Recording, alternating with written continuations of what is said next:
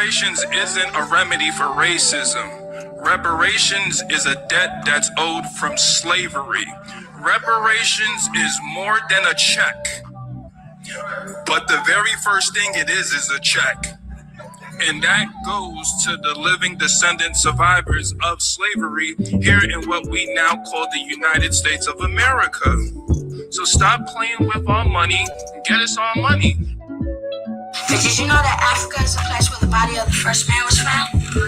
My daddy says that makes it the place where all people originated from. I'm from Africa, you from Africa, you African booty scratcher.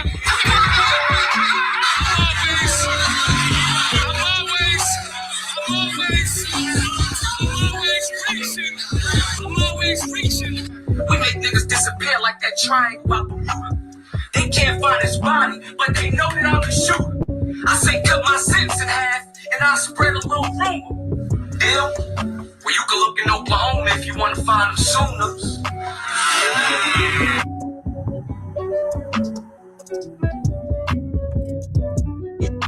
What it do, what it do, what it do, what it do. It's your host, We Know the Most, back for another classic in the book of the SDI Talks. I think this is chapter 217 or 218 as far as the videos. In today's chapter is Trump, What It Do? USA Take Over Venezuela Part 3. And we got the private panel. They let me post the link. Oh, they didn't let me post the link. So I'm going to have to do it the long way as far as getting the link out there. But it's all good. Make sure that you're pulled up and rolled up. You know, I'm glad that you showed up. To comment, like, subscribe, tell a friend, and do it again. Now we finna take a look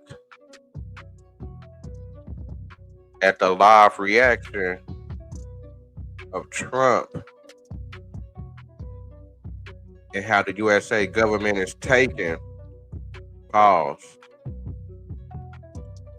capture of Venezuela.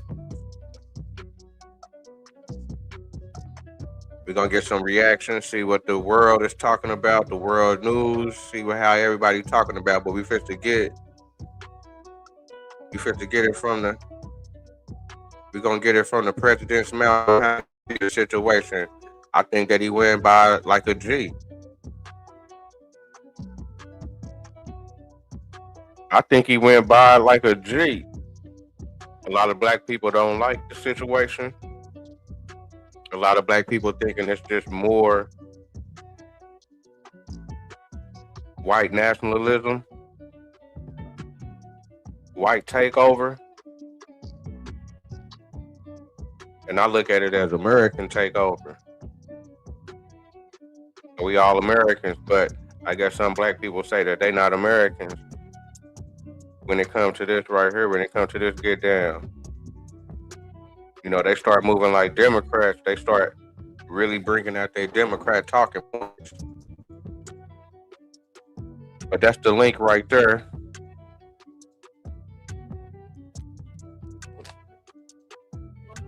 If anybody want to join the private chat, a private panel, right there in the comment. But it's like I said, we first to listen to a couple of things. We first to get Trump's perspective and the government perspective and the Army's perspective.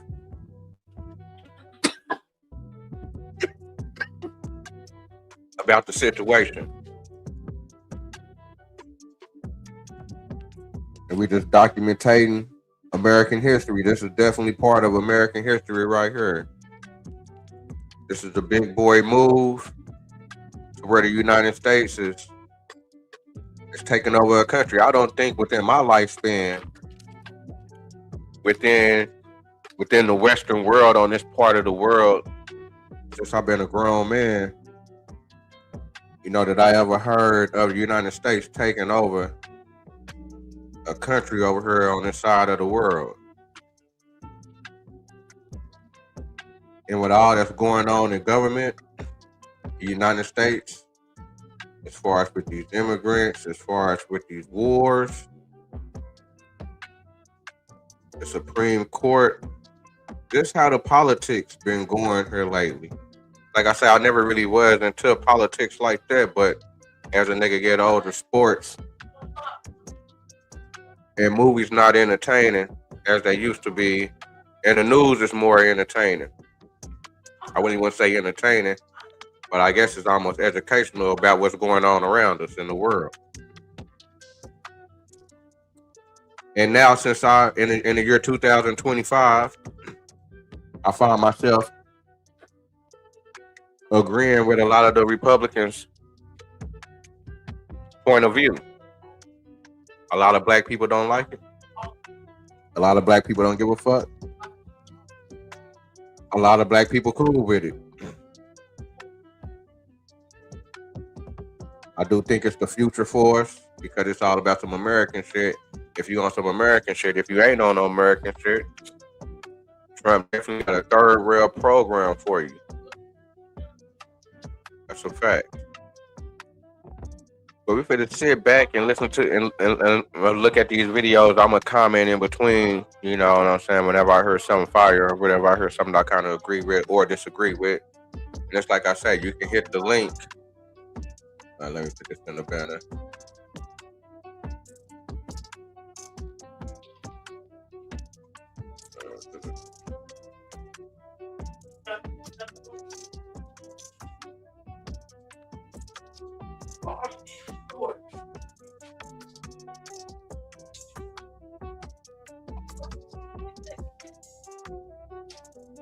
Okay.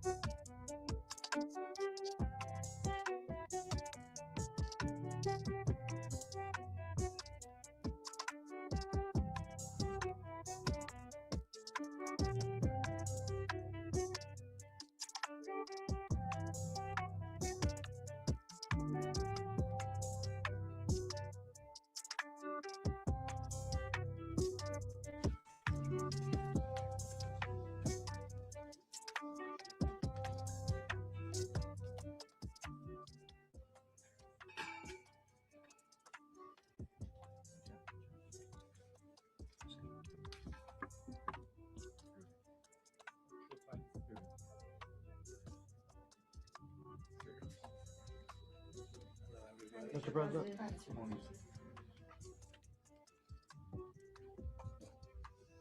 Okay, thank you very much. This is big stuff. Appreciate you being here. Late last night and early today, at my direction, the United States Armed Forces conducted an extraordinary military operation in the capital of Venezuela. Overwhelming American military power, air, land, and sea, was used to launch a spectacular assault. And it was an assault like people have not seen since World War II. It was a force against a heavily fortified military fortress in the heart of Caracas to bring outlaw dictator Nicolas Maduro to justice. This was one of the most stunning, effective, and powerful displays of American military might and competence in American history. And if you think about it, there's some other good ones like the attack on Soleimani, the attack on al-Baghdadi, and the obliteration and decimation of the Iran nuclear sites just recently in an operation known as Midnight Hammer. All perfectly executed and done. No nation in the world could achieve what America achieved yesterday, or frankly, in just a short period of time. All Venezuelan military capacities were rendered powerless as the men and women of our military, working with U.S. law enforcement, successfully captured Maduro in the dead of night. It was dark. The lights of Caracas were largely turned off due to a certain expertise that we have. It was dark and it was deadly. But captured along with his wife, Celia Flores, both of whom now face American justice. Maduro and Flores have been indicted in the Southern District of New York, Jay Clayton, for their campaign of deadly narco-terrorism against the United States and its citizens.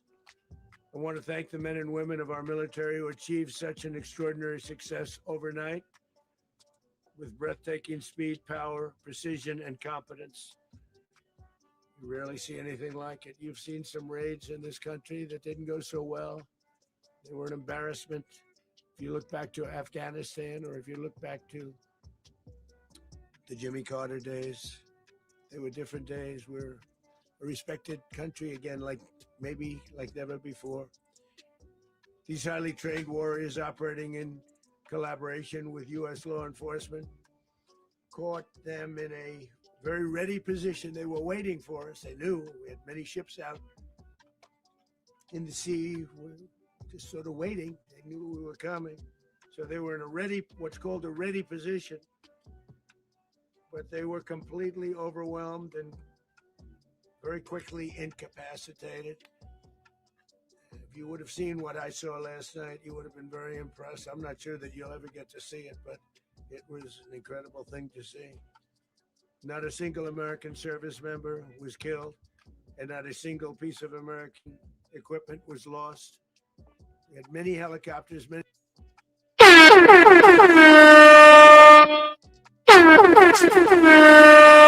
Did nobody get killed on the American side? Did no equipment get lost? Did nothing? We didn't have no negatives. How is this not a plus for us, everybody in America? I don't understand how people hating on this move, and it's more of a protection of the American citizens. many planes, many people involved in that fight. But think of that, not one piece of military equipment was lost, not one service member was, more importantly, killed. The United States military is the strongest and most fearsome military on the planet by far, with capabilities and skills our enemies can scarcely begin to imagine. We have the best equipment anywhere in the world. There's no equipment like what we have. And you see that even if you just look at the boats. We've knocked out 97% of the drugs coming in by sea. 90%. Each boat kills on average, 25,000 people. We knocked out 97%. And those drugs mostly come from a place called Venezuela. We're going to run the country until such time as we can do a safe, proper, and judicious transition. So They supposed to be running the country. They didn't went in and arrested the president and his wife, dragged them out their beds in the middle of the night. Now they saying that they taking over the whole country of Venezuela.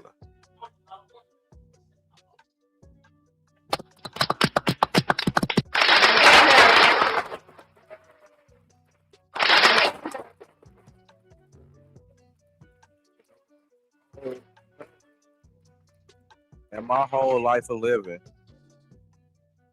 on Earth, me kind of understanding what's kind of going. I never heard of us taking over a whole country. What it do, Pamelato? Peace, brother. How you doing? Hi, how you doing today? How you feel about the situation? Yes, and number one, I want to salute you for covering this particular topic, and I'll get right to it. Actually, the U.S. invading Venezuela is a beautiful thing. Why do I say that? Because right now you have Hispanics from various different Hispanic nations that have invaded the US, and they have unapologetically announced that their goal is to take over. They call it Reconquista. And when I say this, I'm not trying to put you on the spot, on the hot seat, but have you heard this term before? No, nope. Reconquista is a Spanish word for reconquest. And basically, it's the agenda of many Hispanics to come to the U.S. and, in their minds, make the U.S. a majority Hispanic nation. So, since Hispanics are unapologetically colonizing the U.S. rightfully must colonize Latino nations. And it's my suggestion that we, when I say we, I'm talking about the U.S., we turn Venezuela into a U.S. territory comparable to Puerto Rico. Now, you know, I live in Puerto Rico. You, as an American citizen and as a U.S. citizen, you can come to Puerto Rico with no passport. You could buy property in Puerto Rico without any issue. Now, when we speak about Venezuela, the cost of living is so low that black Americans can literally go to Venezuela and live like kings on the US dollar. So, in closing, yes, this is a beautiful thing. I don't support the death of innocent lives, of course. I'm not a savage, I'm not heartless, but I do acknowledge overall the US colonizing Venezuela is a very beautiful and essential task. And I agree with you. And I agree with you on all points. I don't want to see nobody hurt. I don't want to see no innocent people hurt because with all those strikes and those missiles, we look kind of crazy. And you know what I'm saying? For people to kind of get caught up in that twist, uh, I guess it's just the games of the big boys. I guess it's just the games. You dealing And to with be government, honest, dealing with countries. That this is the type of things that can happen if the agreements ain't right and if people ain't on the same page. So I really don't know the whole background of Venezuela I of want to like see the U.S. take over more nations and turn them into U.S. territories. And the reason that I say U.S. territories is because I don't want them to have voting powers. Because if we grant all of the places that we turn into U.S. territories, if we grant them voting powers, then the black American vote will demographically become weaker and weaker and weaker. We're already a minority. But I do want them to be under the U.S. flag so that we as U.S. citizens can go to these places, buy real estate in these places, never be deported from these places, and run for government positions and have government jobs in these foreign locales. Just like foreigners come to the U.S. and work for the U.S. government and start businesses in the U.S. I'm only saying that I want U.S. citizens to do everything in foreign nations that foreigners are doing in the U.S. So just like we have, for instance, Ilhan Omar, that's a congresswoman from Somalia. She's a congresswoman in the U.S. I want to see U.S. Americans with government jobs in Somalia, in Mexico, in Venezuela, in China, et cetera, et cetera, et cetera. and I agree with you on that. I don't disagree with nothing you said about that situation, man. It's just gonna make America stronger. It's just gonna, it's like I say, I guess it's gonna expand our uh Americanness, our likeness, Our our sphere of influence. influence, exactly. Yes, sir. Yeah, definitely, definitely. And And to it, be honest, literally, that's all I came up to say. And look, I got to give you your credit. Keep up this powerful content. A lot of the bickering, even though I engage in a lot of it as well online, we as Black Americans and Mulatto Americans, a lot of us bicker with each other, and I feel like that's a waste of energy.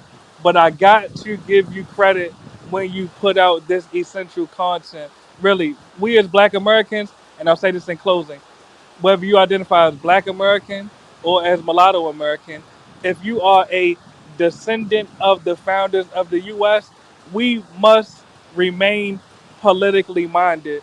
And this right here that you're presenting, this is essential political content. So I salute you, brother. And thanks for having me up. Much love. I'm going to drop down. Peace. Yes, sir. I appreciate you coming up. You can always come up here, Lotto. Coming through full throttle with a four in his bottle. Man, I agree with everything that you say. That's a fact.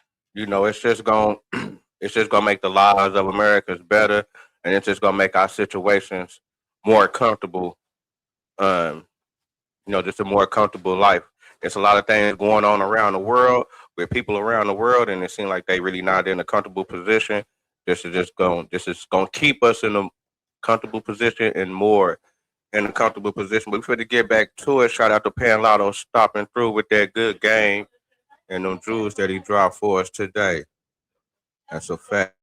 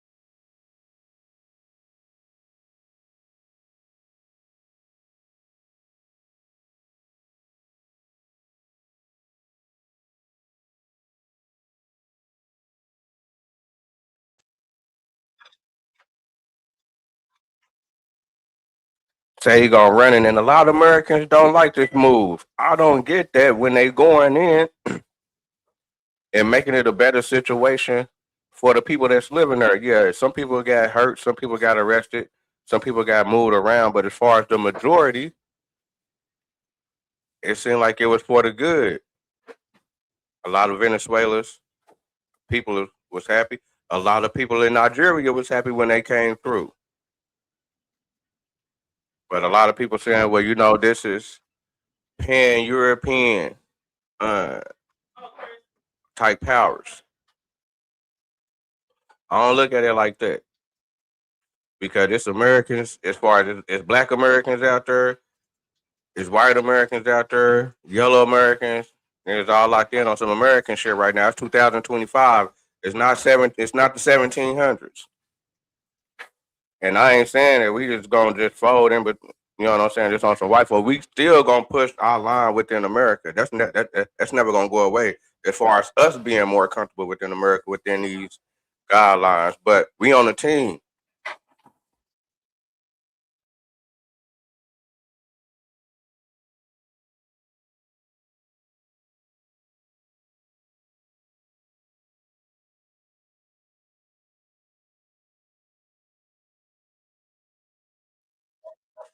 They say they been show stopping on the work. They say they got too much work over there. And they ain't been giving it up. The numbers ain't adding up. The numbers ain't adding up. True Zone coming through, sitting on Chrome. What it do? My nigga, what's up with you, V? No, figured I pull up show some support to your show, my nigga, bro. Cause you all show the same thing, show the same thing in return, bro. Man, I appreciate it, man. I'm just I'm trying to build up my channel and shit, trying to get the word out. Shit. I got you. When I jump down, I'm gonna share your channel on my channel with it, bro. Okay, man. I appreciate that, man. That's a fact, man. I fuck with you, man. Yeah. All right, you have a good one, man. That boy, True Zone. Make sure, make sure you go subscribe to True Zone. the hottest channel on YouTube, 24/7. We got the hottest show on YouTube, nigga. 24 hours a day. The lights stay on like a motherfucker, like Best Western, nigga. The light don't go off. Yes, sir. And we pushing the American line, and we ain't got no hate against nobody else. We ain't got no hate against nobody else, but we are Americans, and we love the Americans, and that's what it is. It's only the American way, nigga. That's the only way. The American way, nigga. I Yeah. don't know nothing else. Well, what Trump up here talking about, no? Man, the nigga done took over Venezuela, man. I just like I said, I really don't know the whole back thing. I see the niggas that started bombing their boats and shit. I'm like, damn, Hold on. You said it's a conflict going on right now. So war going on right now? the nigga that shit, we run Venezuela now, but they the niggas done took the president and his wife from his house this morning in the middle of the night. Damn, let me go. Damn, hold on. That's what they talking about. They doing a news briefing on it right now. Yep. Hey, play it real quick, bro. If you don't mind. Just a little bit. Yeah, I'm finna play it.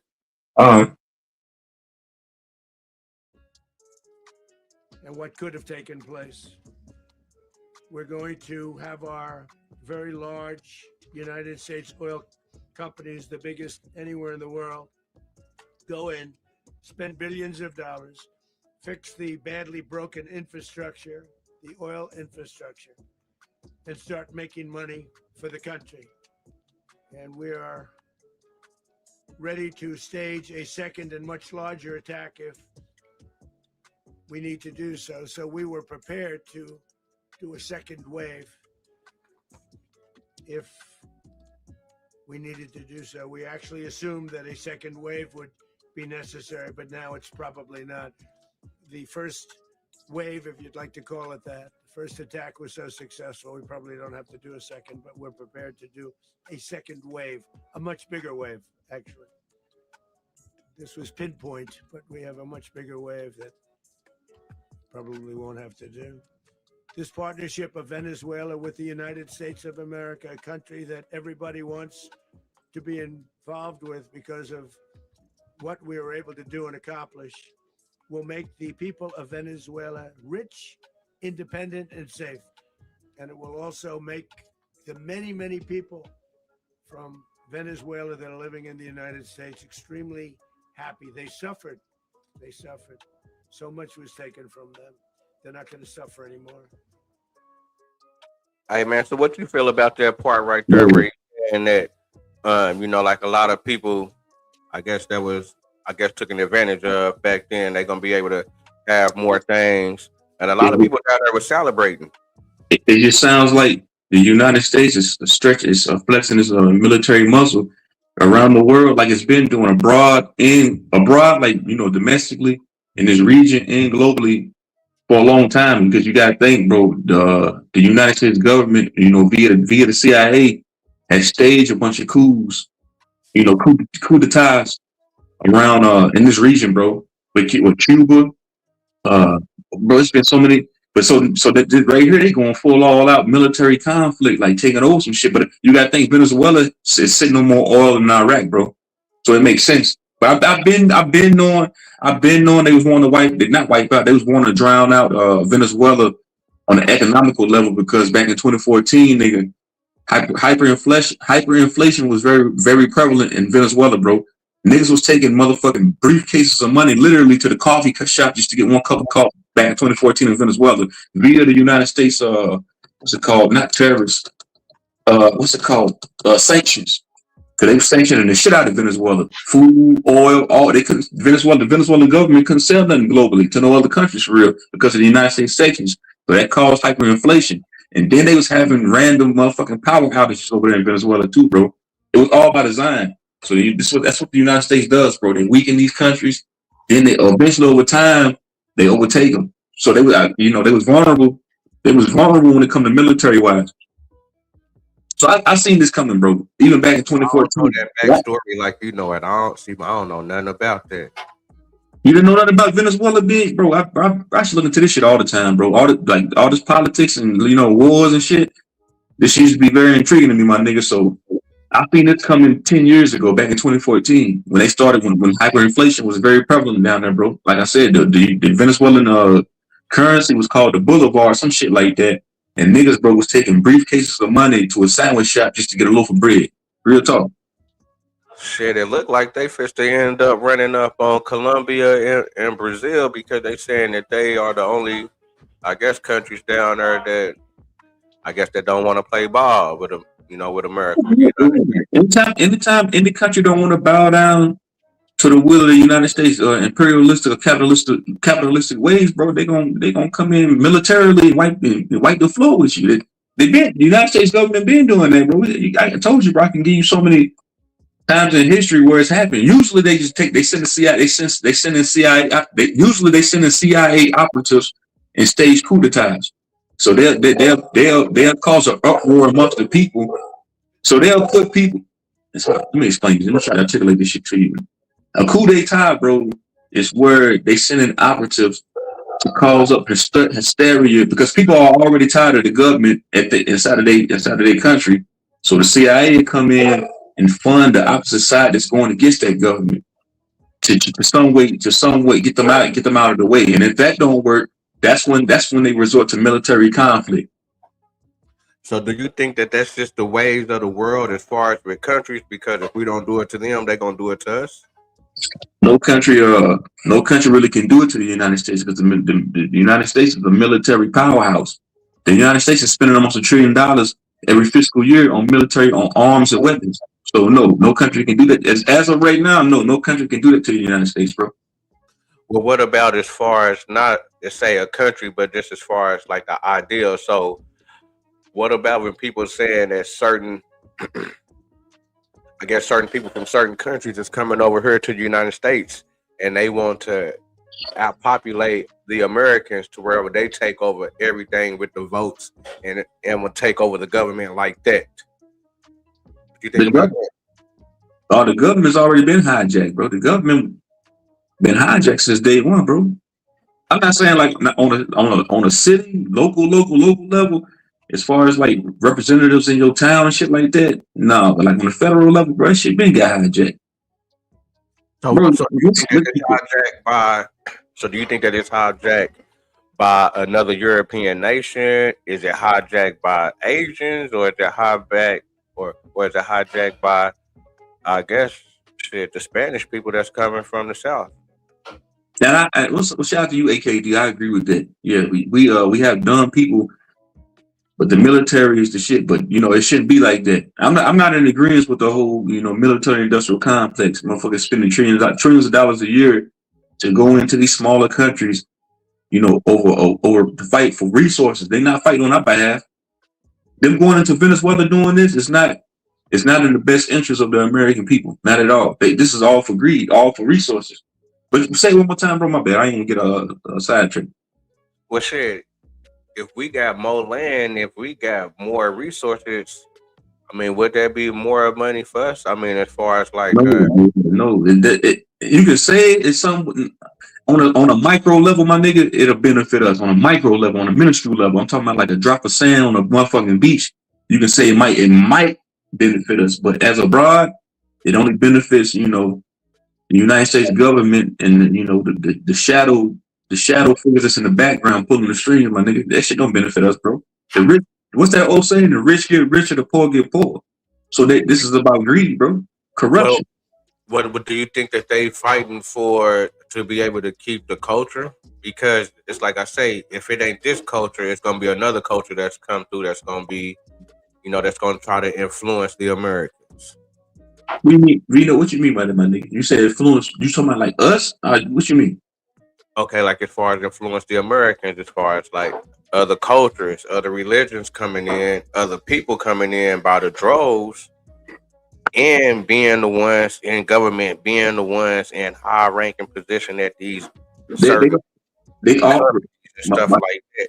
My nigga, they already hold key positions here. The whole United. I was telling that nigga Lord the other night. I was conveying to that nigga. I was like, bro, because he was in denial. I said, bro, the United States government are a bunch of colonizers, bro. They've been colonizing shit, nigga. I said, how do you think they even got here and got the land, nigga? They colonizers, bro. They doing the same thing in 2025 they did back in 1855 or 1955, bro. These are colonial ideology, bro. They go into countries Like I said, domestically and abroad, and they take what they want by via military force or by economical force. They'll drown you out.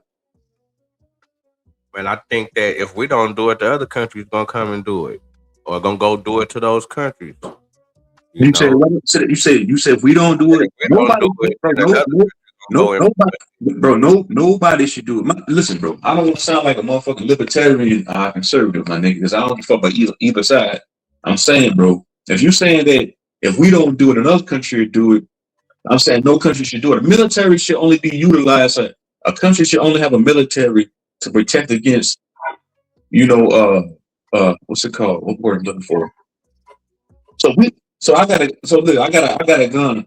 I got guns in my house to protect my house, right? That's to protect my house and my family against any invaders, any type of threat that I deem a threat. So a countries should have a military for that reason only. You should be utilizing your military on some colonial shit to go in and take resources, and then when they do this, it doesn't benefit the people. So when we went into Iraq both times, that didn't benefit the American people. It didn't at all. It just benefited the megalodons at the top, bro. In the midst of us being at war, bro, in 08, we were still at war in 08, bro. War on terror. Nigga, it was inflation over here. We was in a recession. Motherfuckers were starving over here, bro. As far as when was people starving over here? Bro, we had the Great Depression in the 1930s. Oh yeah, definitely. 2008. But we wasn't really a military power back then. But I'm saying 2008. No, you got it. Go ahead, bro. Go ahead. I'll let you get yours. I'll talk too long, man. I don't like being long with it, man. Go ahead. No, because it seemed like that you kind of knowledgeable of this. That's what I'm saying. I really don't know the whole backstory of, you know what I'm saying, why we really tripping with Venezuela, like why we even kind of like took this move. That's what I'm saying. Nigga, look up. The nigga was bombing little boats. They talk about they bringing up drugs. They like bombing. Yeah, they season assets. They season oil. It's about these wars are fought majority of the time, bro, over resources. So you said they seize boats, drugs, oil. That's what this is about, bro. You think once the United States government, you said they seize drugs, are they gonna send niggas kilos in the mail from Venezuela? Hell no. No. But as far as, black people being able to go down there, and since they're being part of United States territory now, niggas can go down there and get land for cheap and probably do things on a bigger scale than probably what they could do somewhere else just by being an American. Yeah, I see what you're saying, bro, but this shit been going on for a long time. Same thing with Japan. Japan wasn't a capitalistic society, prior to World War II. Post World War II, Japan, South Korea, a lot of those countries became a part of the Anglo-Saxon, American capitalistic way, bro. So the same thing. That's why we put that money in over there in Peru like that. As far as, you know what I'm saying, because they was over there kind of getting close with, I guess, with China or something. Bro, do you see these niggas on the screen, bro? These niggas more gangster than me and you could ever be, bro. You see what I'm saying? When niggas get up and talking about these street niggas and they thugs and gangsters, the real gangsters, the nigga you see on the screen right there, nigga. They said, you seen state property. What BD say? Nigga, you gonna get down or lay down. They told the Venezuela government 10, 15 years ago. Matter of fact, they've been doing this with Venezuela for 30 years, come to think of it. The Clinton administration put harsh sanctions on the Venezuela government. I forgot the name of the president of Venezuela. I forgot his name. I think it was not Hugo Chavez. It was somebody. I forgot. I think it was him. So they've been going through this with Venezuela. It's just they finally accomplished that. They finally what they put in place 30 years ago is starting to materialize. So I'm saying the United States government, these niggas on the street, these niggas is gangsters, bro. These niggas is more gangster than any nigga that locked up in any federal prison over here right now. They not telling the nigga on the street corner. They not telling the nigga on the street corner, hey man, you gonna sell my dope. If you don't sell my dope, you don't have this capitalistic way on this street. We gonna come take it by force. Nigga, get down and lay down. So the United States government does that to countries. Hey man, y'all don't want to play by, y'all want to play a fair ball. You don't want to, have our ways, and shit. We're gonna take it by force. We done gave you 30 years. It's time we taking it now. And don't get it. I mean, and I understand that. And I'm really not. Just like I said, I'm really not into politics. I really don't. And I ain't got nothing against white people, but I really ain't tripping on them like that. But then again, when I'm looking at these politics, and I'm saying, okay, we Americans, and these is the people that is I guess it's the leaders for the states. When I'm seeing moves like this, and then when I'm seeing moves that I done seen, throughout the years with the Democrats, and it's like I say, I was kind of younger then. I really never paid attention. I'm kind of paying attention a little bit more here recently, but I kind of still don't really know what's going on. But I can kind of, I'm just kind of looking at it. But shit, it look like these niggas just doing the right thing. You know what I'm saying? Because just like I say, shit, if we don't go over there and go talk to them and try to get a deal with them, definitely somebody else gonna come over and try to get a deal with them, and they gonna do a deal with somebody.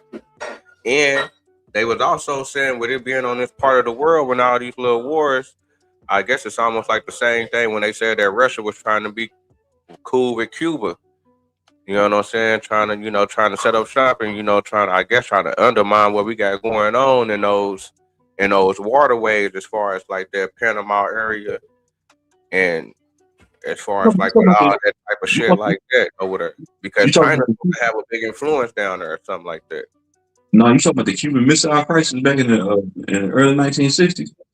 Yeah, but just as far as letting other countries get a foot in within the Western world over here, just like down there in like the Panama Canal. I guess they were saying that the Asians got a lot of land over there or something like that. But they got a lot of businesses over there, to where they kind of controlling it, to where they can move their goods between there and Asia, instead of them going, you know what I'm saying, south to South America. But I don't know, just like I say, motherfuckers can put that bread over there with Peru, as far as just gave them all that American money, and they said that they did that because China was going to give them a whole bunch of that China money.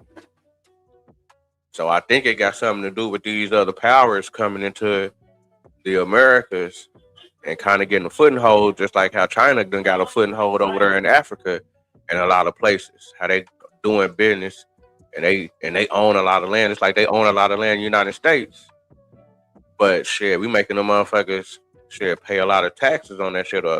We making the motherfuckers pay up to do whatever they doing. And I like that. I think that's a good thing, to where motherfuckers shouldn't be able to just come in over here and hopefully one day don't influence us so much to where we acting like Chinese people 50 years from now, or we acting like Russian people 50 years from now, or we acting just like, you know what I'm saying, to where the American way ain't the American way no more. You know what I'm saying?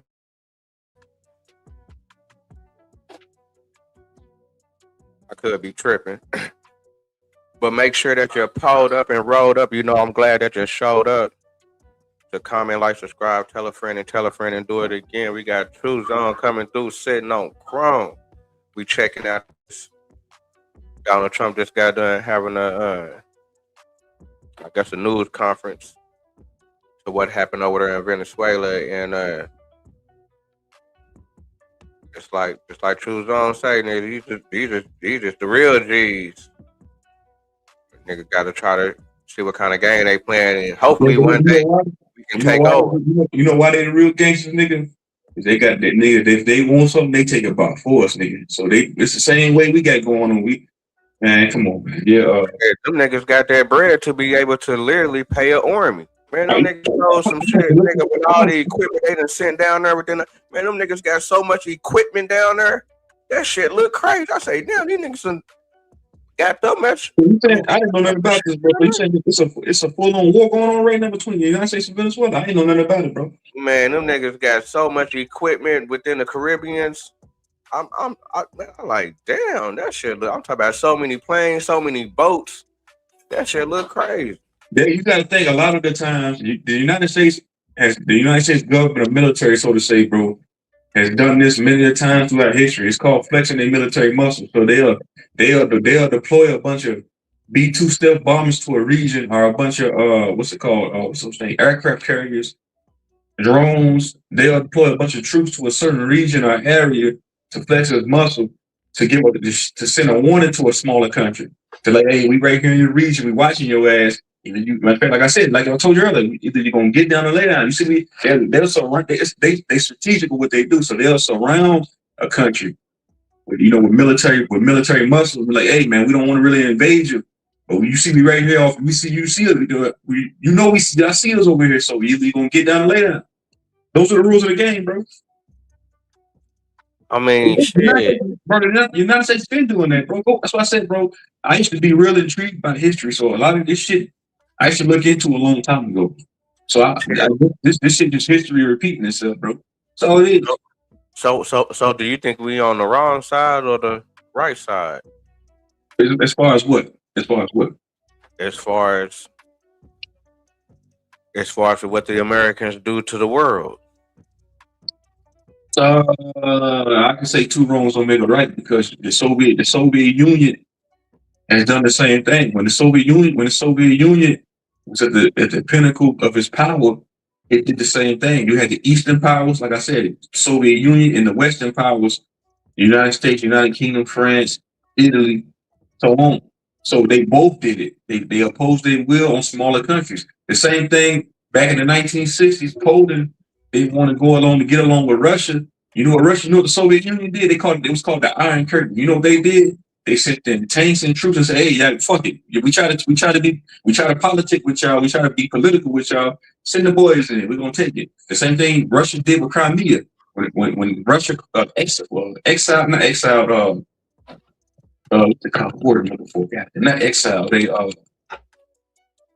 They came in and made Crimea a part of Russia. Back in 2015, they annexed Crimea. That's what I'm looking for. Back in 2015, because that's what they've been doing, bro. So two wrongs don't make a right. That's how I look at it. On both sides, from both powers. Well, that's what I'm saying. With how the world going and how the world powers be, well, I guess will be Russia, America, and China. I just don't agree with the military-industrial complex, bro. Because me neither. But it's there though. I feel what you're saying, bro. But I'm all for the. I'm 100% behind the American way, because nigga, I'm 100% American, nigga. Black American at that, Mississippian at that, nigga. But I'm saying, as far as the military-industrial complex, how they spend almost $1 trillion a year for guns, tanks, bombs, and you got people here domestically at home that's going without. You got people here in the United States. What's the percentage of kids going hungry per year? What's the percentage of our homeless population? What's the percentage of inflation, low-key inflation? The cost of living skyrocketing, and minimum wage staying the same, bro. So I just don't, I ain't with the whole the military industrial complex, bro. They spending all those almost $1 trillion a year for what, bro? For motherfucking to go into starving countries to take their shit. Nah, I ain't with that, bro. Nah, man, I feel that, and I ain't with that either. I'm not with that at all. That's a fact. It's like I say, I ain't against picking on the weak or nothing like that. If niggas ain't got to, but it's like I say, this may be over our heads as far as because this may go back to old arguments and old beefs and old families and. Well, hold on, hey Papa Shorty, bro. Let me tell you something, bro. Let me tell y'all niggas something in the chat, man. Listen here, bro. What that nigga Nas say in that song? He said, I'm American too, but I'm not with the president's crew. Who you peddling to? He said, you ain't got to get them with you. Trying to lead blind niggas to the slaughterhouse. He said, I'm gonna rap the vote, which you ain't thought about, nigga. The black vote mean Nathan. Nigga, who you gonna elect? Satan is Satan. In the hood, nothing is changing. Nigga, we ain't got no choices. Nigga, come on, please, bro. Please, nigga, I feel that. if you calling yourself an indigenous Indian, bro, no, man, they gonna make me cook you niggas, bro. If you calling yourself an indigenous Indian, bro, fucking Aboriginal, bro, the same government that hosts these foreign military escapades when they go into these countries, bro, and colonize shit, bro, they did the same thing to you, nigga. They did the same thing to you. The same thing you seeing they doing to Venezuela, nigga. They did the same thing to you. They told you, nigga, you niggas gonna get down and lay down. We take it about force. So you see, only thing you seen, you dumb niggas seen is history repeat itself. And I'm saying that it ain't gonna. I'm saying, bro, never I'm not stop. with, hold on, Vino. I'm saying I'm not with the colonizers. I'm pro-American, bro. 100%. I'm just not with the motherfucking colonizers. These niggas, these thug niggas right here with these suits on. These niggas is the same bloodline to the same niggas that took your shit 400 years ago, bro. This nigga right here on the screen right here. Yeah, you don't get it though. I get that, but what I also get is that if it wasn't them, it was either gonna be the Russians or the Chinese that was gonna come through and do the same thing that they did, for the simple fact that's how the world moves. Like, eventually them niggas gonna come through and come do the same thing. Eventually them niggas gonna come through and come make a nigga do business. And if a nigga don't do business, they gonna do some goofy shit and try to I'm gonna get a nigga out of the way. And I ain't ride with them. Just like I say, I don't fuck with them like that either. But then when we looking at these world things going on, and we already over here in America, it's like shit. It ain't like they kind of doing. I mean, yeah, it's kind of fucked up for them to to be flexing their thing. But shit, this is what be going on. I guess with with these world powers, if other countries ain't saying that they siding with us. And then on top of that, we got black people involved with these, with these campaigns. There's a lot of black army people. It's a lot of black police. We got a lot of family tied up in there. And yeah, we know we know they doing it for the money. We know that, but still at the same time, shit, if we didn't have no army, these other people got army. Shit, them niggas gonna push their politics. Hey, Vino. Yes, sir. Black Ice come through, Blaze Light. Hey, man, do you think we witnessing colonization in real time right now? Yes. Nah, niggas just taking over the Spaniards. That ain't nothing Spain shit. Bro, I just broke it down, bro. The United States government took it over. Spain, that ain't even the original people. Bro, that's Spain. Bro, the military-industrial complex is the perfect personification of what colonizers do, bro. Bro, I just told you, bro. If they say if you're gonna get down or lay down, if you don't want to get down with our ways and our ideologies and our philosophy, with our lifestyle, you don't want to get down. You're gonna lay down by force. They've been doing this, bro. The colonial power's been doing this for a long time, bro. It happened. It happened via World War II, via World War I, the Vietnam War, Operation Desert Storm, Part 1, Operation Desert Storm Part 2, the so-called War on Terror. It's all about it's a power grab for resources, bro. That's what I'm trying to convey to you niggas, bro. The same thing. It's a power grab, and we on this team. We born into this team over here. Just like I say, we born into this shit over here. Just like I say, we going against the Spaniards. Listen. It ain't nothing but a Spain country. When you say, see, I feel like y'all getting it misconstrued. It leaves a nigga confounded when you say our team, nigga. What team are you talking about? The United States military might or the American way? Minus negating these colonizers with these goddamn suits on, nigga. Who are you talking about? What team? Shit, everything they got to do with America, because if it ain't America, it's gonna be another country's way over here. If it ain't America, we're gonna be over here speaking Chinese, or we gonna be over here speaking Spanish. I feel that, bro. I feel what you're saying, bro. I'm saying, so you saying that these niggas right here on the screen, that's bloodline to the same niggas that took your land 400 years ago. That's what you're saying, bro? You pro these niggas right here? That's what I'm saying. We doing good business with them right now. And if it ain't them, It's gonna be another country, another culture comes from somewhere else that's trying to tell us what to do. They already did it, bro. We just broke that And I'm down. saying, but we Bro, done got to this point now in 2025 where we ain't fucked up. bro, between 96 and 98% of the farm agriculture is overseen or ran by whites here, bro. Who's up to 2%? This already happened. Well, a lot of people had got, a lot of the indigenous people got away from farming. They got away from farming and basically, went They with ain't had this. no choice though, Vino. A lot of motherfuckers didn't have no choice but to get away from it. Bankruptcy and all of those shit. You know what I'm saying? Motherfucker was goddamn me fucking them over, man. And that's why we pushing reparations for what happened during that time period. There was a lot of fuck shit that happened during. That's why we pushing reparations. Because we was the original farmers. We the original ones that taught these niggas how to do all this shit. But then we come into the cities, but then we start really living like these niggas and really taking this lifestyle, just you know what I'm saying, and shit. Now niggas don't want to farm. Niggas don't want to be in the country no more. Niggas want to be in the city. Where it's happening. You know what I'm saying? Where a nigga can try to get some money. Because that's where it all started at a long time ago. Like, shit, nigga, I gotta try to get to the city, try to get some money. It ain't no money out here for a nigga.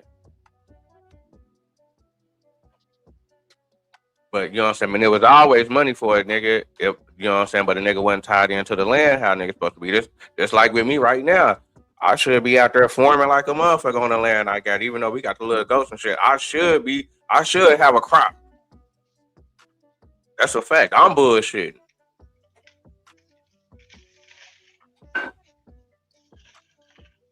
But hey, Vino, that nigga Trump said we taking over Venezuela.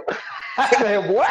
Yeah, that's what I said. Yeah, this nigga crazy. You know what I'm saying? But I never seen that within my lifespan. Like, damn, nigga, we just really took over a country, nigga, and took the president, him and his wife in the middle of the night, said that nobody get hurt. Really wasn't no war. And now, nigga, we just running that shit. That's like, damn, I ain't never really heard that. But then I'm looking at all this shit that been going on, how they saying how the people coming up from Venezuela, as far as you know what I'm saying, but coming over the border, and but they sending all they bad people from prison and all this old stuff. I'm like, damn. But then again, it's like, why was the Democrats helping them? That's what I'm saying. Like, the Americans is helping them, but then the Americans is tripping with them. So it's like, there's some funny shit going on. It's the oil in that dope. You know what I'm saying? It's the oil in that dope. The dope is paying for that oil to get, you know what I'm saying, for them to get them rigs to fuck with that oil. You know what I'm saying? That's how the Venezuela motherfuckers get paid. Fentanyl is the one thing right now. Man, I know, but they saying this is what they saying, that it's intertwined. That oil and that dope is intertwined. The dope money is what funded the oil. You know what I'm saying? For that oil industry, for them to get inside the earth and, you know what I'm saying, get the oil rigs and shit. That's how they got these oil rigs and all this infrastructure through the drug trade. You know what I'm saying? So they saying it's intertwined, bro. So do you think that the Americans feel like that they owe them? Yeah, America say they the ones that built that goddamn pipeline with that oil. That's what Trump said in the interview.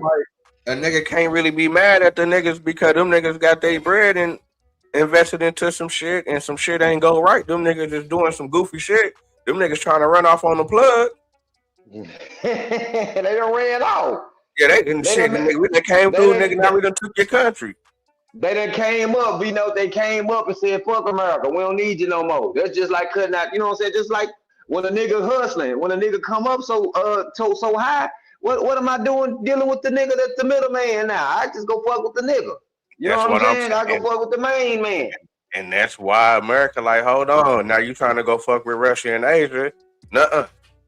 We the number ones in the Western world. You gotta go to the West. Yeah. You gotta go to the West if you want to touch anything, and I'm cool with that.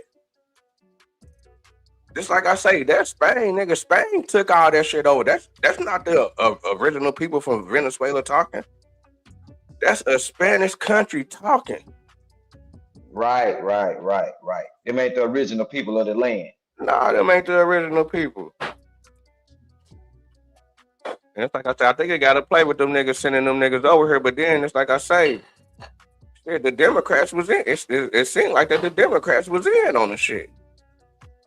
They all in on it. So it's like, nigga, what the fuck is going on? Like, that's what I'm saying. There's some internal shit going on over here to where, you know what I'm saying, some more white people finna be getting knocked down.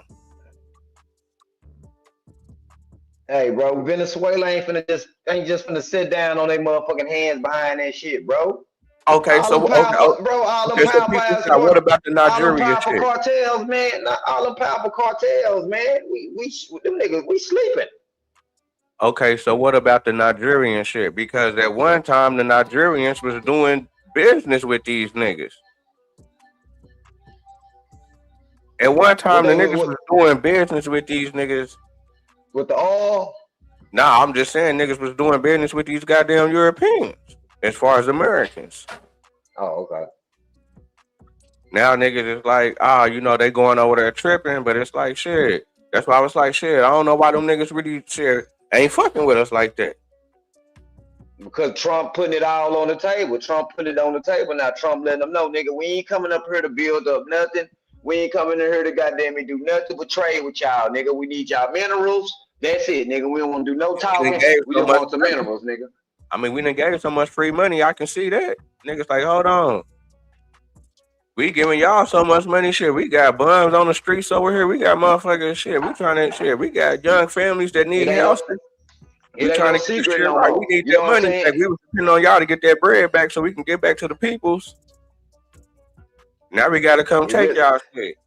It really ain't no secret no more, Vino. You know what I'm saying? It ain't to where motherfuckers, you know what I'm saying? You know, dilly-dallying and tiptoeing through the tulips, acting like, you know what I'm saying, like this is the negotiations on the table, you know what I'm saying, to get this and that. You know what I'm saying?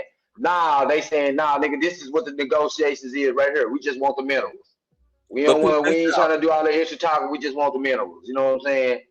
So Africa looking at that like, oh, okay, that's what y'all really wanted. We kind of figured that's what y'all wanted from the get-go. Y'all just really wanted our minerals. So, okay, so that's how y'all want to play. All right, we're going to play the game like they did. See, but the thing is, man, I think that Americans, it's just about the money. They just about coming through, making money, making you a part of the program on getting this money. As far as whatever we got going on, as far as your resources, we trying to trade that off. Yeah, what's more important than money, though, Vino? The resources way more important than fiat, man. Yeah, but do you think, because shit, it seemed like whenever we come through, we bless the peoples. And just like the Venezuelan people, they down there celebrating that this nigga done got captured. So I'm like, damn, his peoples, you know, that may be some political shit. That may be half and half. It may be a lot of people mad that the nigga got caught up. It may be a lot of people happy. You know what I'm saying? But that kind of tells me something like, damn, these niggas is happy that somebody came from another country and did this.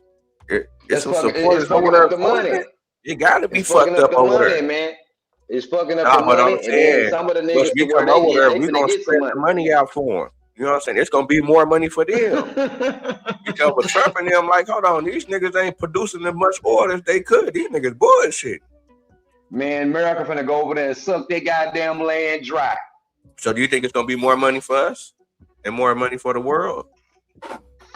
Man, it's about that motherfucking crude oil, man. That oil, what do they? Oh, why is oil so important to the world? You know what I'm saying? Do you have that answer? I mean, shit, these motherfucking cars, these motherfucking planes, machines. Shit, it's motherfucking these motherfucking power. It's power. It's literally a form of power.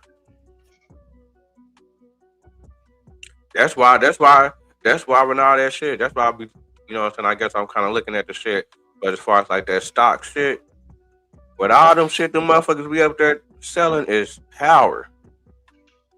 Motherfuckers just going to war over certain commodities. Because niggas can put a lot of bread behind some shit. I'm talking about these Man, niggas put some big bread behind. Niggas talk about niggas getting equipment, paying people. yeah, to do their digging, to go into the mining industry, private and public. You know what I'm saying?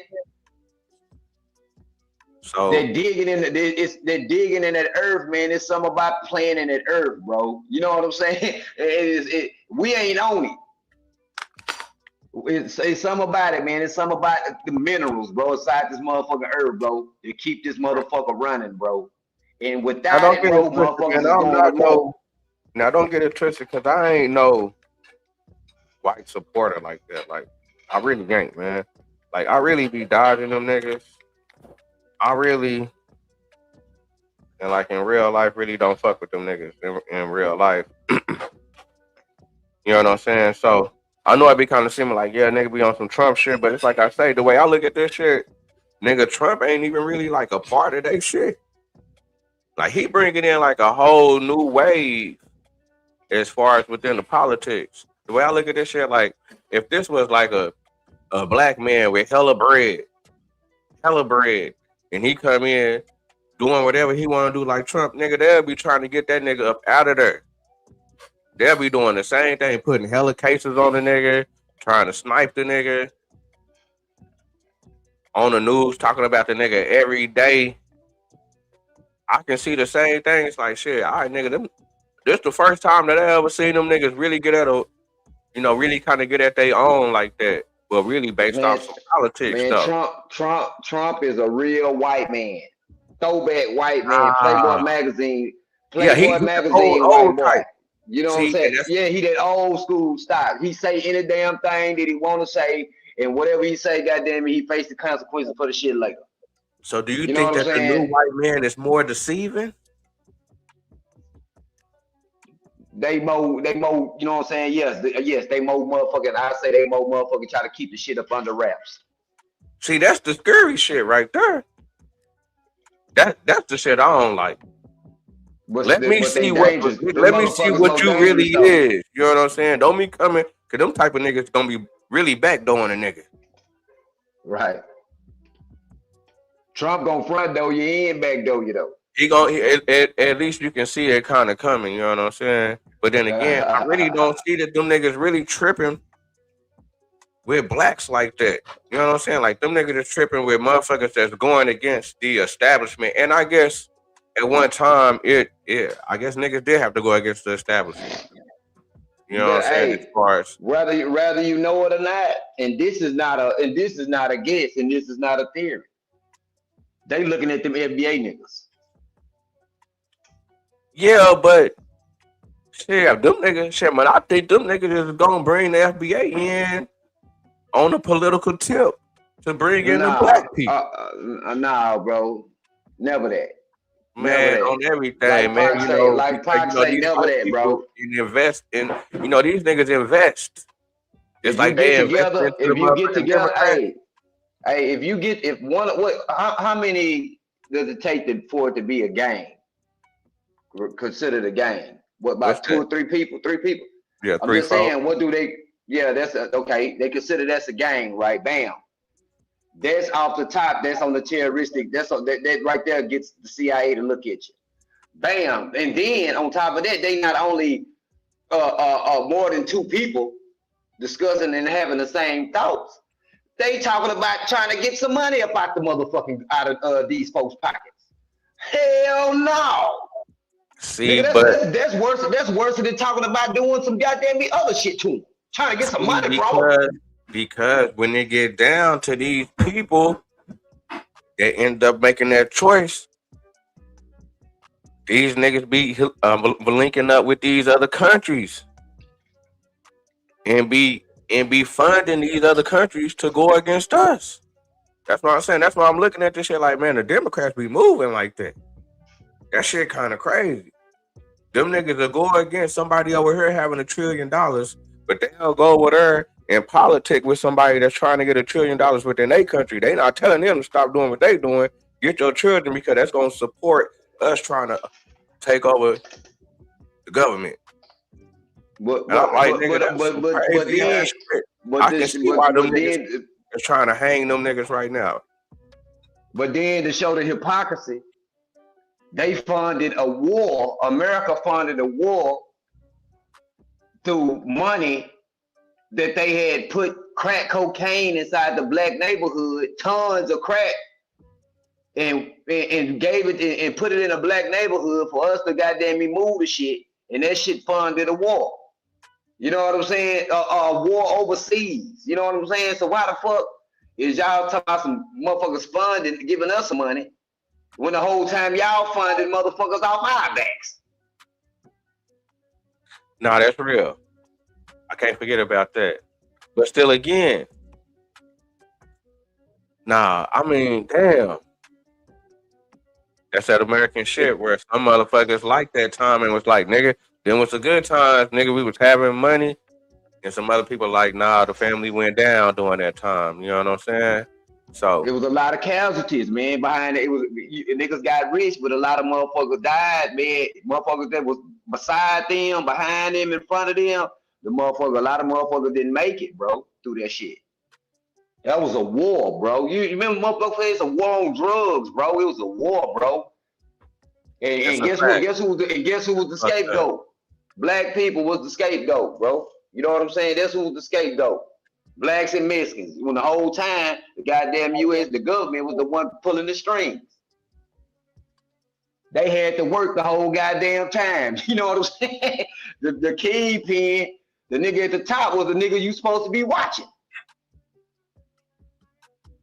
Okay, so I understand that, and it's like I say, the fight don't never stop with the Black Americans over here as far as being comfortable and making these motherfuckers, you know, will shake up they and will change their laws or change their views.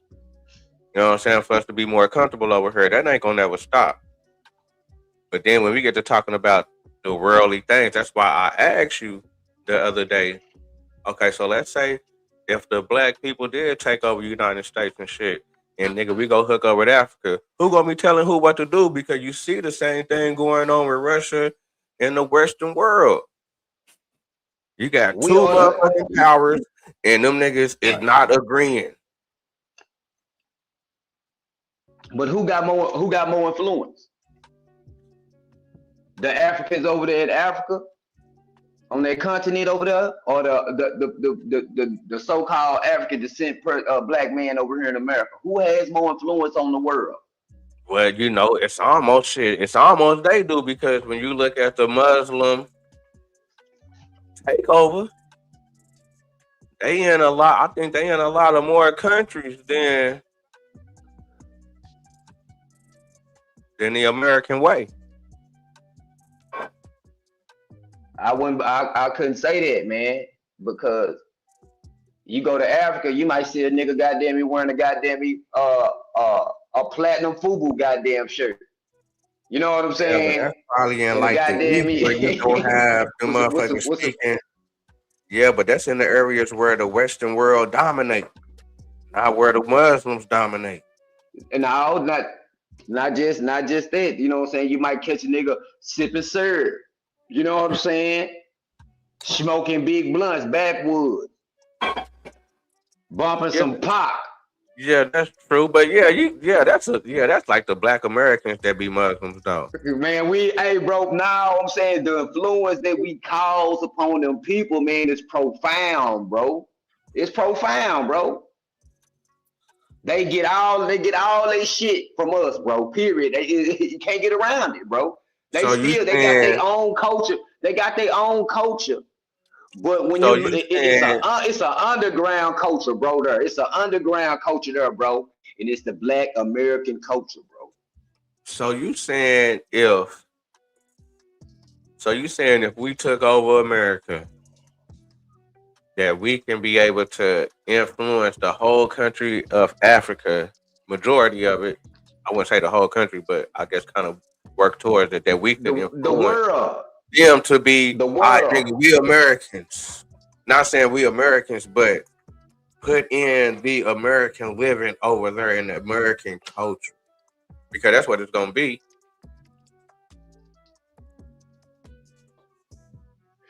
It's gonna be it'll be more the black American culture. You know what I'm saying? How we do shit. Because it's two Americas. Martin Luther King said it's two Americas, and I agree on it. It's two Americas, bro. It's the white America and it's the black America.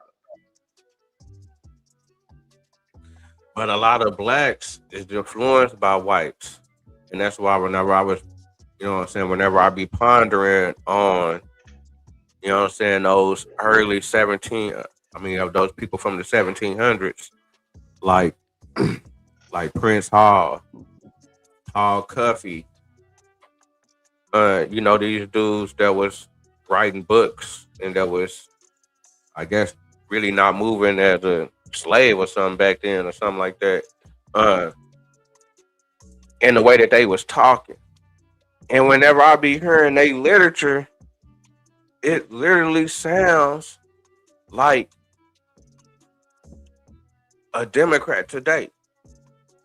And it's this one key word that I always keep finding in the literature that tells me that's not the original people talking. That's somebody that's overwriting for them. And it's turning out to be in the early days, as far as like the 1700s, it was the abolitionists. Then it turned into the Republicans. And as far like the abolitionists, as far as like the 1700s. Then it turned into the Republicans in like the 1800s. And then it turned into the communists in the 1900s. That's where you get like the Black Panthers and all that type of shit. Then you got the Democrats now. And this one word that keep popping up is liberty. Give me my liberty. I'm fighting. Matter of fact, when I just seen a movie the other day, I was just watching the movie the other day. They talking about some just, so I had to stop watching it as soon as the beginning because I kind of seen it and shit. It's like the little robot movie, but they had the robot saying, "I'm fighting for my liberty." The same type of shit. That's the same type of shit you're gonna get in those writings from those people. It's like, damn, no.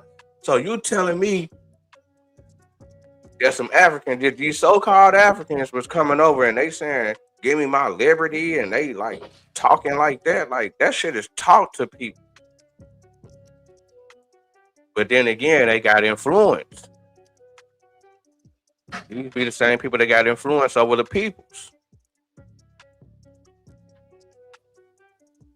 So man, it get kind of tricky. Make sure that you're pulled up and rolled up. I'm glad that you showed up to comment, like, subscribe, tell a friend and do it again. This nigga Trump and these niggas done motherfucking took over Venezuela. These niggas done went in and took the president and his wife out their bed in the middle of the night. To an undisclosed But I'm saying location. that's some gangster shit to do, bro. Because like I Gangster said, shit. it's no different. There's no different from street politics. A nigga tell another nigga, "Hey man, if you gonna get down and lay down for this shit. If you ain't gonna get down, I'm kidnapping you and your whole motherfucking family, nigga." Same thing happened on here on a political global level, nigga. These niggas is gangsters, bro. And like I said, man, this shit they've been trying to get Venezuela to kneel to the will of the American way or the United States imperialistic government, bro. They did this via the Clinton administration with Chavez Hugo, whatever his name is, Hugo Chavez, whatever his name is, the ex-president of Venezuela. They put harsh sanctions on them back in the 90s, like I said, via the Clinton administration. So they finally got Venezuela to crack. Like I said, back in 2014 under the Obama administration, nigga, they had harsh sanctions on them back then. Like I said, Venezuela was dealing with hyperinflation back in 2014, 2015, 2016, to where niggas was taking, like I told this nigga Vino earlier, niggas was taking briefcases of money to the coffee shop just to buy one cup of coffee, due to hyperinflation and due to the United States sanctions, because they couldn't sell their oil abroad to nobody else, and no other superpowers came to the aid of Venezuela. So this big, like I said, I told Vino earlier, bro, this shit been going on for a long time, because all this like history, geopolitics and shit like that, used to actually be intrigued by this shit. So the United States been going around, my nigga, and hosting soft coups, hard coups, in doing military interventions. When the soft coups don't work and the hard coups don't work via the CIA, it's military intervention next, bro. Hey, So, true. what's up? True. That nigga Trump say we spent one time. You know what I'm saying? And we got the job done. You know, we was prepared to spend another time. You know what I'm saying? If them niggas didn't act right. Bro, they did. Bro, they did. Listen, I told you. It's called. Listen, bro. Just imagine. And like I said, I'm anti the military industrial complex. The war machine, because it's not utilized right. The United States government they continue on their colonial escapade. So I feel like the military should be utilized against reasonable threats. As far as like I'm saying, as far as this shit right here, they've been doing this. Like I told Vino, they'll flex their military muscle in a region. They'll surround the country. Like I said, via war aircrafts. The Air Force, whatever you want to call it, to get a country to submit. So Maduro, he had nowhere to go because he was surrounded by one of the biggest war machines, just as big as the Nazi war machine, if not bigger than the Nazi war machine. He was surrounded. He had no choice. They didn't even have to fire a shot, nigga. So do you think that we should only play defense and never play offense? We should only play defense, bro. The military, because Eisenhower wanted this towards the back end of his presidency, one of the military industrial complex in the war machine. It not being used right. But these are colonizers. What the fuck you expect them to do with a military this goddamn big that they spending almost $1 trillion in a fiscal year on, nigga? What you expect them to do, nigga? But just like I say, if it's people out there playing offense, we gotta have a good offensive game too. But Venezuela, bro, like I said, Venezuela sits on some of the largest oil deposits. Venezuela has more natural oil than Iran, bro, than Iraq. They need but that. Iran is still they still on the top of Iran too. That's a part of their agenda too. The neocons, the neocons, they really want Iran. What's that? One of Trump's old advisors. He's a hardcore motherfucking war hawk, neocon motherfucker. He wore them fucking glasses. He got like a mustache. You know what I'm talking about? Nah, I forgot his name, bro. Hey, so why you think Venezuela just didn't fuck with us? What you mean? Like, as far as Maduro wanting to do business with the United States government, because they had sanctions on their government, bro. If I came into your house, say you was doing fine before I came along and you was selling all the dope, you was just doing good financially, and I come along and I suffocated you financially and economically, would you want to do business with me in return? Nah, because we the ones that put you on as far as the equipment. Yeah, but Bolton, that's his name, Bolton. Yeah, you right to understand Bolton, John Bolton, hardcore neoconservative war hawk motherfucker. They really want Iran, but they say fuck it, let's pivot to Venezuela. They're easy pickings of the litter. They right down the street. Yeah. Plus, Iran has more Eastern powers behind them. They have Russia behind them. They have China behind them. So China and Russia personifies the Eastern powers. So they really don't want to go in there and take out Iran. Venezuela, they don't really have anybody backing them. No regional global powers backing them, like Russia or China or any of those other powers. Hey, do you think Venezuelan army is gonna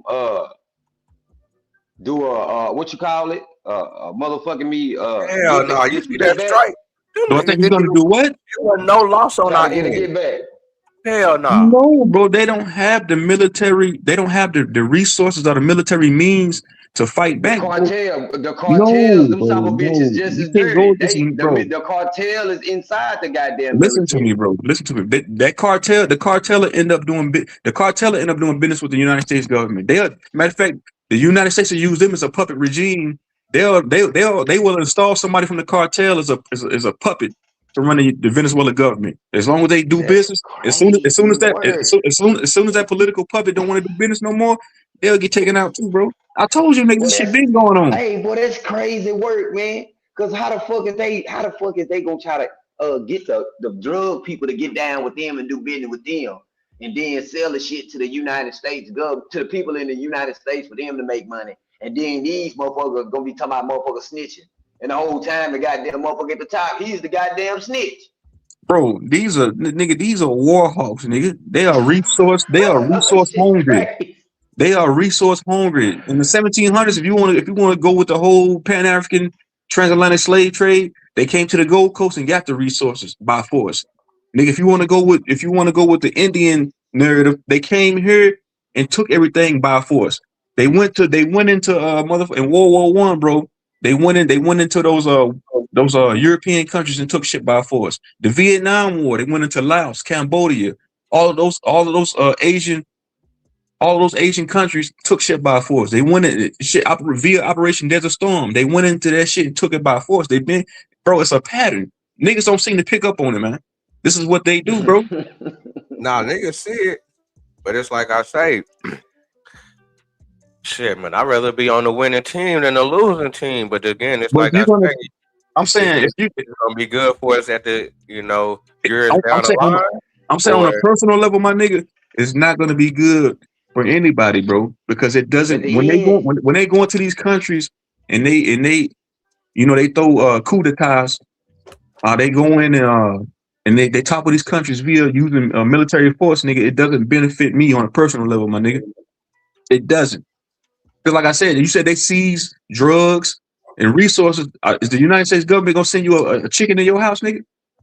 Now they gonna send a kilo to your house and say, hey man, we got this from Maduro and the Venezuela government here. We're gonna give every United States citizen a kilo because we just went over there and seized the resources. No, nigga, they gonna funnel that shit back in. Come on, bro. It's a racket, bro. It's a racket, man. War's a racket, bro. It's a fucking racket. It's a business. I'm pretty sure that we'll be able to make money within the stock market within certain companies that's going over there. You said what? That we'll be able to make money within the stock market within certain companies that's going to be going over there controlling things. Yeah, I can agree with that, my nigga. Yeah, for sure. But I'm saying the bread gonna come in there for us. But I'm saying this is citizen ain't playing with no damn stock market. Nah, bro, this has been a 30-year plan of them trying to topple the Venezuelan government. Like I said, they started trying to do it with soft coups. A soft coup d'etat is the CIA going in, planting people inside of their society, and trying, because you got people in Venezuela that always wanted to overthrow that government. So what the CIA they'll send in people to kick the hornet's nest, to intensify a soft coup d'etat, and then it'll turn into a hard coup d'etat. And if that don't work, that's when they send in the military-industrial complex or the war machine. They've been doing this, bro. They did it with Cuba. They did it with Cuba in the 1950s, niggas. But would you say that within those countries, it's only certain families and certain people really benefiting and not the peoples? Yeah, bro. We don't benefit from this shit. I'm talking about as far as within those countries like Venezuela. The people that's only really benefiting is the people like Maduro, the people that's in the because over time they'll become.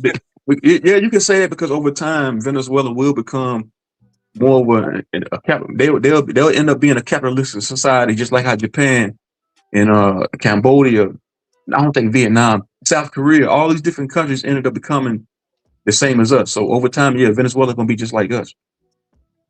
Not right now because they're in the midst of a conflict, but over time, yeah, for sure.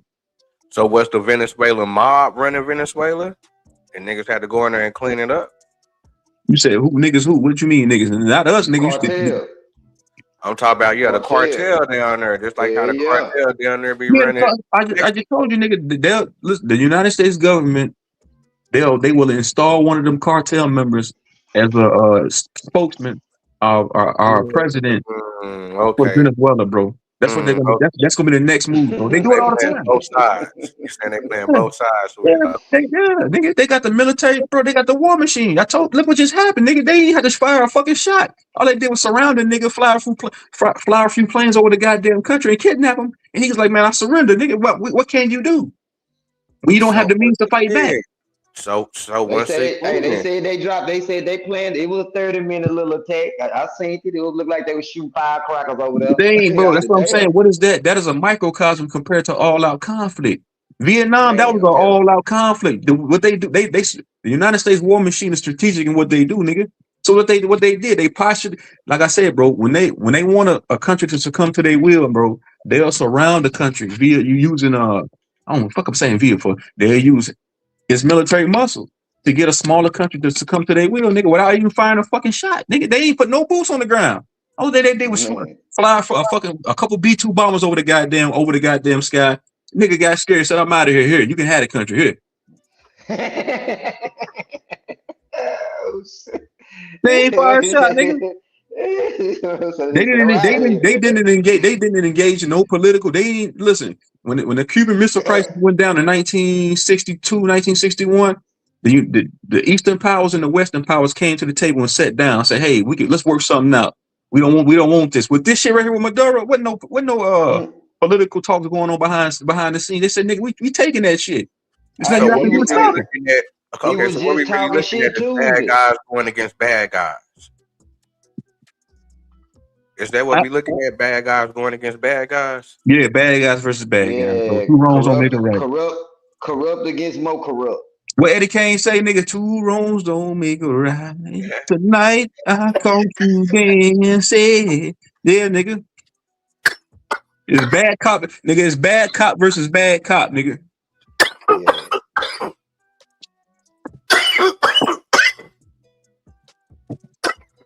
I usually don't talk like this on my channel. I ain't on my channel right now, so I can get my shit off. Or whatever, nigga. I just play dumb. I don't really don't talk about this shit, real. I leave it alone. I let y'all niggas go to deal with this shit. Nah, it's all good. Now, this is a good convo. It's a good convo, man, for us to have, man. Get everybody kind of perspective, and just get more information. Like I say, I really don't know as far as like the backstory. Why we tripping with these niggas like this? Like I said, a nigga look up these niggas bombing speedboats. Next thing I know, shit, what?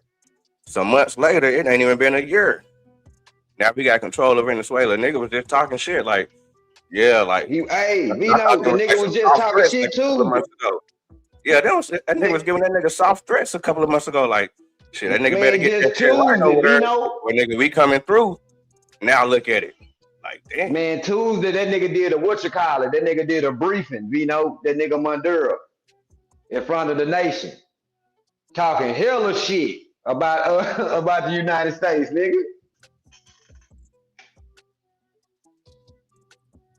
I looked at it, he was talking cash shit. I said, oh yeah. Oh, that's what again. Do you be liking that whenever you be saying those other countries and they be like, death to America, death to America. That shit be crazy. So I'll be like, shit, nigga, fuck them niggas, because shit, if a nigga get caught out of bounds over there, nigga, they gonna get at a nigga. If a nigga they ain't talking about you, Vino. They ain't talking about you, Vino. No, I'm saying if a nigga go over there talking about nigga some American shit, and a nigga like, they talking about the big wig motherfuckers. They talking about the big wig motherfuckers that's coming over there, taking all their goddamn resources, giving them nothing. That's what they talking about. Again, it's not their resources. It's bad guys going against. It's they bad guys going against our bad guys. If it's in they, but hey, if it's up under their feet, how the hell is not their resources?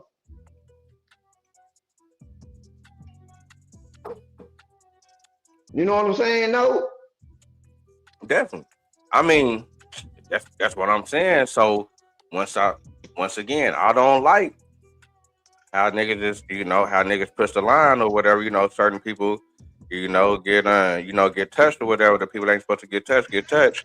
But I'm saying, this is how the world powers move. If it ain't us moving like that, Russia gonna slide through and push their line. Asia gonna slide through and push their line. Shit, nigga, the Arabs gonna slide through and push their line.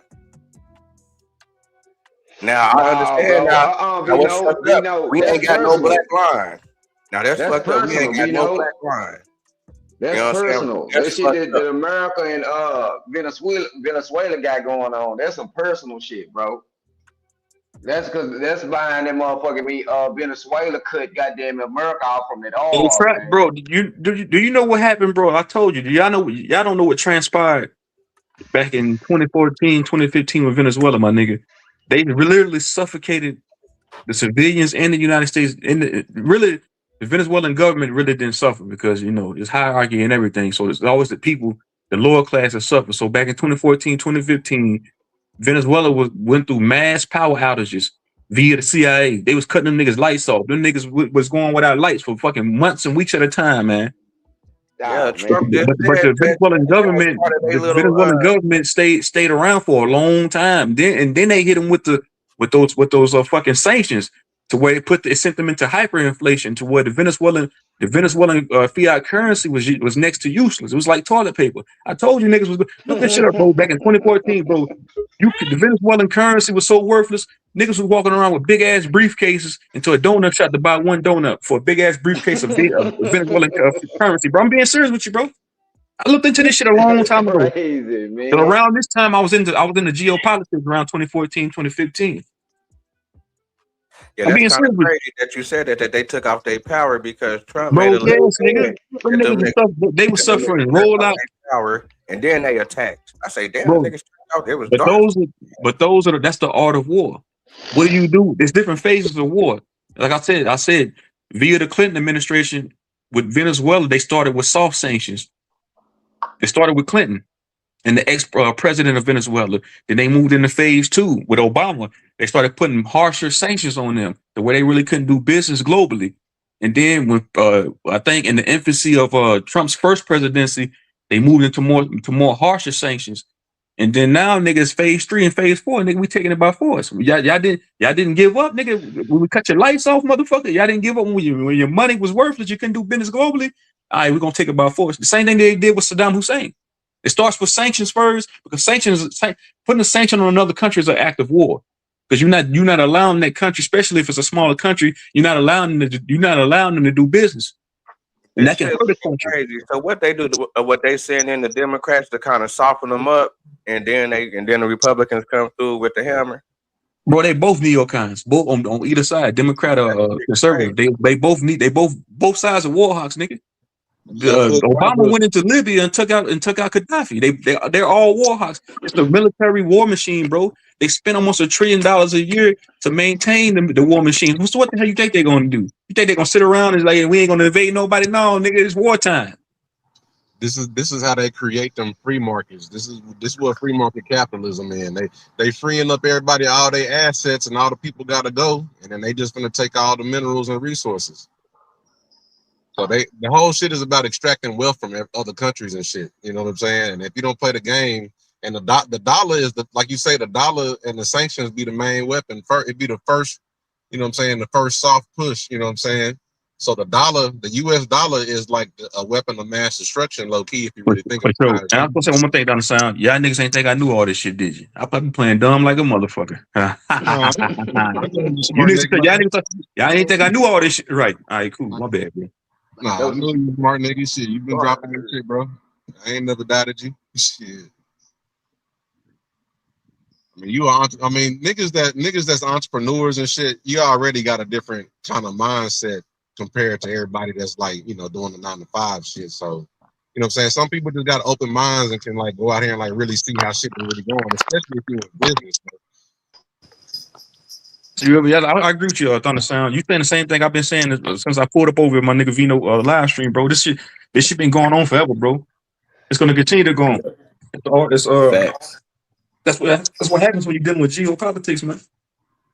I seen this shit happening back in 2014, bro.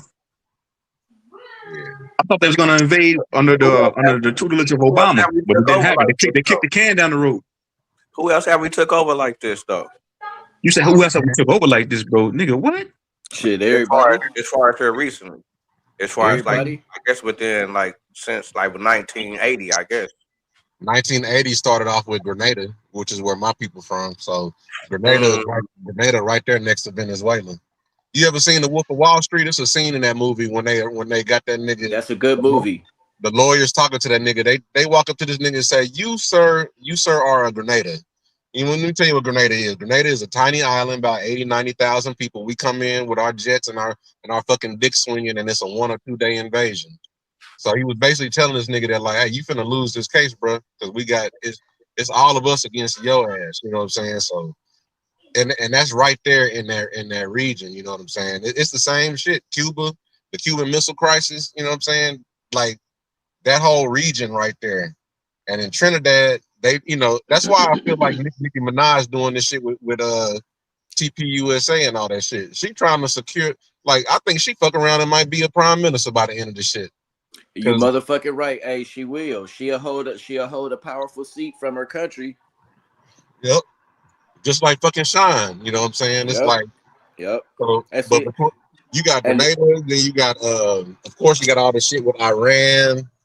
You know, I mean, bro, they done did this shit everywhere, bro. Like they be, and then, but they be trying. You had Kosovo and all that shit in Europe and all that shit. So they'll do that shit everywhere. And I like that point that Truth was saying. He was like, bro, it's like whether you look at it from the slave narrative or the Indian narrative, going to the Gold Coast or coming to the Americas or fighting communism over there or this or that. It's just different titles on them doing the same shit. Yep. Hey, so what they mean by what? So what do he mean by that when he say we're taking over Venezuela? What do he mean? Trump, what does he really mean when he say that? Well, if you listen to this speech, this nigga Trump said he let the cat out the bag. This nigga's, you the president, but you just told the world that we in the oil business. We like, nigga, you not supposed to say that. Somebody from an oil company is supposed to say that shit, not you. You know what I'm saying? So he let you know what the agenda is. Because they got military strikes going on in Nigeria right now. Because they were bombing them, because they were bombing for drugs. They were talking about drug running and shit. Not all. That's bullshit. That's bullshit. Because what was we hearing? What was Trump saying all the past campaign? Everything he was saying was about fentanyl coming from China. When the fuck did fentanyl start coming from Venezuela? Well, that's why I was asking, because with that Panama Canal, they say that China got a lot of, I guess, got a lot of businesses. They got a line, or we got a lot of land down there, and then on top of that, they say that was the reason why they gave all their USA money to Peru, because China was supposed to come through and give them some money, and I guess try to. This is still a war with China, you know. Check out what happened the day. You know, China was down. China met the night right before Maduro got snatched up. He met with a bunch of Chinese representatives. Oh, yeah. And ain't that Panama Canal right there by Venezuela and all that shit? It's Central America, but that's like that's the way that all the trade is going from. So you think we shooting a slug at China directly indirectly too? Yep. That's exactly what's going on. All this shit is about a big escalation with China, because China be invested in the region. You know what I'm saying? I was gonna say the Eastern and Western powers been caught up in economical warfare for a long time. You can say the same thing with the Soviet Union in the United States back in the 1950s, 60s, 70s. They always been caught, because like I said, nigga, sanctions is an act of war. Because you're stopping another country from doing business with other countries on a geopolitical level. So with China, you're starving out their resources. Right. It doesn't affect a country like Megalodon's superpowers like China or Russia in that region. But smaller countries like Venezuela, bro, they're gonna eventually succumb to the will of a superpower, bro. When they commit an act of war against them, like I said, with Venezuela, nigga, I'm surprised they lasted this long, nigga. They had rolling blackouts for months at a time on end, bro. They was caught up in hyperinflation, bro. I told you, niggas was walking around with garbage bags of Venezuelan currency. They couldn't buy shit. Yep. They got a You know what I'm talking about? So you remember that back in 2014, bro? Niggas was walking around with garbage bags full of Venezuelan fiat currency just to buy one fucking loaf of bread, just to buy one sock. I remember that shit. Niggas couldn't do nothing but take the money and make little trinkets out of it and sell that shit to tourists for real money. And they was all going over the crazy word, man. That's crazy fucking word, man. You didn't know that, like some shit they did to Haiti. Bro, you didn't know that, Black Ice? Bro, that's why in Zimbabwe them niggas got $1 trillion bill. They got one piece of paper that's $1 trillion note. That's motherfucking them destroying your economy, nigga, with the US dollar and sanctions and shit. You said $1 trillion one bill with that's one crazy. bill, $1 trillion note, bro. Like what the fuck? Yeah, bro, I told you, I used to be intrigued by this shit like 10, 15 years ago, man. I used to look into all this shit. So that's why I thought back in 2014, that the Venezuela government back then would submit. I was like, man, ain't no way they're going to survive this shit. I said, God damn. And Truth, that link I dropped on the other page, bro, it's a link from Fox News, bro. They basically, they allowing private citizens to go out there and hunt down cartel boats and shit. and whatever Hey, you put it in capture, the back so we can play it. you get a fee off that shit. So they just I ain't opened up live, yeah, I ain't power. live on my channel, bro. I'll put it in the back over here. All right, I'm gonna drop it in the back so we can check it out. Hey, everybody that's listening, I ain't live on my channel. We over here on Vino shit. I'll go live later on, not right now. I'm taking a little small break. But yeah, Oh these shit! niggas is man, these niggas are gangsters, man. These niggas, that's why I said these niggas more gangster than any street nigga you ever known in your life, nigga.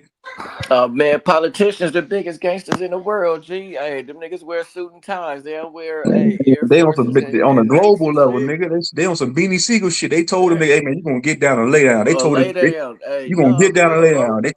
They told in the 1960s with Laos and Vietnam and Cambodia, you niggas gonna get down and lay down. But that cost the United States government.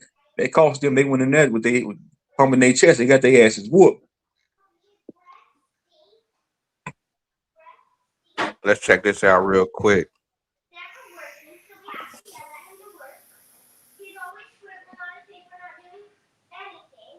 Right.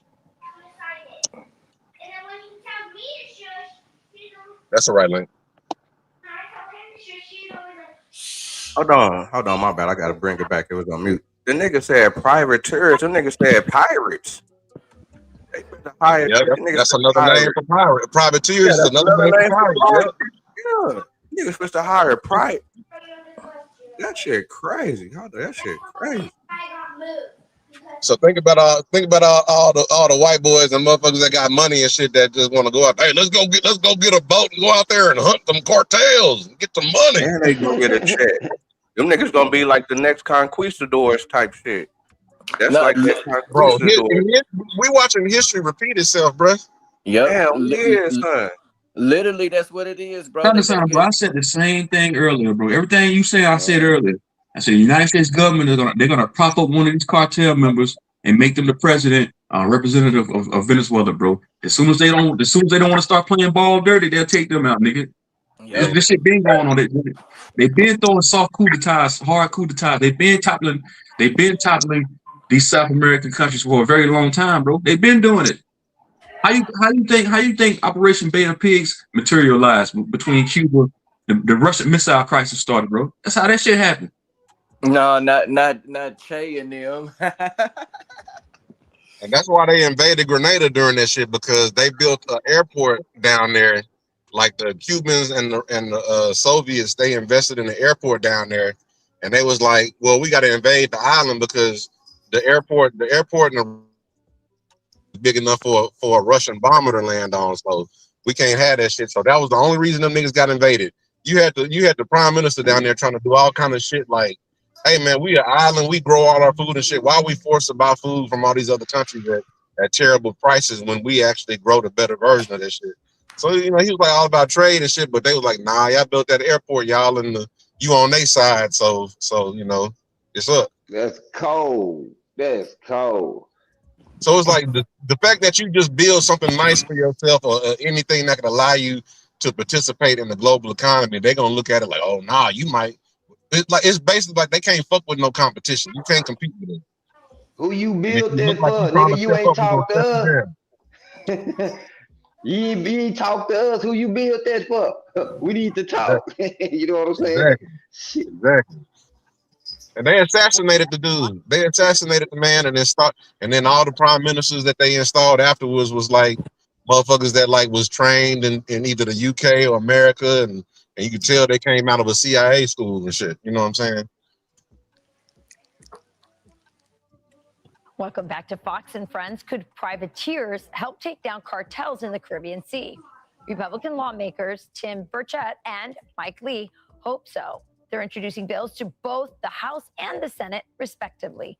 The president would issue a letter of marque, which lets private citizens act against U.S. enemies and seize property, something that has not been done for over 200 years.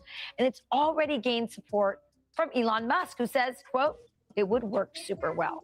The mission, Tennessee Congressman Tim Burchett joins us now. Congressman, so great to have you. What's up, man? How y'all feel about that, man? Man, we living in Twilight Zone.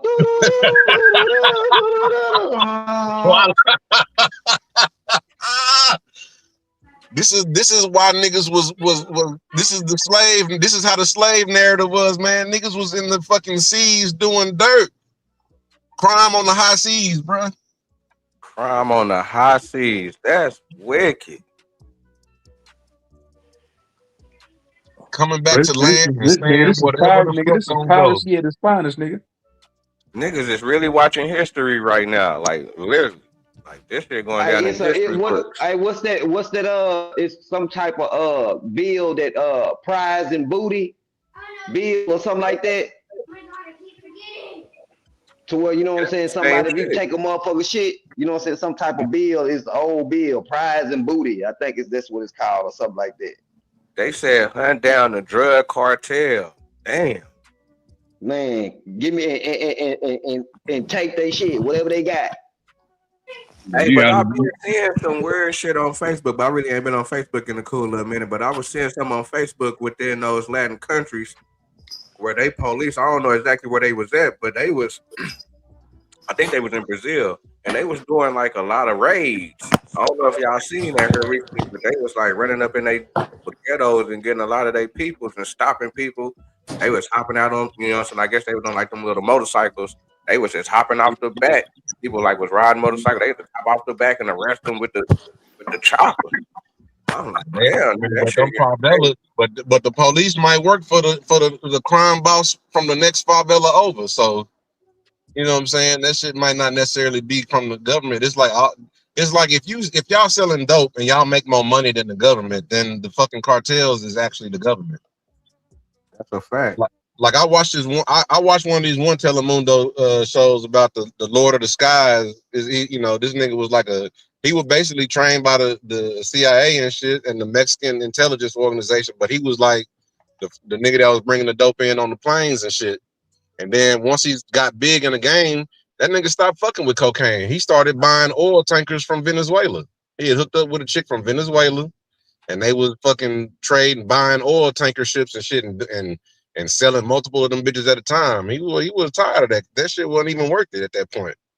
So do you think this gonna make Brazil and Colombia come in? Because they say that Venezuela was the three countries, I guess, within the Latin America that really didn't want to play ball. I mean, yeah, they're gonna tear up the region, and if them boys don't want to play ball, they're gonna set up shop in the next country over, whoever is friendly nearby. So they're gonna be forced. It look like they just gonna go straight in like they did with Venezuela.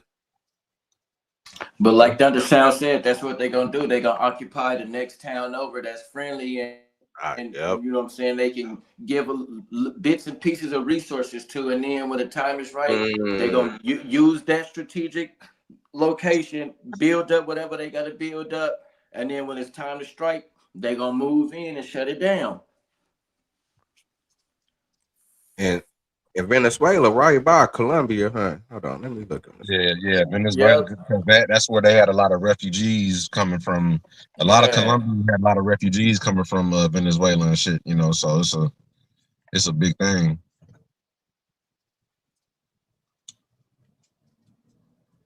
And then you got Argentina down there, which is like they buddy with Trump. Trump just be throwing them hella bees. He be throwing them all kind of money. So yeah, we got Venezuela right here.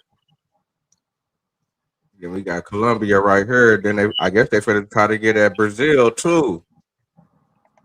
You see how close Trinidad is to Venezuela? Right there, yeah, right there. Trinidad and Tobago. Yep. Nicki Minaj a fucking diplomat, a World War III diplomat now. That shit was not on my playbook for 2025 and 2026, but we in the twilight zone. And I thought it was weird why we gave all that money to Peru, but it's kind of making sense now. Them niggas trying to buy up all this shit. And Argentina, all them places, trying to buy up all this shit.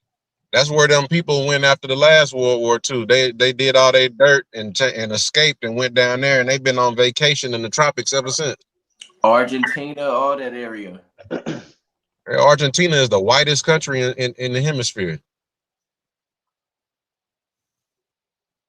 Man, well, let's see what the lawmakers got to say real quick. This nigga said the lawmakers called for the pirates to fight the cartel.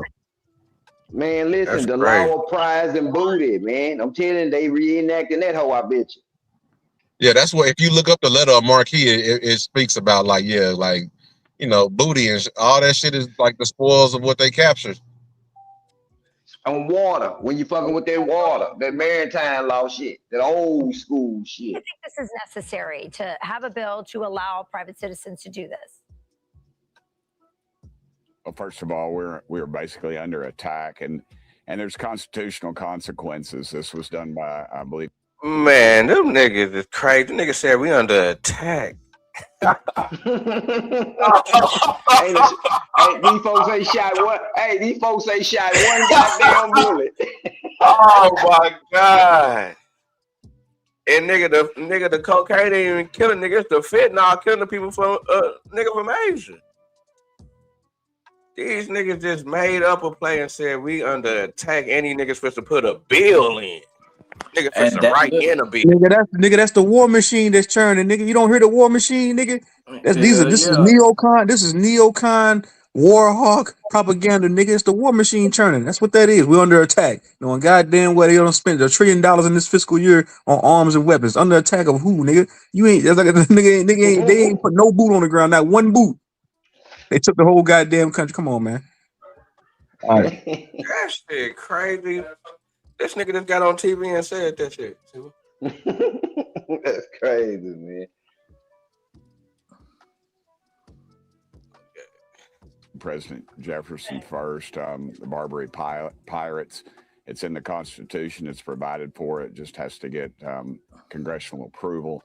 And I think it's a legitimate way to go after these cartels. They're not they're armed combatants, so they're not necessarily military. So there's a constitutional question, and you know, Congress is like a sieve made out of chicken wire, ma'am. And there's no secrets in this bunch, and there's no loyalty to this great nation, especially our military. And as soon as, you know, I remember back when President Trump took out some Soleimani, I believe it was, who's an evil man. And the Democrats in Congress, Pelosi and the rest of them, they were mad that they didn't get his approval, as if he had to take out this dirt bag. And I think it just gives President Trump just another tool in his toolbox to go after him. And Mike Lee is a superstar, man. There's like, outside of Andy Biggs, I think he's probably my favorite Mormon in Congress. All right. Well, do you think that private citizens will actually do it? Yeah, absolutely, ma'am. And they would be, look, they're not going to run an ad in Soldier of Fortune magazine or down here at Toddy's Backdoor Tavern in Knoxville. They'll have privateers that will be former operators. You'll have SEALs, special operations people. It'll be top notch. There's an insurance provision in this. There's all kinds of things that are. It's just not insurance. Hey, what Dirty Ice said? Hey, Dirty Ice, nigga.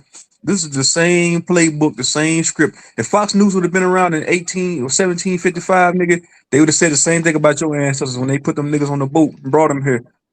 Pure piracy, nigga. They would have said we're under attack, man. We gotta go. These niggers over here, in Western Africa, we gotta go get them. Yeah, that's what happened, man. That's what happened, nigga. About the bar, yeah, that's what it's saying. If you look at the history of the Barbary Wars and the Barbary Coast and all that shit, but you know, it would be cool to talk about that shit without somebody coming up here trying to cuss everybody out, call them tethers and shit, though. So, no, it's all good. It's all good. Yeah, we chop it up over here. Oh yeah, this is a different zone. So okay, yeah, it's a different little. They should be. They eyes should be open, and their ears should be open to listen to some shit now. Yeah, so we seeing some shit in real time right now. Especially if you are more, this is right up your alley. This is your shit right here. Why y'all not talking about this right now? Busy calling folks tethers and shit. Like this is what y'all. This is right up your alley. I can't believe it. Somebody do me a favor. Somebody, in my bad, Vino. Somebody put Vino's link over there in my chat over there, so everybody can come over and hit the link. Can you have more than 6 niggas up here, Vino? Yeah, but I think so. All right.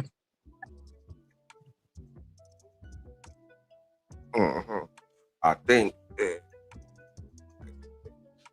some ragtag thing like you'd see on some movie Yeah. somewhere. These are going to be first-rate operators. These are men and women possibly that are some of the most patriotic, well-tuned as Yeah. maybe as you could say, military folks, and I think it's a great way to do it, and it saves all the constitutional.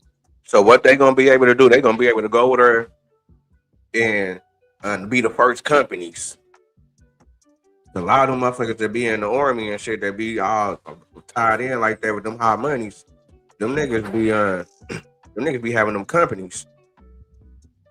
This is just like that Conquista doing shit. They finna be able to go over there, be able to own certain parts of the land and be able to do things, be able to get more money. See, I played too many video games growing up. Then they got the same storyline with them PMCs or them private military corporations that'll go take over an island or someplace. You know what I'm saying? This shit like Far Cry or fucking Splinter Cell or some shit. Hell, even the fucking Avatar movie, they started off was like, oh yeah, you survived the war in Venezuela. That was some mean Bush, brother. What's up? But do y'all think it's gonna be some black seals? And do y'all think that we got some black companies that's gonna be in on this? Shit, if you talking about like black folks doing this shit, or just like niggas doing like black dark ops type shit? Yeah, like with dark. I mean, shit. As far as part of the plan, like part of them, part of the team, they got they money into it too. Shit, I think if they don't got to the point of dropping bombs, them niggas are already there, or they've been there already. We got some black vets that's patriotic like a motherfucker. You know what I'm saying? That's invested in that type of shit. I know it is. But they just ain't all black. He is the motherfucker probably black, but he probably got white motherfucker people up under him and all that shit. Right.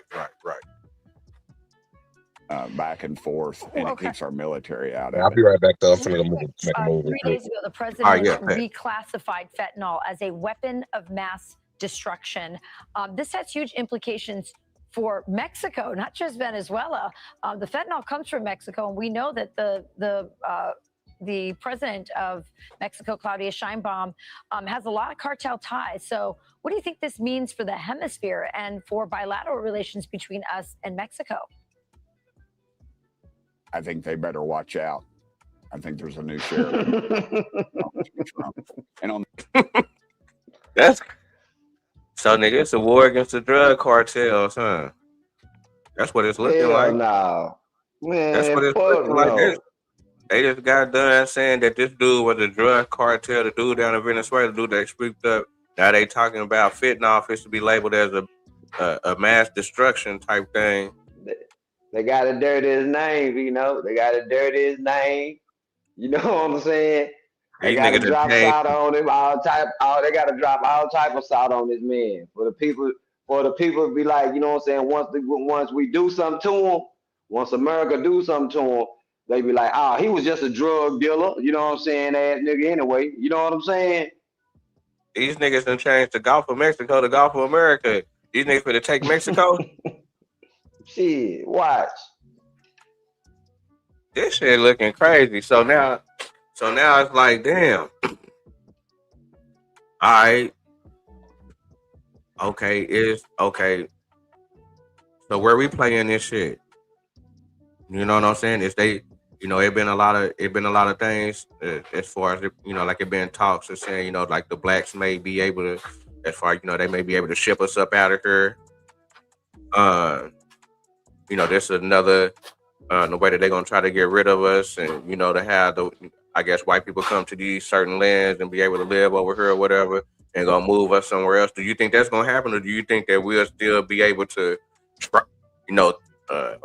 thrive? The way that we've been thriving in, I guess 2025. I guess within our lifespan. You know what I'm saying? A nigga like me was born in the 80s. So do you think? Hell no, nigga. They want America wouldn't allow it. Nigga, we really prisoners of war right now. Shit, but it's a lot of black people that shit. I guess that's okay over here. That to say, nigga, shit, man, I'm all right.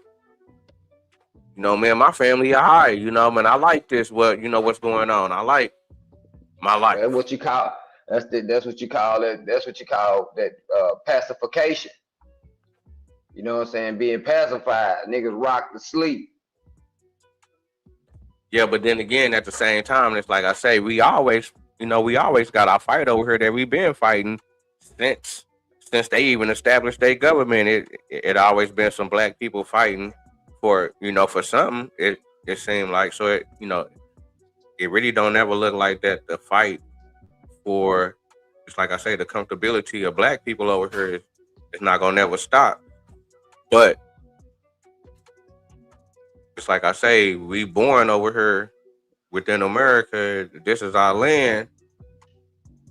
This is where we from. This is where we represent. And when we got world powers tripping, is we gonna backdoor the land to be able to let the world powers come in, knowing that the world powers don't even like us either? As far as that other world power. And we done got to this point with these people over here to where we doing good business with them. We good. Laws done changed. It's a lot of good things happening for black people. We ain't gonna do it for free. You know what I'm saying? You know what I'm saying? Why would black people leave the situation? Like you said just then, you said a key thing. You said we gonna allow that. You know what I'm saying? Is about we have a negotiating tool now.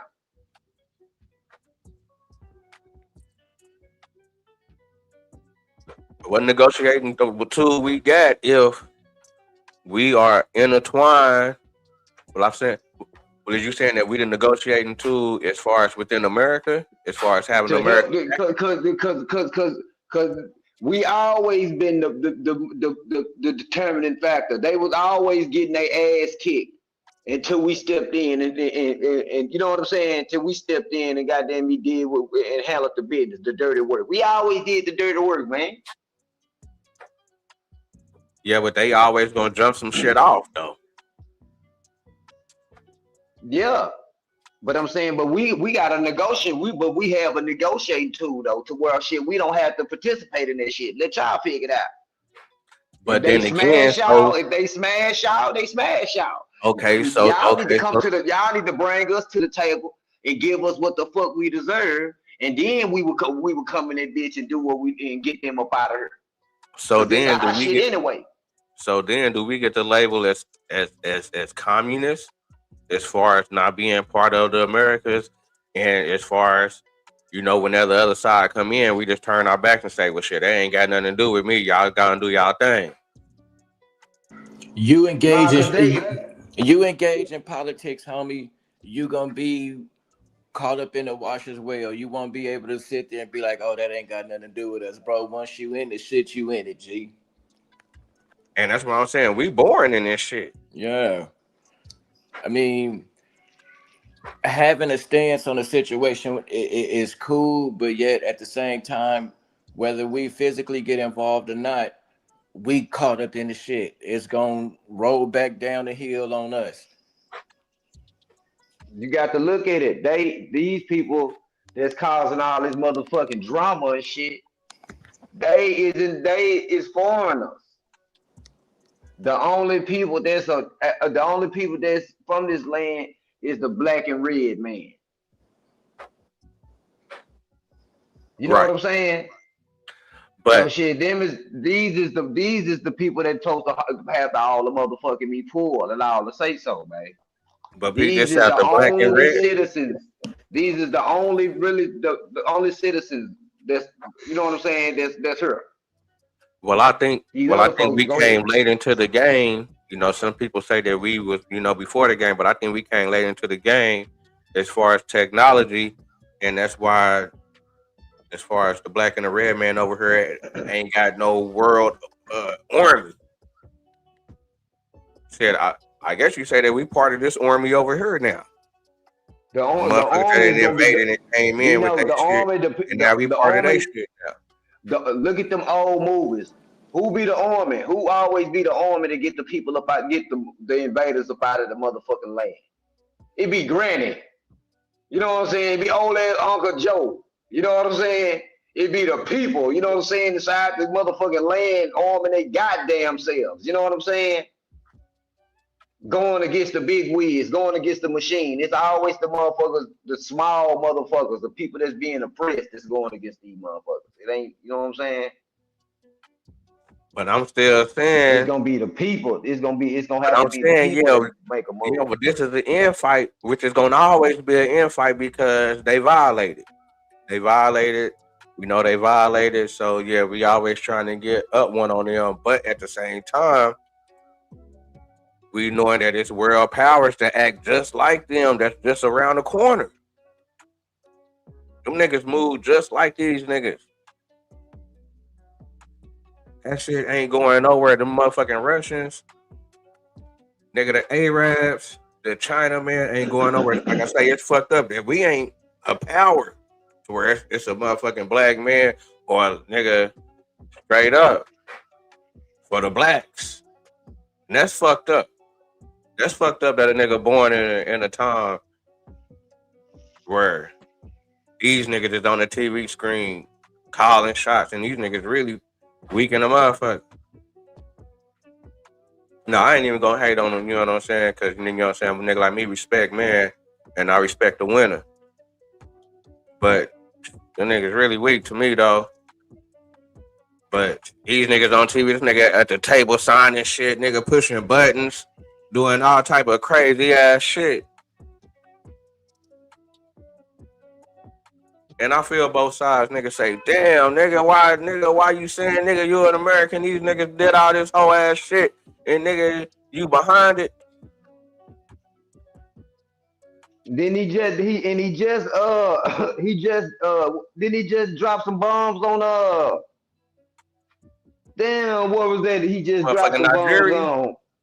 Yeah, he just did that the other day. The motherfucker from Nigeria gave the nigga the motherfucker not to go ahead and go do it. It was a nigga from Africa that told them niggas, man, go on and come over here and go do that shit. That's what I'm saying. Is they connected? That's what I'm saying, nigga. This shit crazy. I don't know what the fuck going on. I need to start nigga tapping into the shit because you know what I'm saying. This shit blindsiding me because I don't know the backstories of the shit. You know what I'm saying. I don't know why niggas is moving while they moving. But niggas is definitely moving. And that's why I was like, damn, nigga, I don't want niggas over there to get fucked up because you see how these niggas just strike these niggas. Matter of fact, these niggas did a strike nigga this summer on some motherfuckers from what's up with them niggas strike some niggas in Iran this summer? Motherfucker sent a jet from motherfucking Kansas or something in like one day and did a strike.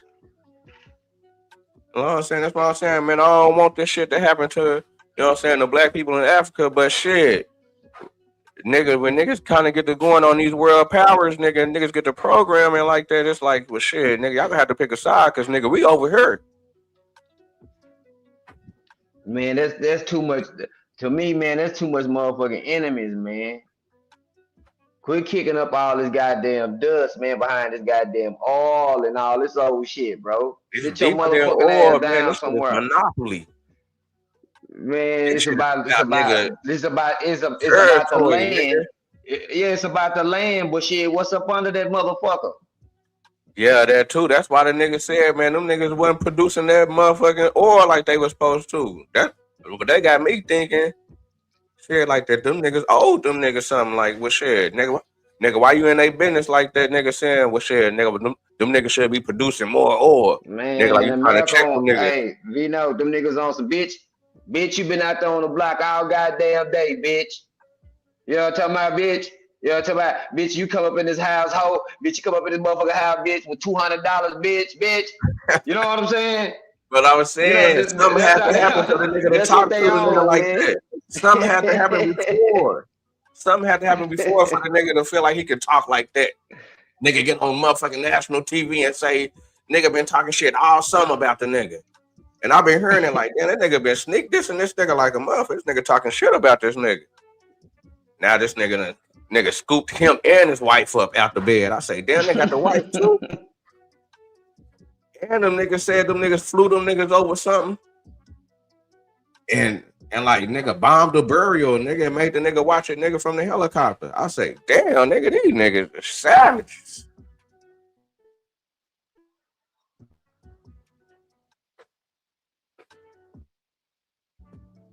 These niggas get crazy, nigga. It's gonna be some shit today. I think it's gonna be some more shit today. Yeah, what you think gonna happen? Man, I'm thinking payback, man. Venezuela too goddamn close, bro. Yeah, man, hold on, man. Did you see them strikes? Man, hold on. I think it was some crazy strikes, man. Man, them niggas said, man, that nigga Trump said that them niggas was ready, but they wasn't ready. The niggas said, like, them niggas had people's, like, it seemed like they was ready, but shit, when we came and did what we did, shit. Caught them with their pants down, man. Yeah. And them niggas was bombing shit like a motherfucker from the sky, nigga. You know them niggas be thinking that them niggas are some Greek gods. Motherfuckers sending thunderbolts from the sky and shit at nighttime.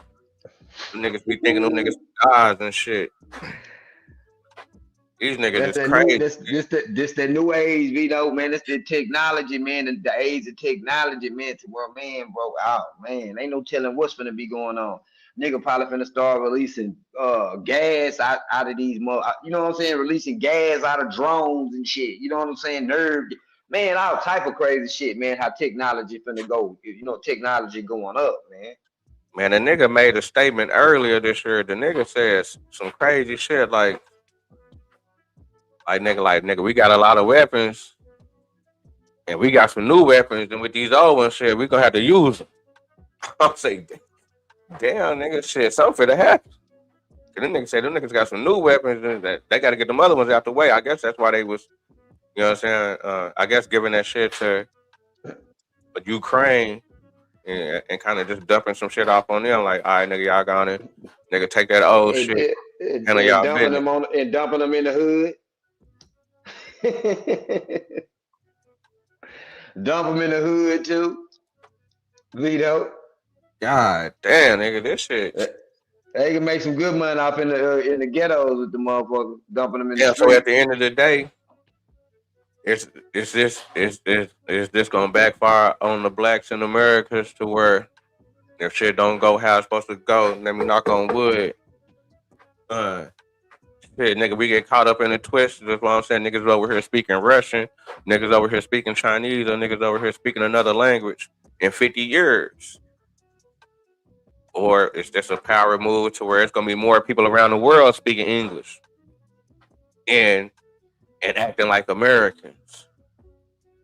See, that's why I was asking you the other day about, nigga, as far as like, well, shit, motherfuckers feel like motherfuckers is coming into their country and kind of influencing shit on the low.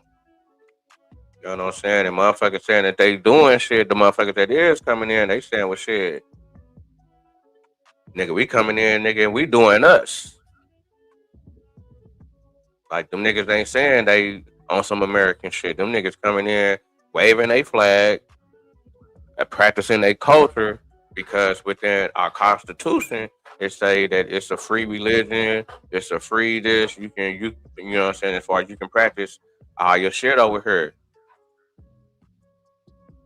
That's why you see these niggas be pushing. And I can see, you know what I'm saying, why they push what they push as far as like, you know, what they be pushing as far as like, if a little boy want to be a girl, let him be a girl. That ain't nobody's business. And you know what I'm saying? You know, they be pushing certain little shit to be trying to make everybody feel comfortable.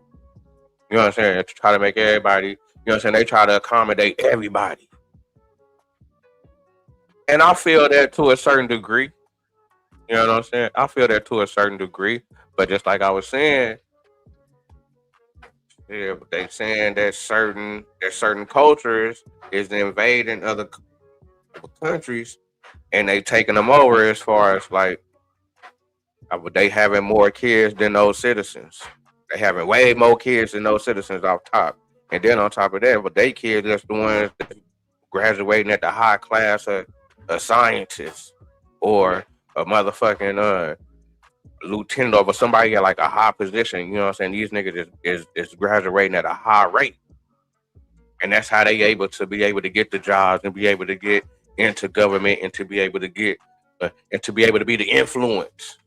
And with due time, through the voting, the original people end up being the minority. Yeah.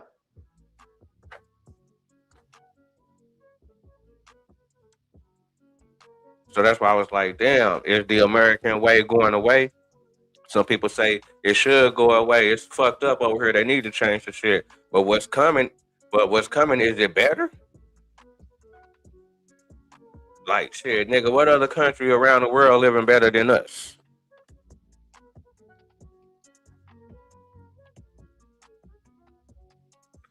That shit be looking like some of them niggas be going through it over there.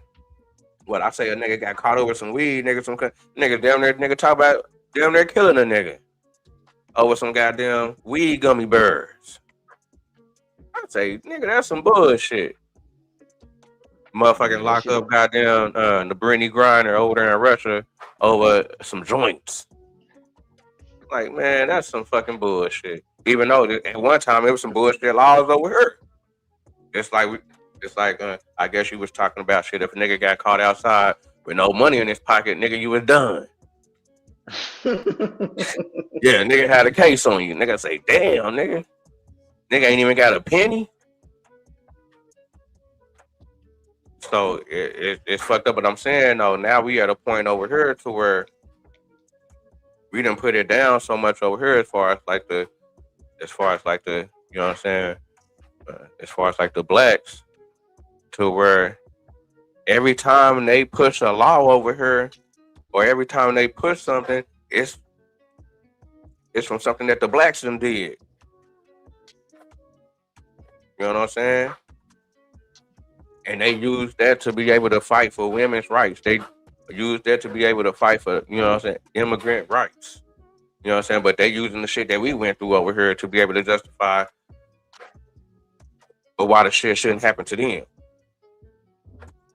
And then again, it goes back to where I was talking about, like, damn, I can't believe, like, the whole story that we get, all niggas come from Africa. That's the story that we get mainline coming through high school and shit, or coming through school.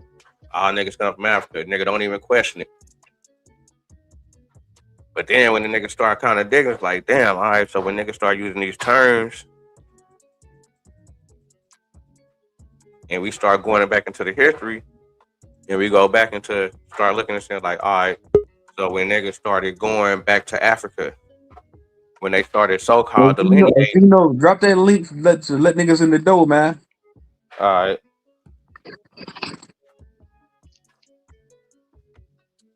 Where that nigga Dirty Ice go? Dirty Ice, where you at, nigga? African refugee. Hey, Son said you playing both sides, but you know only what that nigga talking about, man. I mean, that's shit. We is playing both sides, but then again, it's like I say, when motherfuckers coming in from the outside, is we gonna choose the people from the outside, or is we gonna fuck with the motherfuckers that we been, even though we beefing with these motherfuckers, but they damn near like family now. Even though they fucked up. So you saying the colonizers is your family now? God damn, bro. No. Damn. Really, but I'm saying, man, there's so many blacks and whites that then got together, and like the families just mixing. It's a lot of that. You know what I'm saying? Because I got white people in my family. You know what I'm saying? My little brother. Okay. You're talking about on a personal level. Yeah, okay. Yeah, you know what I'm saying? Yeah. So, but niggas is already kind of connected in a sense.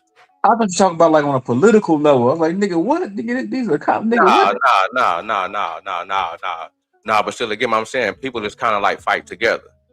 Okay, I got you.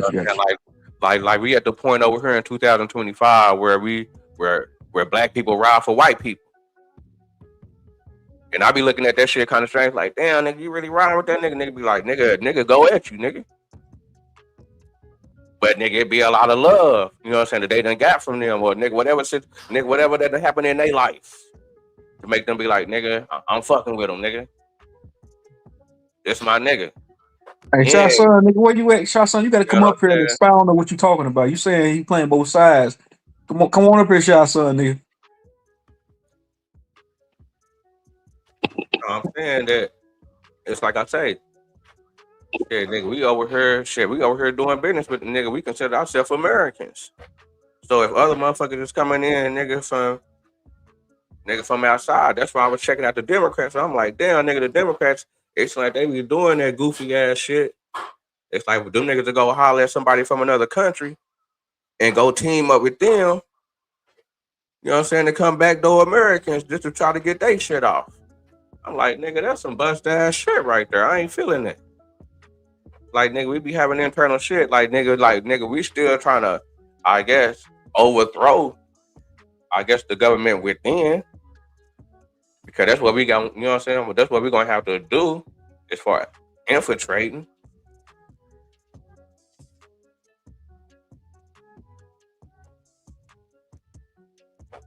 Shit. Unless, nigga, we making motherfucking major motherfucking equipment like these niggas got. Where these niggas got the motherfucking capabilities, nigga, to turn off all the goddamn power in the country. Shut Yeah, down that's both. what I'm saying. Yeah, they hit Venezuela with a motherfucking EMP. Man, They had rolling black house. Them niggas ain't had no electricity, no power. and that's what I'm saying. It's fucked up that the black man ain't got no power in the world. Like, nigga, nowhere in the world right now. Nowhere. Nigga, not even in Africa. No power. Niggas ain't in control of no land. Nigga doing whatever the fuck they want to do. Ain't checking in with nobody. Nigga checking in with one of these hoe ass niggas. And that's fucked up. You know what I'm saying? That's what I'm saying, nigga. That's fucked up, nigga, living in a time like this, nigga, where these niggas kind of got the upper hand on some shit. But they really ain't got the upper hand. I really don't feel like these niggas got the upper hand, but nigga, when the nigga kind of look at it, shit like, damn, nigga, these niggas to come through, nigga, and send an army at your ass, nigga, and get you up out of there. And then nobody on their side get hurt. And we just be on like some little hood shit, like niggas be trying to like, nigga, like control a section, and nigga control a couple of spots or whatever, control a couple of people. Man, these niggas be having a whole country in control, man. This shit get crazy. Niggas start really looking at it. Like, these niggas really got influence. We think we the influence. These niggas got that bread, nigga, the influence.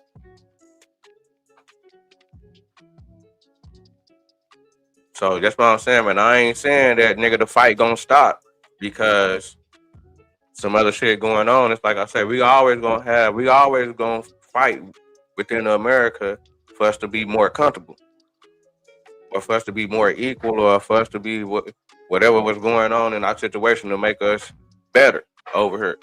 Make these niggas ain't getting over on us. But shit, when motherfuckers get to talking about some other country shit and get to, you know what I'm saying?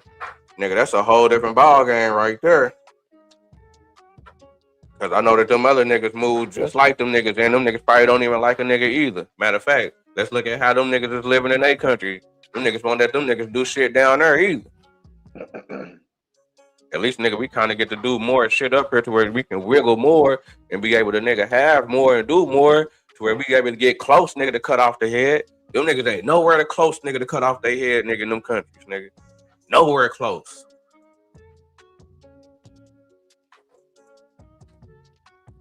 I feel like, nigga, we kind of getting there. I guess on the history and shit, I guess shit going slow, but shit in my time, I mean, shit, how I've been seeing shit in my little time frame, living in America, shit, nigga, black people been able to kind of do something, get in certain positions. I mean, I guess a couple of people. So some other people been fucked up,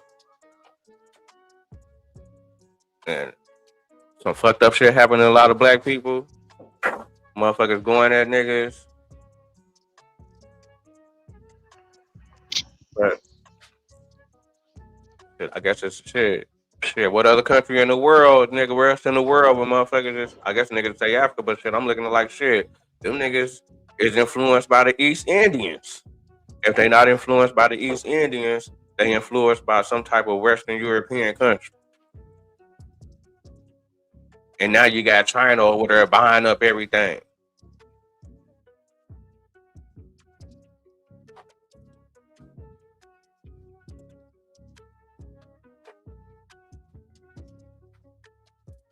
Oh, real quick, make sure that you're pulled up and rolled up. You know, I'm glad that you showed up.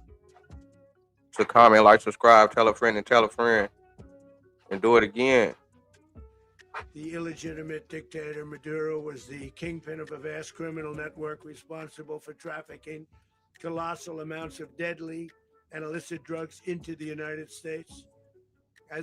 They supposed to hit the motherfucking president of Venezuela with drug charges.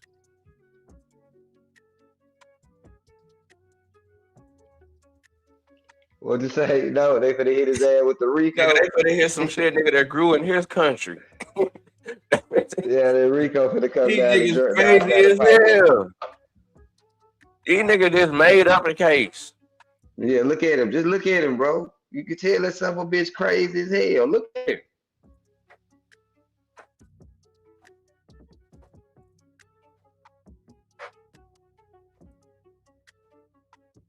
Nigga.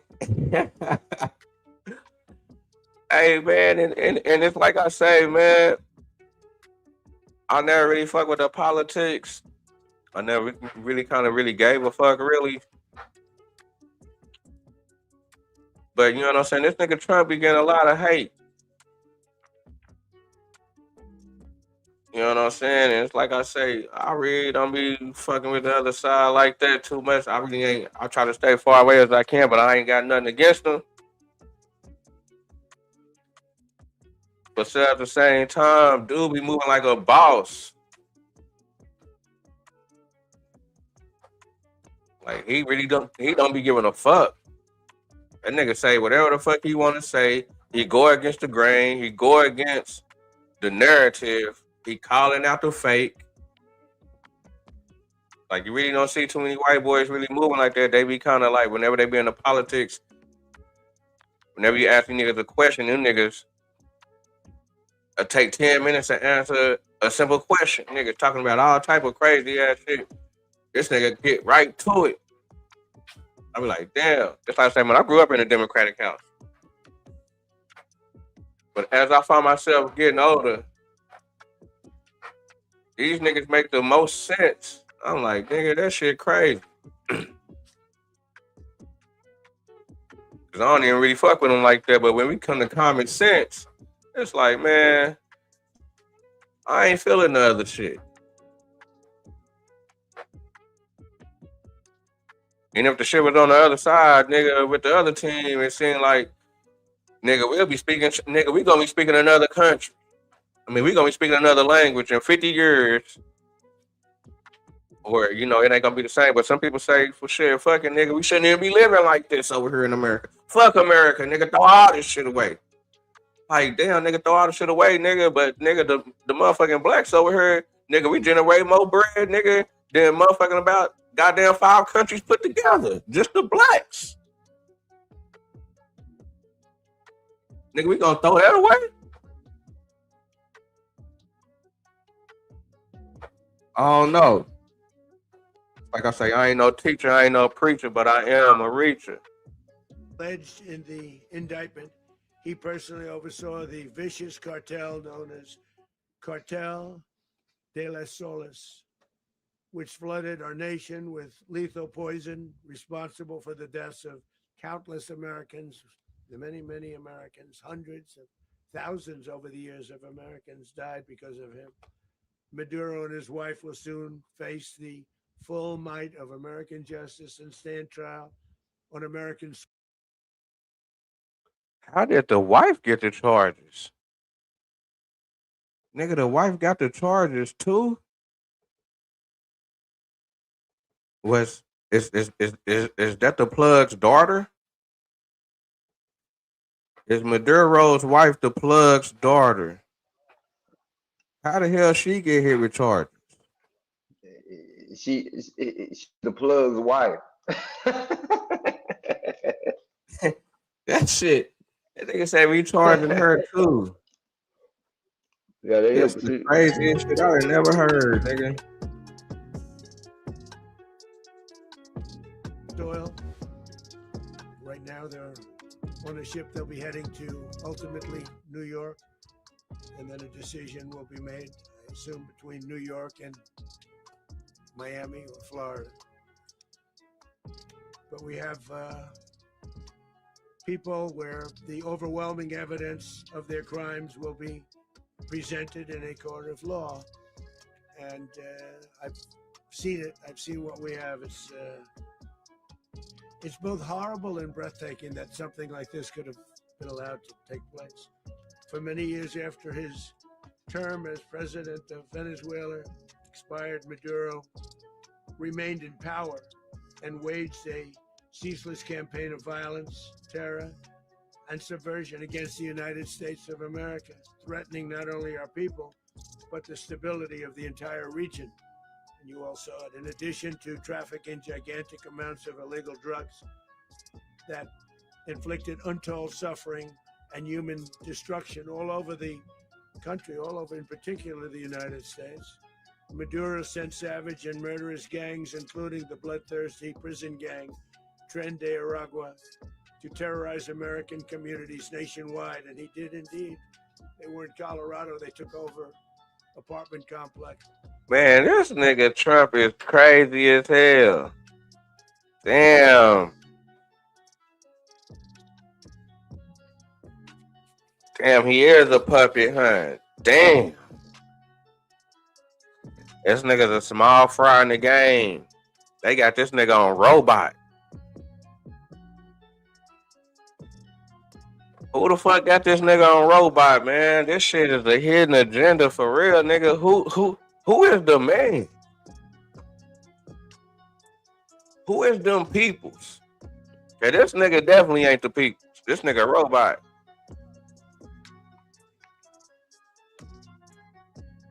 But I guess they kind of use him.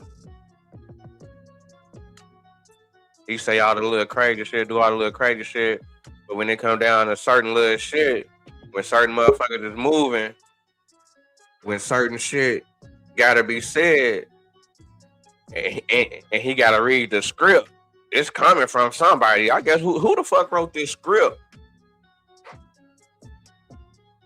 What it do? Absolutely. Bang, bang. Balance, my guy, balance. Yes, sir. Man, how you feel about this situation, man? It's Venezuela and all what's going on, man. What's your thoughts, man? I feel like it's all theater. Of course, I think this is all proxy war playing out here. Of course, at the same time, you know what's going on. We're still sending money to Venezuela. Of course, I think this is under the United States federal government that actually brought the charges on these guys. So we're dealing with the feds, which is also banking, right? So all of this is just to do back with the whole banking system. Whatever they're doing is always going to lead back to theater and banking. Of course, theater is just the same as saying warfare. And when they say theater, meaning warfare, that just means that it is a big play that they're running. This is the biggest pyramid scheme ever, war. Because at the same time that we think that they're going to war with Venezuela, what if they're down there really building up something, starting a new infrastructure somewhere? That's the ultimate goal. Starting a new culture and everything, huh? Starting a new history. Absolutely. Yeah, okay. Now kind of got me thinking the shit that you be saying, man. You gonna be off. Cause these niggas is really playing, and they be making up shit, and they be putting shit in history, and that shit, and like you know what I'm saying. Well, some of this shit gonna go down in history, and some of the shit that written ain't gonna be the real. And the same shit was going on back then, I guess, on the for real though. Yeah, because how does United States have the power to say that we're gonna go to war with Venezuela and stop those guys from moving oil to make money because of the drug empire this guy and his wife is doing? Did you hear me? You say what now? I said, now how would we the United States be able to say, hey, we're going to go down here to Venezuela and blockade their oil ships from coming out of a certain area so they can't actually trade oil. We're going to block that off, and we're going to try to go ahead and shut down their government because of the president is a rogue president or their leader is a rogue leader trafficking drugs all over the world. And they think via these oil ships, I'm assuming, but it's all theater because who's making money off the oil, even if he is doing that? The American dollar backs the oil, right? Yeah, but just like I say, but just like we were saying, is it our bad guys against their bad guys? No, it's not any bad guys. There. It's not any bad guys against any bad guys. This is like a team thing. It's like their theater. Like when you're doing like warship, I guess battleship. If you're in the Navy, you're in theater. It's a practice role in case something does jump off. It's all theater. I mean, these people are probably going to upgrade their military force and everything after the United States gets in there. They're already in there. So okay. Because Peru and also what's the other place right across the street from them? Peru and Colombia are siding with the United States behind closed doors to say, hey, let's go in there and switch up that infrastructure in Venezuela. That's what's going on. Because they accepted their money not too long ago. What was that like? Damn near like $100 billion or $250 billion or something crazy like that. Yeah, I do remember that. From who? Who did they accept it from? The United States, us, right? Right. When I say United States, I just be saying us as just a funny talk, hey, like us. You was talking about that the other day, and you were saying that they had something to do with the soybean farmers up here or something like that, and that kind of messed up, I guess, the soybean farmers because they gave that money to them, and now China buying from them, and I guess we kind of out the loop. Is that what you were saying? That's no, I ain't say that, but that's absolutely right. What it is that our foreign powers that now run the United States have to stay in charge of everybody else. So we're the ultimate empire. We're the grand khans here. Everybody else is the khanat. Like the Chinese, they're still getting money from us, even though they look like they're doing great and doing business with everybody else. Their startup came from us. So that was just recently in the 40s and the 50s when we gave China their startup. They went from sweatshops to this glamorous city in about 30 years, right? That's a fact. Where did they get the money from to do all of that? Where did they get the tech from to do all of that? See, and I was tripping out there because I was, I be, doing a little bit of history, and at one time it seemed like that we had a foothold over there at one time. Who is Apple? Who is Apple and where is Apple? Yeah, that's coming from there. I mean, but that's in Frisco, right? But where's it stationed at? Where people think it's from? Ain't Steve Jobs from America? Right. Okay then. So how did you guys get tech savvy? Through an American business startup that got moved over later. This is under the Bill Gates and IBM. You know that he actually was still involved in this whole sector of tech since IBM days. Because he is the ultimate starter of Microsoft as well, too. Remember, he was running the two different softwares at the same time? Yeah. So, then, he is definitely in bed with the Chinese also. So what I'm saying is our government follows these big companies, these Fortune 500 companies. Those are the ones that went overseas just recently here from the 40s, 50s, and 60s and on. Again, China would not have any car if it wasn't for the American model being made. That's a fact. Recently. Yeah, this shit is making me definitely rethink history and how this shit is written down and how this shit playing out, because it's like I say, it's almost like a rewind. That shit crazy. GPS, where did that start at? With the Lorraine system, right? I don't know. That's what I'm saying. I'm lost into some of that, some of that type stuff. That's why I'm trying to understand what the fuck going on. Well, a black woman invented the Lorraine system, which was first so-called used by the military to do GPS coordinates. So that's how you got the longitude and latitude also on your maps as well too through this GPSing. So this is all recent knowledge. So they're not getting anything unless America passes it out to them like a deck of Absolutely. What's cards. up, nigga? Pseudo Lee. What's up, nigga? Bang bang. You know I had to come bang on my guys. I heard Nah, you mention. You said this is all theater or war. This is just a world stage politics. It's all a facade. That's what you're saying, right? Yeah, a pile of ticks, or you can say a pole of ticks, however you want to place it. And what do? They blood suck, man. Blood suckers.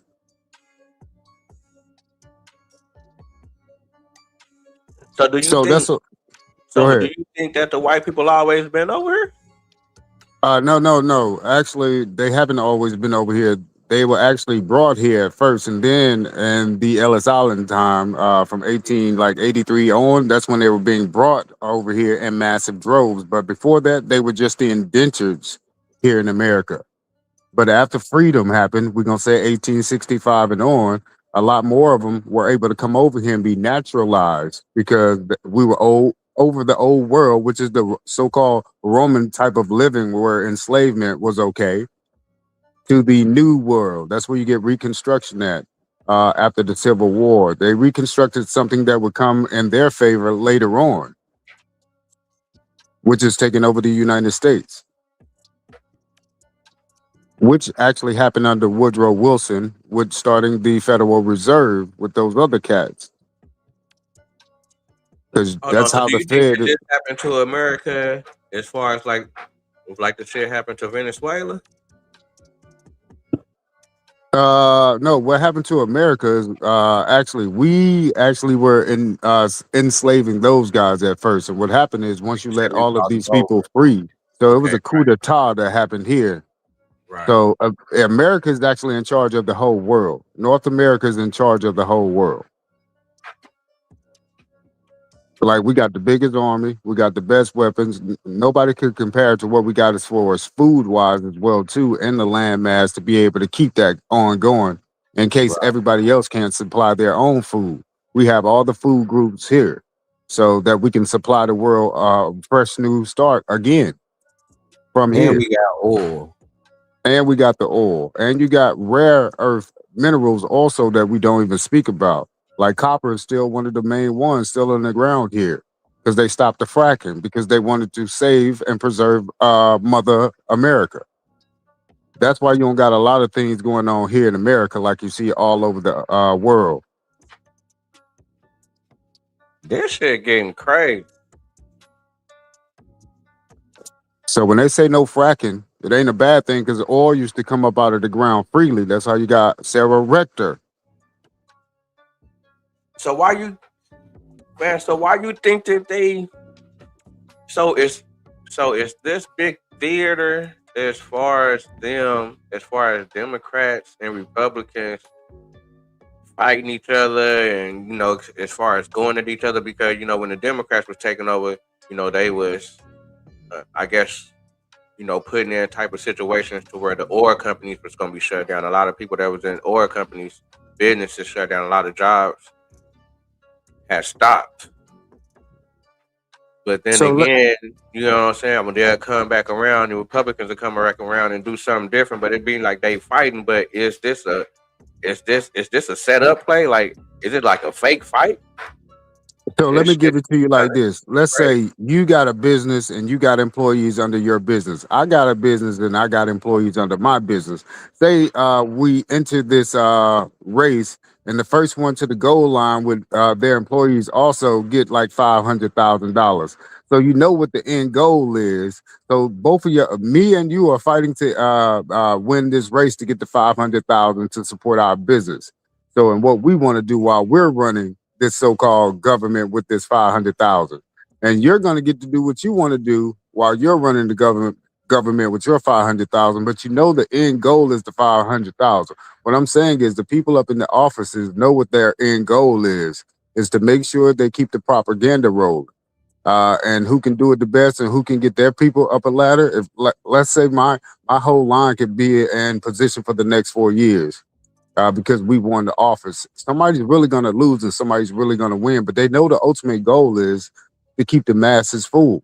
Once you get up to that far, we're talking about in the office.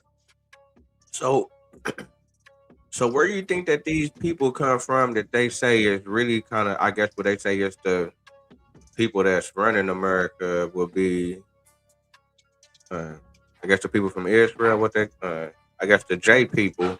Um, how did they get so? No, but they're not even running the world. They're like our 51st state. Mind you, they were just created in 1942. So that's like one of our states. They ain't doing nothing major. They only a little piece of land over there. Shit, Rhode Island is bigger than that little place over there, sir. So they don't even got that many people. So they're not actually running anything. Actually, what they're doing is taking money from us residually, and they ain't even getting that much money if you really look at it. They just a religious sect that people like to watch. It's a Santa Barbara with those guys. It's all theater. Well, the reason I say that is because I guess within the Muslim world, they say that is the little devil, and America is the big devil. Well, I'm gonna say this right here. You know that a Christian let the so-called North Africans in to beat up the Goths in Iberia, right? So a Christian let the Muslims in to beat up their enemy, right? Right. So that's the same thing that's going on here now. Ain't no difference between a Muslim and a J word guy. Ain't no difference. They just hold different religions, and you look at them different. But they got the same amount of power. Neither is over the other. Who has all the power is America. America is in charge of all these different religions. That's why they're now saying that the Pope is now back home where he started from, the Americas.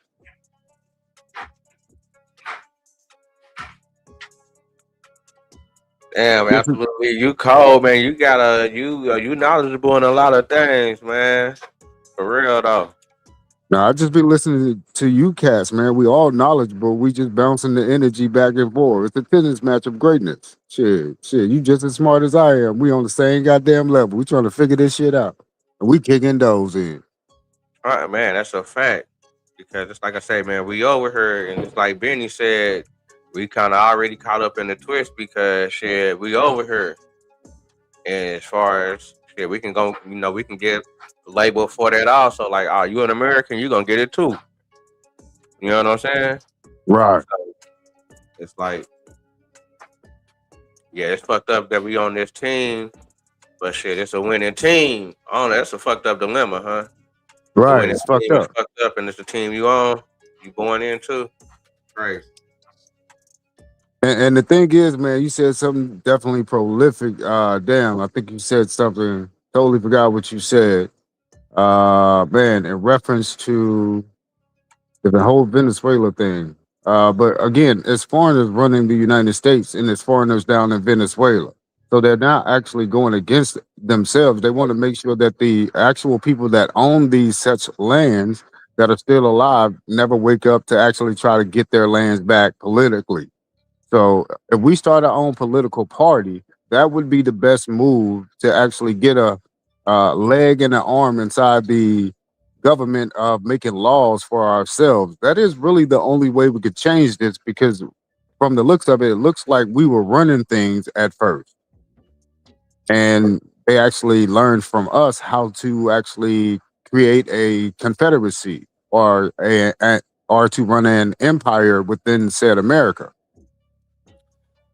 I don't know, man. I think that we need to really find out who control money. The Federal Reserve. We need to find out who really control the American money.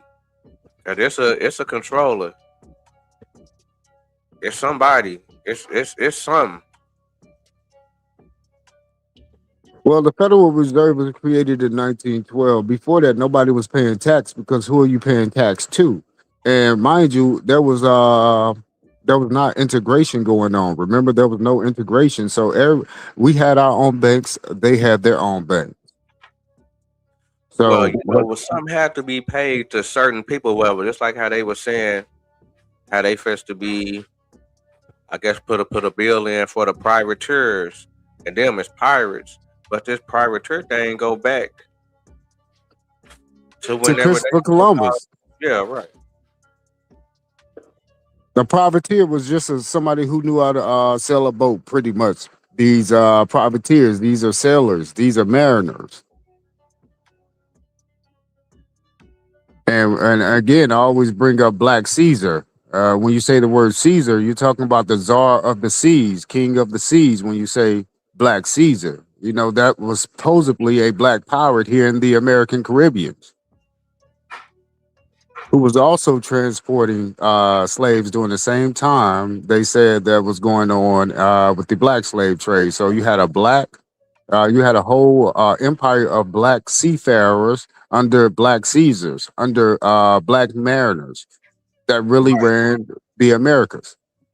And that shit go back to where, you know what I'm saying? Because I did this one little thing. I have found this one little thing in history where they say that the first man to so-called go to Asia and come back within the Pacific was a black man. I forgot his name. He on one of my little the videos though. But y'all find it interesting that it was a black man, and there was a lot of black men. That's why I'm saying it's a lot of it's a lot of things that I guess we really don't be, you know, that we never really heard of because it's I guess it's not like a story that they kind of really want out there, or I ain't gonna say that they really want out there. It's just not a story that they picked or whatever for the main narrative, but it's a lot of black mariners that was in the early days, and Oh yeah, oh oh man, yeah, yeah, absolutely. The whole this shit is interesting. This shit like the never stop. That's what I'm saying. With this history shit, and also when we put it with the current events and we try to, you know, lock it in with politics, man, this shit never stops, man. Now, because you got to catch up with history to know what the fuck play they run in. Right now, they running 100 years play. And right now, what I mean when I say 100 years play, like 1918, you had the swine flu break out. It was the same thing as the COVID flu that went out during the same time frame from 2018 through 2020, 2021. You had the C virus going around. If you look back in the 1900s, there was a swine flu going around. Same amount of deaths. Supposedly killed a lot of people. Same thing. So what I'm saying is that led into the Great Depression, right? So do you think That that we already had people over there in Venezuela? It's just that the people, I guess this dude, he was part of the peoples, but he stopped, I guess, wanting to play the game and wanted to do his own thing, and that's why they got him up out of there? no, these guys just probably about to play another part. Listen to what I'm saying. This theater, these guys can snatch off the mustache, cut his hairball, and become another person in America. The same thing that was going on during 9/11 when they said that these guys got on the plane and got the hell up out of here. That was the only plane that actually left during that day. Now, a Yeah, lot of people can say that Obama is actually what's the other guy? Obama looks just like what's his name? Damn, what's his name? The guy they said that the tall guy. Can't even think of his name. Oh, you talking about Usan? Osama bin, Osama? Osama bin Laden. Osama. So Osama and hold on, Obama and Osama were the same people. If you look at them, those are the same people. They said they're the same guys. Theater, bro. Anytime they go to war, let's just say like this Kurt cat. This Kurt cat could be the actual mayor of Utah now. He looks just like him. I mean, this is all theater. Don't they do a reenactment out there in one of these spots in Virginia or something? Don't Gettysburg? Don't they get out there every year and do a damn reenactment right. like some goddamn idiots? Who the Well, you fuck know is out there reacting? they got the, you know, they say they got the grave sites for that. Yeah, because it's set up for a theater. Of course, they're gonna have everything for it to make sure whatever the theater is, it fits it. When you set the stage, you set the stage. You see what I'm saying?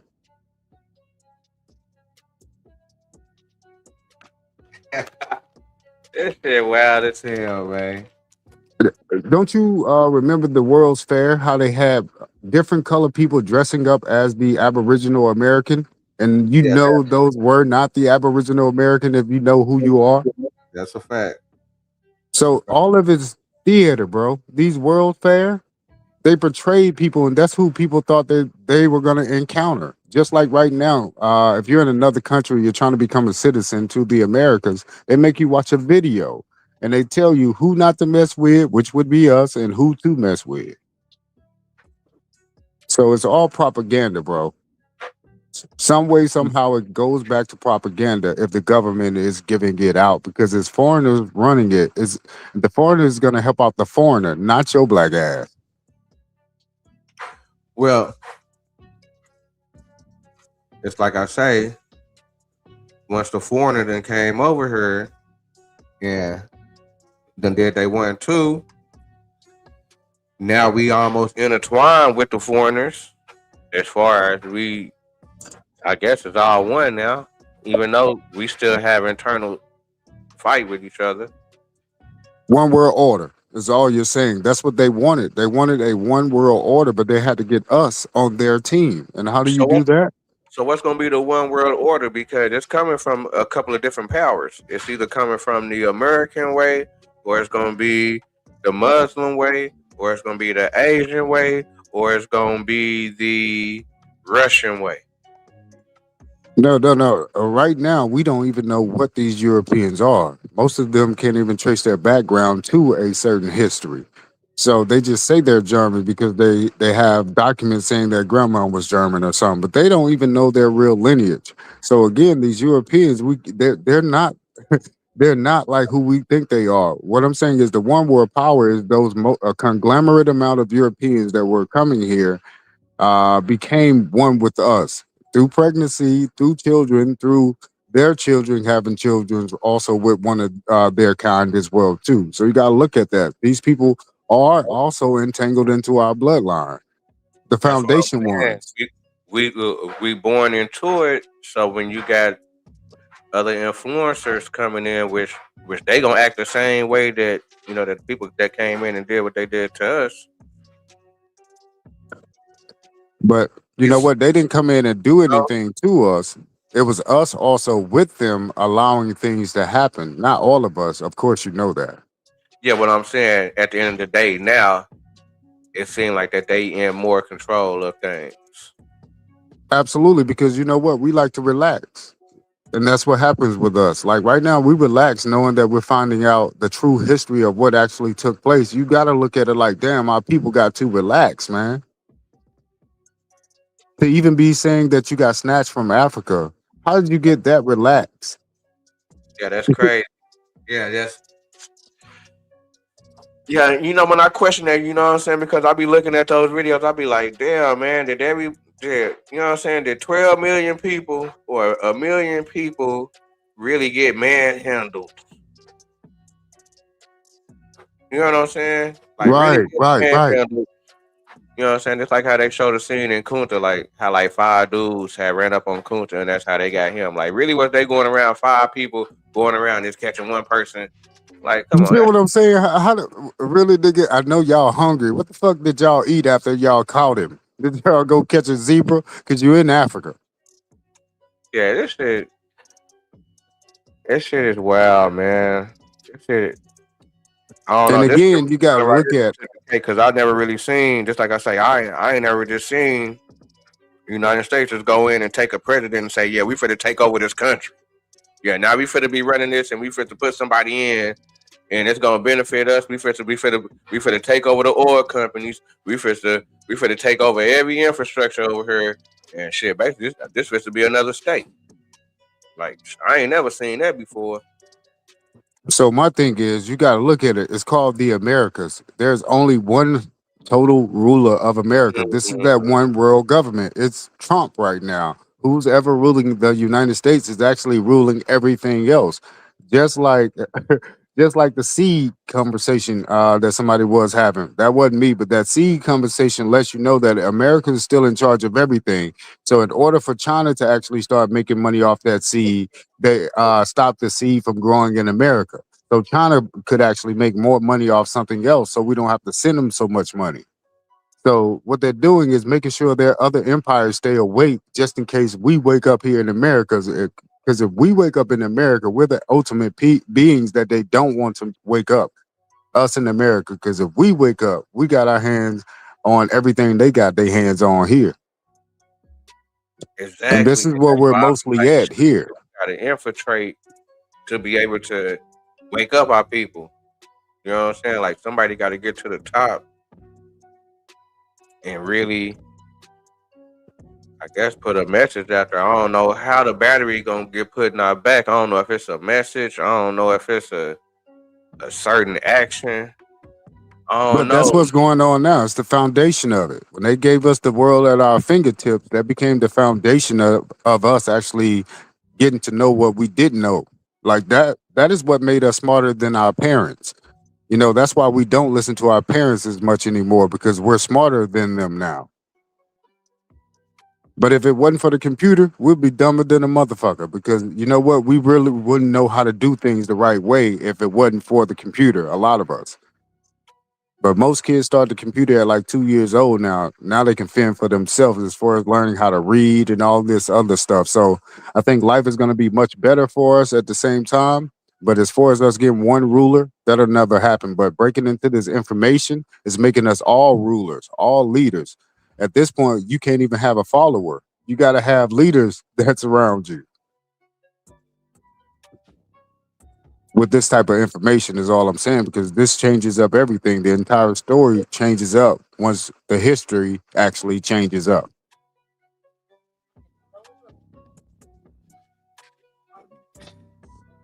So yeah, Let's it's check this not. out real quick, man. I don't know if you finna step away, man. I'm finna play this a little bit more, man. Get some more information. We're gonna kind of chop it up if you want to, but make sure that you stay polled up. The people's out there. Make sure you stay polled up and rolled up. You know, I'm glad that you showed up. To comment, like, subscribe, tell a friend, and do it again. They cut the fingers off people if they call police. They were brutal, but they're not so brutal now. And I just have to congratulate. Man, hold on, man. This nigga be talking shit, man. This nigga said, they was brutal. They not so brutal now. Like, That's the people in Colorado. They took over American communities nationwide, and he did indeed.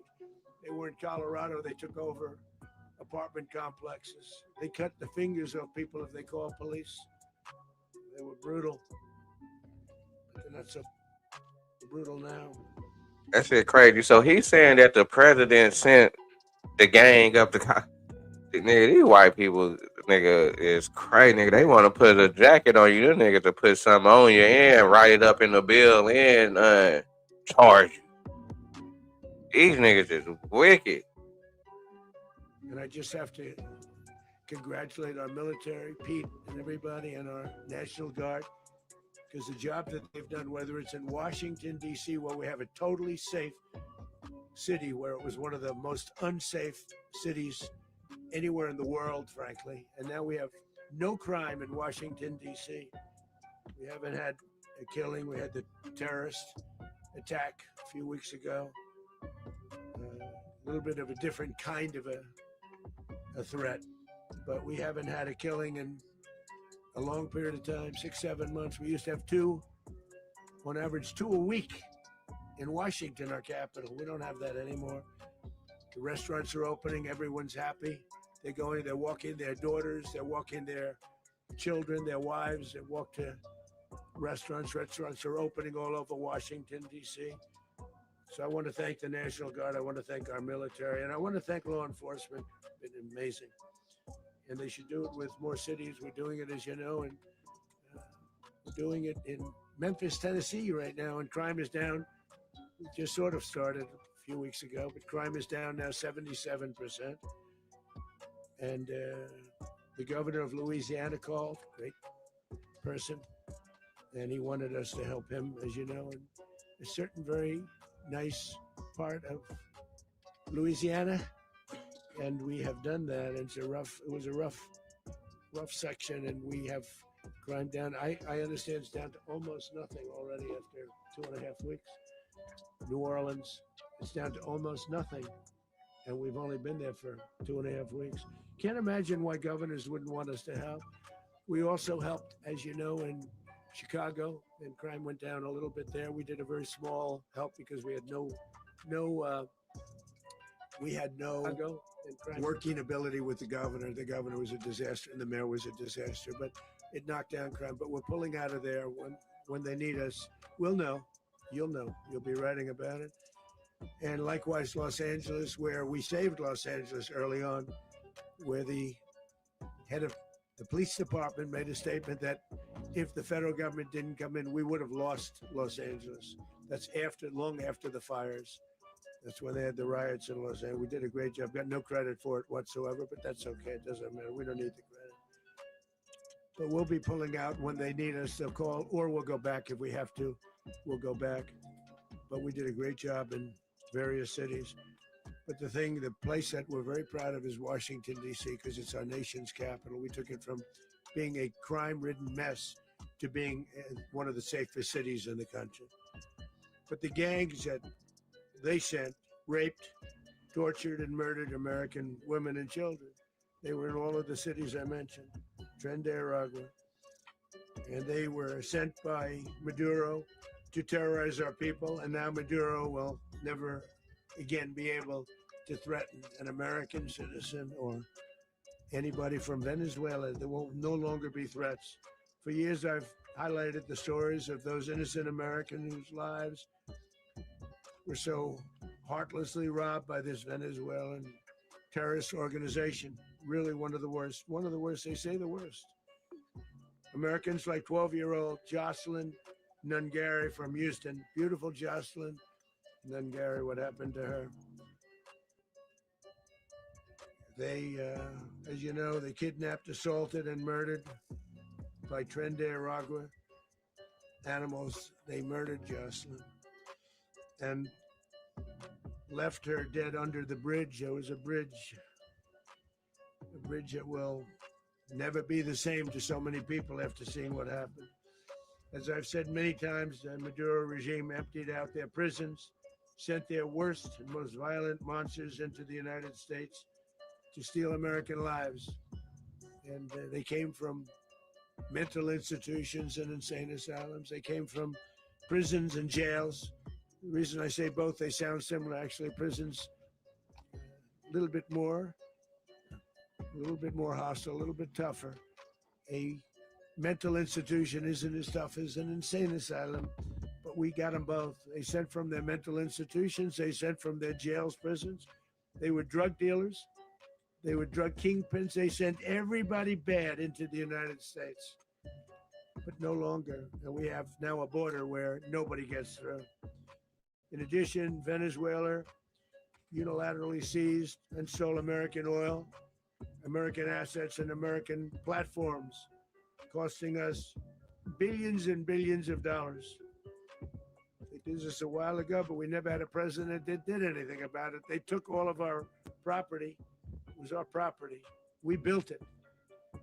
And we never had a president that decided to do anything about it. Instead, they fought wars that were 10,000. Hey, so what you feel about that? Nigga say, nigga, we built Venezuela.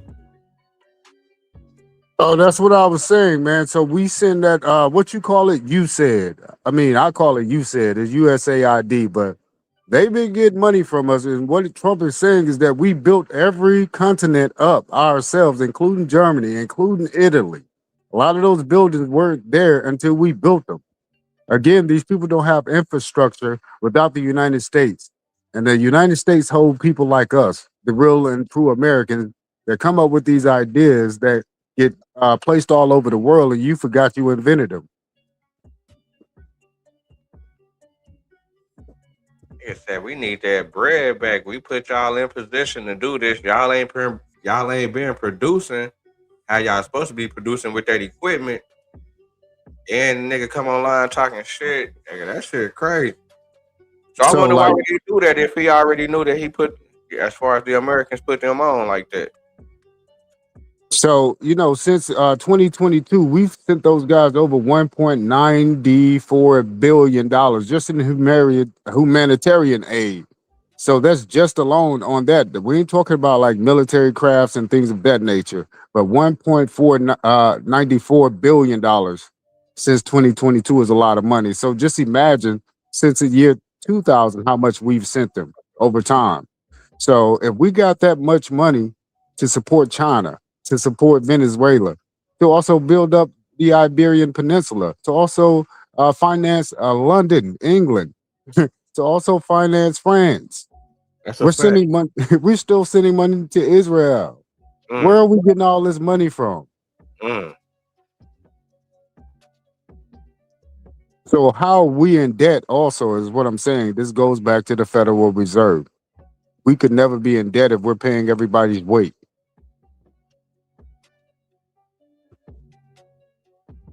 So that's what Trump came up with Doge for. Remember, So he was supposed to be that's why cutting they. out.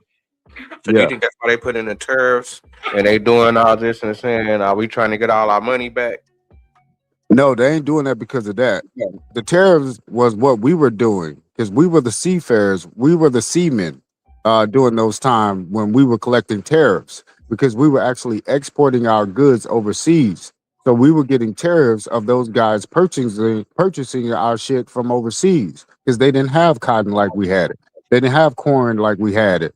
Like the food groups we had, we were getting tariffs off of them. That's why we never paid tax. So that's the problem. So what they started doing was they gained control under the Federal Reserve Act under Woodrow Wilson.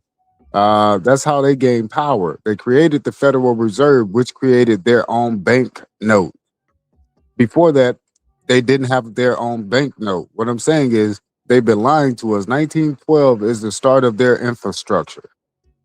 Prior to 1912, there was the eugenics leading up to 1912. So they needed money to make money. But they had to get in office first. That's what those people came over from Ellis Island and Philadelphia and all those ports for and after 1895 to have voters to vote them in office. It took them until 1912 to get a white man in office. That's wicked. Hold on, now. We can't say that. Now we can't say that. You say 1912, but we ain't gonna get on that. We ain't gonna argue that today. We ain't gonna argue that today. We're gonna get back and kind of ponder on this historical shit that's going on. I don't know if you ever seen us take over another country like this before? Yeah. Don't we run Japan? Don't we run the archipelago, That's what so I'm to saying. Man, speak? I was young during that time, so I really don't know that whole get down or kind of why they was doing whatever they was doing. It's like I don't even know why they was doing whatever they doing over here. Just like I say, I just kind of just hear in Venezuela here recently they was bombing them boats. Now we done took over the country. I know it's a whole more story than that, though. You know what I'm But then saying? didn't we take over the Spanish Empire? So wasn't the Spanish Empire of some type of existence in history? What happened to it? The United States took it over, right? Yeah, that's a fact. Okay, then. So the United States been big stepping. And that's why they feel like nigga, we the one put y'all on down there. That's crazy. Who owns the Panama Canal? The United States. Who just renamed the Gulf of America? Yeah, The United States. they renaming shit. It's called the Gulf of America now. It's been Mm-hmm. lost. Hold on, Because man. that just really united the Americas again. It's no longer called the Gulf of America. I mean, Gulf of Mexico, which didn't encompass all of the Americas, because all of the Americas use that little cove that we called the Gulf of Mexico, but it's actually the Gulf of America because So it's do one you think continent. that? So do you think that all presidents should have been moving like this, or um, is this really not the way as far as how presidents should be moving or where America should be going? No, these presidents are going to move in a way that they pre-planned years in advance. That's Pre-planned. what's going on. So this is just their plan that they're playing out to stay in control. Again, these foreigners got to move like the plan said 100 years ago to move. If one of them get off balance, they got to take them out. I mean, they're in the gang themselves. That's what's going on here. There's a Democrat gang, there's a Republican gang. And some people don't like Democrats and some people don't like Republicans, but that's what they like. They like you to not like one of the parties to get on board with the other party. And didn't Trump say he was about to start his own party?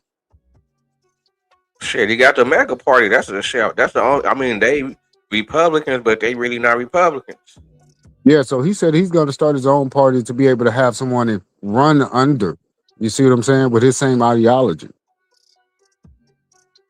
Yeah, And do that's you him and remember the Trump card? the heads and shit. So all them motherfuckers don't agree with him.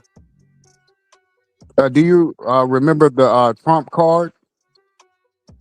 There was a Trump card back in the day. It was the Illuminati Trump card. You remember that? Oh yeah. So again, this is a pre-plan with this whole Trump thing. And again, who did he run with on a biblical narrative? He ran with Pence.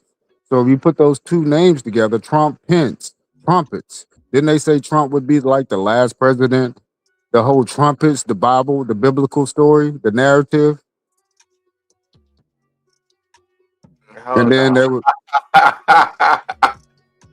Yeah, absolutely. Oh no, man. That's crazy. That's a crazy flip right there. so yeah. This is what this is for. This is to keep religion alive. Again, that's why you had the Charlie Kirk situation unravel under his watch, also because why was everybody getting shot at on Trump's team only? Because the Kirkster guy was supposed to be a Trump team member as well too. And, Kirkster also was in cahoots with Kanye and Candace Owens. That's how they got started. That's how he got big. Because you remember they was wearing the White Lives Matters shirts together. That's where they got it from. They were all part of that Kirkster movement. So it's all a big show, man. Of course, they just want certain people to gravitate towards certain things, and the ones that don't, we got another party for you to fall under. That's all this is about. If you're gonna trick the masses, you got to have something for all of them to eat. What kind of candy this one like, opposed to that one? It's called theater. Like you ain't gonna like every one of Tyler Perry's plays, but you're gonna at least like one of them. You're gonna laugh your ass off on one of those plays.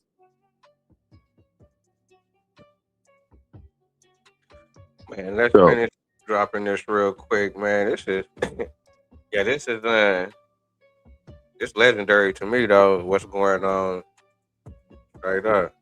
1,000 miles away. We built Venezuela oil industry with American talent, drive, and skill, and the socialist regime stole it from us during those previous administrations, and they stole it through force. This constituted one of the largest thefts of American property in the history of our country. Considered the largest theft of property in the history of our country. Massive oil infrastructure was taken like we were babies, so we didn't do anything about it. I would have done something about it. America will never allow foreign powers to rob our people or drive us back into and out of our own hemisphere. That's what they did. Furthermore, under the now deposed dictator Maduro, Venezuela was increasingly hosting foreign adversaries in our region and acquiring menacing offensive weapons that could threaten U.S. interests and lives. And they used those weapons last night. Potentially in league with the cartels operating along our border.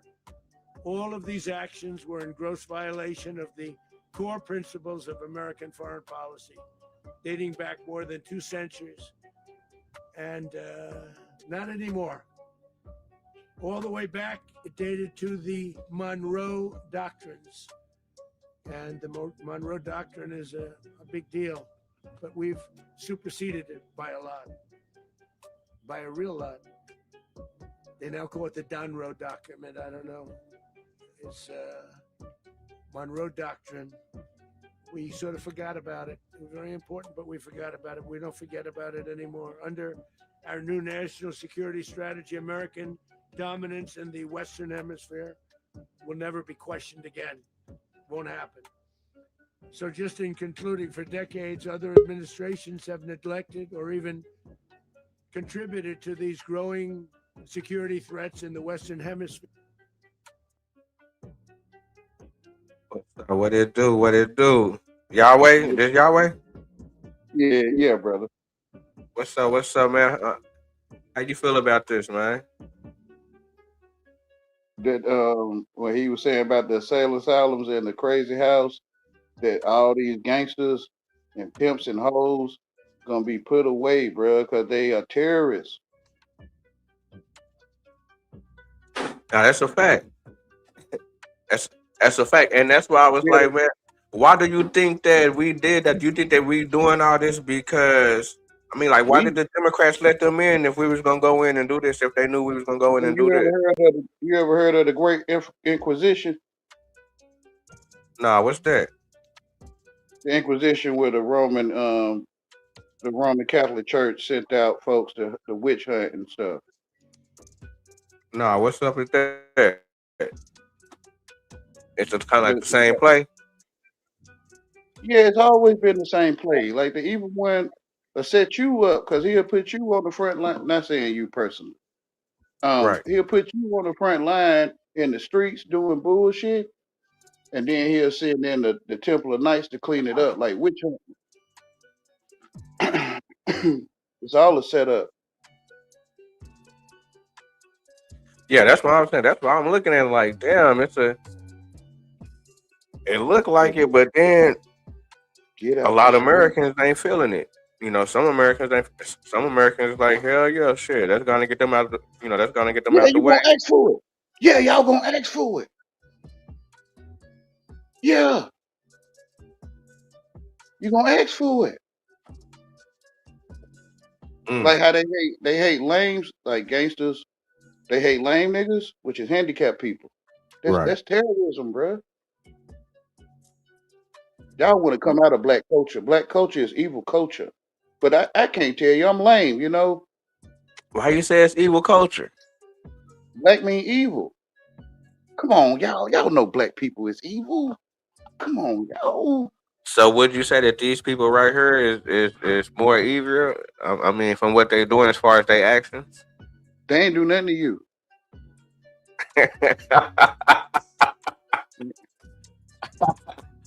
That's a fact. Nah, that's a fact. That's a fact. And it really Yeah. ain't none of my business. Yeah, But y'all then want again, to get out of black culture. I'm telling you. You claiming to be evil. Think about it when they write it in the history book, right? Say 1,000 years from writing the history book that black people had pimps and hoes. They will put their children out when they get a certain age. Um, they'll put you out if you ain't putting in on the bills. They hate handicapped people, lames, right? When they write it in the history, black people, black mean evil. well, I don't know about that. We'll have an argument about that another day. Well, you remember they said the Egyptians had slaves to build the pyramids, right? Right. Okay. So do you think that's where they got that? Do you think that's where they learned all this shit from? What part? What part are you talking about? As far as they evil part, as far as because I guess they were so called enslaved first, and I guess the Egyptians was treating them a certain way, and they learned the ways from the Egyptians, and now they going around terrorizing. Is that what you're saying? Yeah, niggas are the Egyptians. Right. And you saying that we taught them how to terrorize, and now it's just coming back on us. Yeah, which is the Great Inquisition. He was talking about the crazy house. Mm-hmm. Yeah, black people need some help. You feel what I'm saying? Yeah, I really just It's a, want to say black people. it's a I really want setup. Like to say black people. it's a setup. You remember, on the Egyptian walls how they wear skirts and eyeliner. Right. Okay, them niggas was gay. I don't know Yeah, about that niggas one, wearing skirts and eyeliner right now today.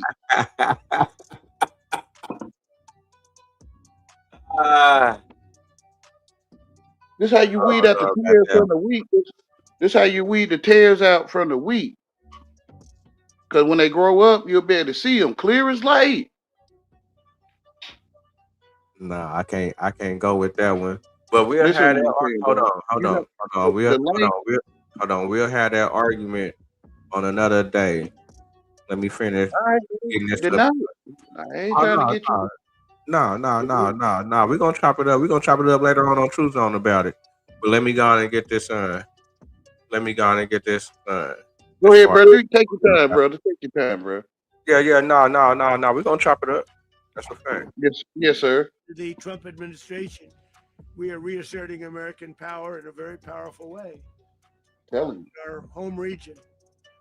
And our home region is very different than it was just a short while ago. The future will be, and we did this in my first term. We had great dominance in my first term, and we have far greater dominance right now. Everyone's coming back to us.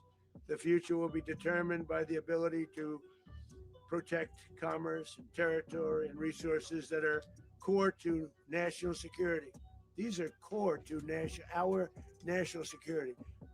Just like tariffs are, they made our country rich, and they've made our national security stronger than ever before. But these are the iron laws that have always determined global power, and we're going to keep it that way. We will secure our borders. We will stop the terrorists. We will crash the cartels, and we will defend our. I'm telling you. All threats, foreign and domestic. Other presidents lack the courage or whatever to defend America. But I will never allow terrorists and criminals to operate with impunity against the United States. Black people, This which is extremely black. successful Whatever. operation should serve as warning to anyone who would threaten American sovereignty or endanger American lives. Very importantly, the embargo on all Venezuelan oil remains in full effect.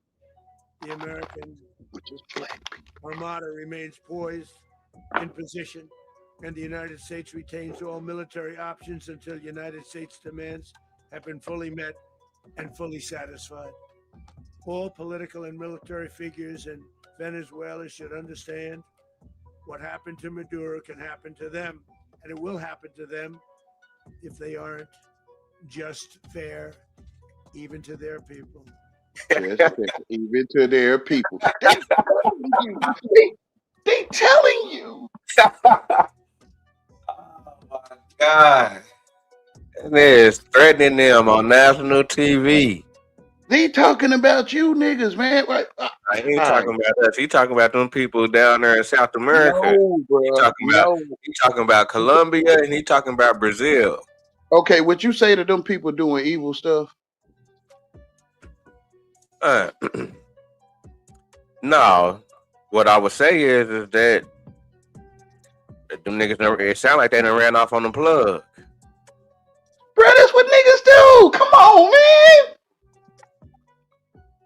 That's But what them ain't niggas no do. niggas down there. Them is Latinos. No, listen what I'm saying. Listen what I'm saying. A black person, an ignorant person is a nigga, right? Okay, so you just saying they acting like a nigga. They're a nigga. Okay, I got No, you. what I I'm got saying is that you. I'm trying to talk to you in regular English, Okay, so not we need you to get out that crazy. mindset. Okay, you said Yeah. we need to get out that mind. Okay, I understand what you're Yeah, I'm saying. trying to talk to you in regular English, Right. not slang. Like Okay, I got you. I understand what you're saying. You know how when niggas get a female drunk to do things with her? That's trafficking, bruh. That's a fact. Okay, bruh. You being set up. You remember when they built them insane asylums? They look like castles and shit. That's a fact. Okay, and then they closed down, right? So they gonna open them back up for niggas, cause niggas is fucking crazy. Come on, y'all. Man, stop it, man. Hold on, man. Dictator and terrorist Maduro is finally gone in Venezuela. Y'all say niggas is crazy. Again, been a long time for them, but they're free. America is a safer nation. This morning, it's a prouder nation this morning because it didn't allow this horrible person and this country that was doing very bad things to us. It didn't allow it to happen. And the Western Hemisphere is right now a much safer place to be. So I want to thank everybody for being here. Thank you. I want to thank General Raisin Kane. He's I'm a fantastic lame man. I've worked with a lot of generals. I worked that with some black people hate. some I didn't respect. I worked with some that just weren't good. But this guy is fantastic. I I'm watched trying to tell y'all, get the fuck out of there. Get out of on sovereignty. I mean, it was an attack there. for justice. And I'm very proud of him. And I'm very proud of our Secretary of War, Pete Hegseth, who I'm going to ask to say a few words. Thank you very much. Hey, brother, you remember after 9/11 they passed the Patriot Act? Thank you, Mr. President. That they're gonna watch what about it? They said they're gonna watch all Americans. Yeah. Right. Cause the lame haters was in America. Right. Okay, so the lame haters in America, which is handicapped people. Black people hate handicapped people. Come on, y'all. Man. What they Y'all hold on. saying it out your mouth. Y'all No, so y'all hold saying on. Is you saying that the president of Venezuela was handicapped? no, I'm saying the ones that whoever he's saying went after the people they went after to do violence, they was lames. Come on, y'all. Only lames get fucked with. Hold on real quick. Let's see what the secretary I guess Yes, whoever sir. this dude is, the next up in line. Yes, sir. Be a commander in chief the world respects and the American people deserve. And as the president said, words can barely capture the bravery and the power and the precision of this historic operation. A massive joint military and law enforcement raid flawlessly executed by the greatest Americans our country has to offer. American warriors are second to none, the best in the world and the best of our country. What all of us witnessed last night was sheer guts and grit, gallantry and glory of the American warrior. I'm simply humbled by such men. And I tip my hat to our chairman, Dan Raisin Kane, and all those Americans who stood watch last night. Our warriors are the elite of America, and again, President Trump has your back. No other country on planet Earth, and it's not even close, could pull this kind of operation off. And no other president has ever shown this kind of leadership, courage, and resolve. The most powerful combination the world has ever seen. As the president said, our adversaries remain on notice. America can project our will. You remain on notice. The coordination, the stealth, the lethality, the precision, the very long arm of American justice, all on full display in the middle of the night. Nicolas Maduro had his chance, just like Iran had their chance, until they didn't and until he didn't. After round, and he found out. You remember in the movie, Up, man. you remember in the movie Black Panther, they bought a bunch of those red books, which is communist books, and they were selling them to get What about it? to get pistols. To get Right. pistols. Hold on, you say what now? In the movie Black Panther, they had bought a bunch of communist red books, and they were selling them so they can get pistols. Right. Okay, so they connected the Black Panthers with the communists. Right. Right, so they're gonna connect those that deal and pimp and all that with the Venezuelans. Well, man, I think this is more just about, them people gonna always, get caught up in crime and stuff like that. That's just regular crime. This Which right is here is good. on a whole nother level. Nah, this right here is on a whole nother level. Which is This black is people. nah. I'm not This is talking on about, another talking level. about skin color, brother. I'm not talking about skin color. I know. You're just talking about that accent, but I'm Black saying no. black mean evil, dirty, unclean, or Nah, African. man. Nah. Come on, man, look it up. Nah, Look it I up. can't give you that one. Black mean evil, bruh. Hold on serious real about quick. stopping the flow of gangs and violence. Look it up. Deadly serious about stopping the flow of drugs and poison to our people. They telling you. About getting back the oil that was stolen from us. And deadly serious about reestablishing American deterrence and I dominance. told people years ago, listen, y'all. This is You about want the to safety, fuck out of security, coat. freedom, and prosperity of the American people. This is America first. This is peace through strength. And the United States War Department is proud to help deliver. Welcome to 2026, and under President Trump, America is back. I'd like to welcome now our chairman, Chairman Raising Cane, to give a few more details about the operation.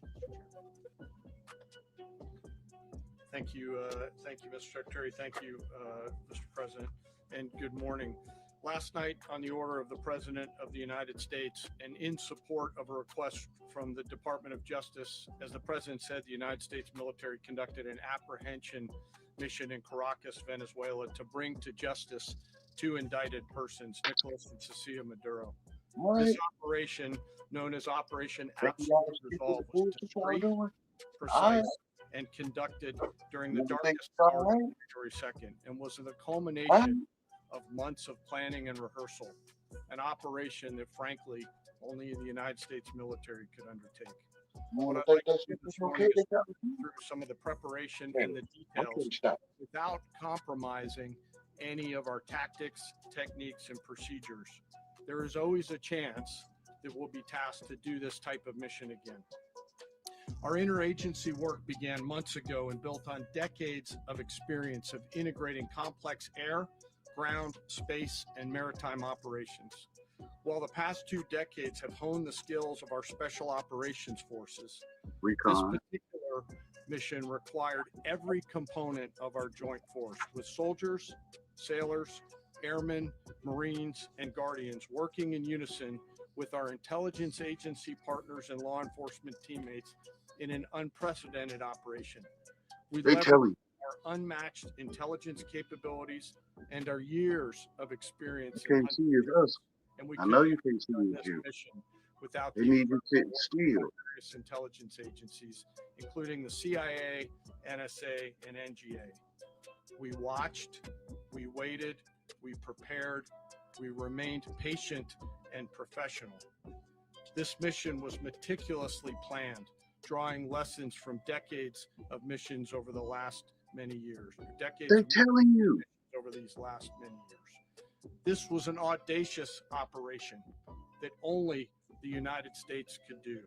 It required the utmost of precision and integration within our joint force. And the word integration does not explain the sheer complexity of such a mission.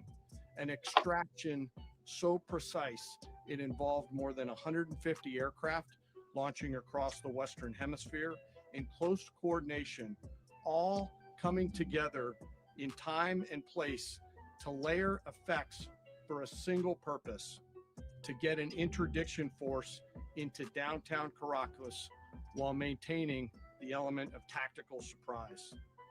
Failure of one well-oiled machine would have endangered the entire mission, and failure is never an option for America's joint force. Those in the air over Caracas last night were willing to give their lives for those on the ground and in the helicopters. Let me talk a little bit about the preparation. After months of work by our intelligence teammates to find Maduro and understand how he moved, where he lived, where he traveled, what he ate, what he wore, what were his pets. In early December, our force was set pending a series of aligned events. Key was choosing the right day to minimize the potential for civilian harm and maximize the element of surprise. Minimize the harm to the indicted personnel, so as the president said, they could be brought to justice. And as the president said earlier today, Venezuela is always a factor this time of the year. And over the weeks through Christmas and New Year's, the men and women of the United States military sat ready, patiently waiting for the right triggers to be met and the president to order us into action. Yeah, y'all hate lanes. Weather broke just enough, clearing a path You know, selling slaves online. skilled aviators in the world could maneuver through. Ocean, mountain, low cloud ceilings. But when tasked with a mission, this organization does not quit. At 10:46 p.m. Eastern Time last night, the president ordered the United States military to move forward with this mission. He said to us, and we appreciate it, Mr. President, good luck and Godspeed. And those words were transmitted to the entire joint force. Over the course of the night, aircraft began launching from 20 different bases on land and sea across the Western Hemisphere. In They total, tell you. 150 aircraft, bombers, fighters, intelligence, reconnaissance, surveillance, rotary wing were in the air last night. Thousands and thousands of hours of experience were airborne. Our youngest crew member was 20, and our oldest crew member was 49. And there's simply no match for American military might. As the night began, the helicopters took off with the Y'all extraction ain't no match for law military. enforcement officers and began their flight into Venezuela at 100 feet above the water. Some As people they probably approached hear the me. Venezuelan Get shores, the hell the out United of States black began culture. layering different effects provided by Spacecom, Cybercom, and other members of the interagency to create a pathway. Overhead, those forces were protected by aircraft from the United States Marines, the United States Navy, the United States Air Force, and the Air National Guard. The force included F-22s, F-35s, F-18s, EA-18s, E-2s, B-1 bombers, and other support aircraft, as well as numerous remotely piloted drones. As the force began to approach Caracas, the Joint Air Component began dismantling and disabling the air defense systems in Venezuela, employing weapons to ensure the safe passage of the helicopters into the target area. The goal of our air component was, and always will be to protect the helicopters and the ground force and get them to the target and get them home. As the force crossed the last point of high terrain where they'd been hiding in the clutter, we assessed that we had maintained totally the element of surprise. As the force ingressed towards the objective at low level, we arrived at Maduro's compound at 1:01 a.m. Eastern Standard Time, or 2:01 a.m. Caracas local time, and the apprehension force descended into Maduro's compound and moved with speed, precision, and discipline towards their objective, and isolated the area to ensure the safety and security of the ground force while apprehending the indicted persons. On arrival into the target area, the helicopters came under fire, and they replied with that fire with overwhelming force and self-defense. One of our aircraft was hit, but remained flyable. And as the president said earlier today, all of our aircraft came home, and that aircraft remained flyable during the rest of the mission. As the operation unfolded at the compound, our air and ground intelligence teams provided real-time updates to the ground force, ensuring those forces could safely navigate the complex environment without unnecessary risk. The force remained protected by overhead tactical aviation. Maduro and his wife, both indicted, gave up and were taken into custody by the Department of Justice, assisted by our incredible U.S. military with professionalism and precision, with no loss of U.S. life. After securing the indicted persons, the force began to prep for departure. Helicopters were called in to exfiltrate the extraction force, while fighter aircraft and remotely piloted aircraft provided overhead coverage and suppressive fire. There were multiple self-defense engagements as the force began to withdraw out of Venezuela. The force successfully exfiltrated and returned to their afloat launch bases, and the force was over the water at 3:29 a.m. Eastern Standard Time with indicted persons on board. And both Maduro and his wife were embarked aboard the USS Iwo Jima. In closing, what we've witnessed today is a powerful demonstration of America's joint force. We think, We develop, we train, we rehearse, we debrief, we rehearse again and again, not to get it right, but to ensure that we cannot get it wrong. Our jobs are to integrate combat power so when the order comes, we can deliver overwhelming force at the time and the place of our choosing against any foe anywhere in the world. I am immensely proud today of our joint force and filled with gratitude to represent them here today. There is simply no mission too difficult for these incredible professionals and the families that stand by them and support them. As we stand here this morning, our forces remain in the region at a high state of readiness, prepared to project power, defend themselves, and our interests in the region. This operation is a testament to the dedication and unwavering commitment to justice and our resolve to hold accountable those who threaten peace and stability. In closing, I want to express my heartfelt gratitude to the brave men and women who executed this mission. Their courage and tireless commitment to our nation are what makes us strong. Thank you, Mr. Secretary, and thank you, Mr. President. Well, I don't have much to add to what you've heard now, other than the following points. Nicolas Maduro was indicted in 2020 in the United States. He is not the legitimate president of Venezuela. That's not just us saying it. The first Trump administration, the Biden administration, the second Trump administration, none of those three recognized him. He's not recognized by the European Union and multiple countries around the world. He is a fugitive of American justice with a $50 million reward, which I guess we saved $50 million. And We should make sure. yeah, exactly. But Don't let anybody claim it. Nobody deserves it but us. But I want to be clear about one thing. Nicolas Maduro had multiple opportunities to avoid this. He was provided multiple very, very, very generous offers and chose instead to act like a wild man, chose instead to play around. And the result is what we saw tonight. The other message here is the following. You have a guy, like many people around the world, they like to play games. You have a guy who decides he's going to invite Iran into his country, is going to, do the confiscation of American. So that was the lick. Iran.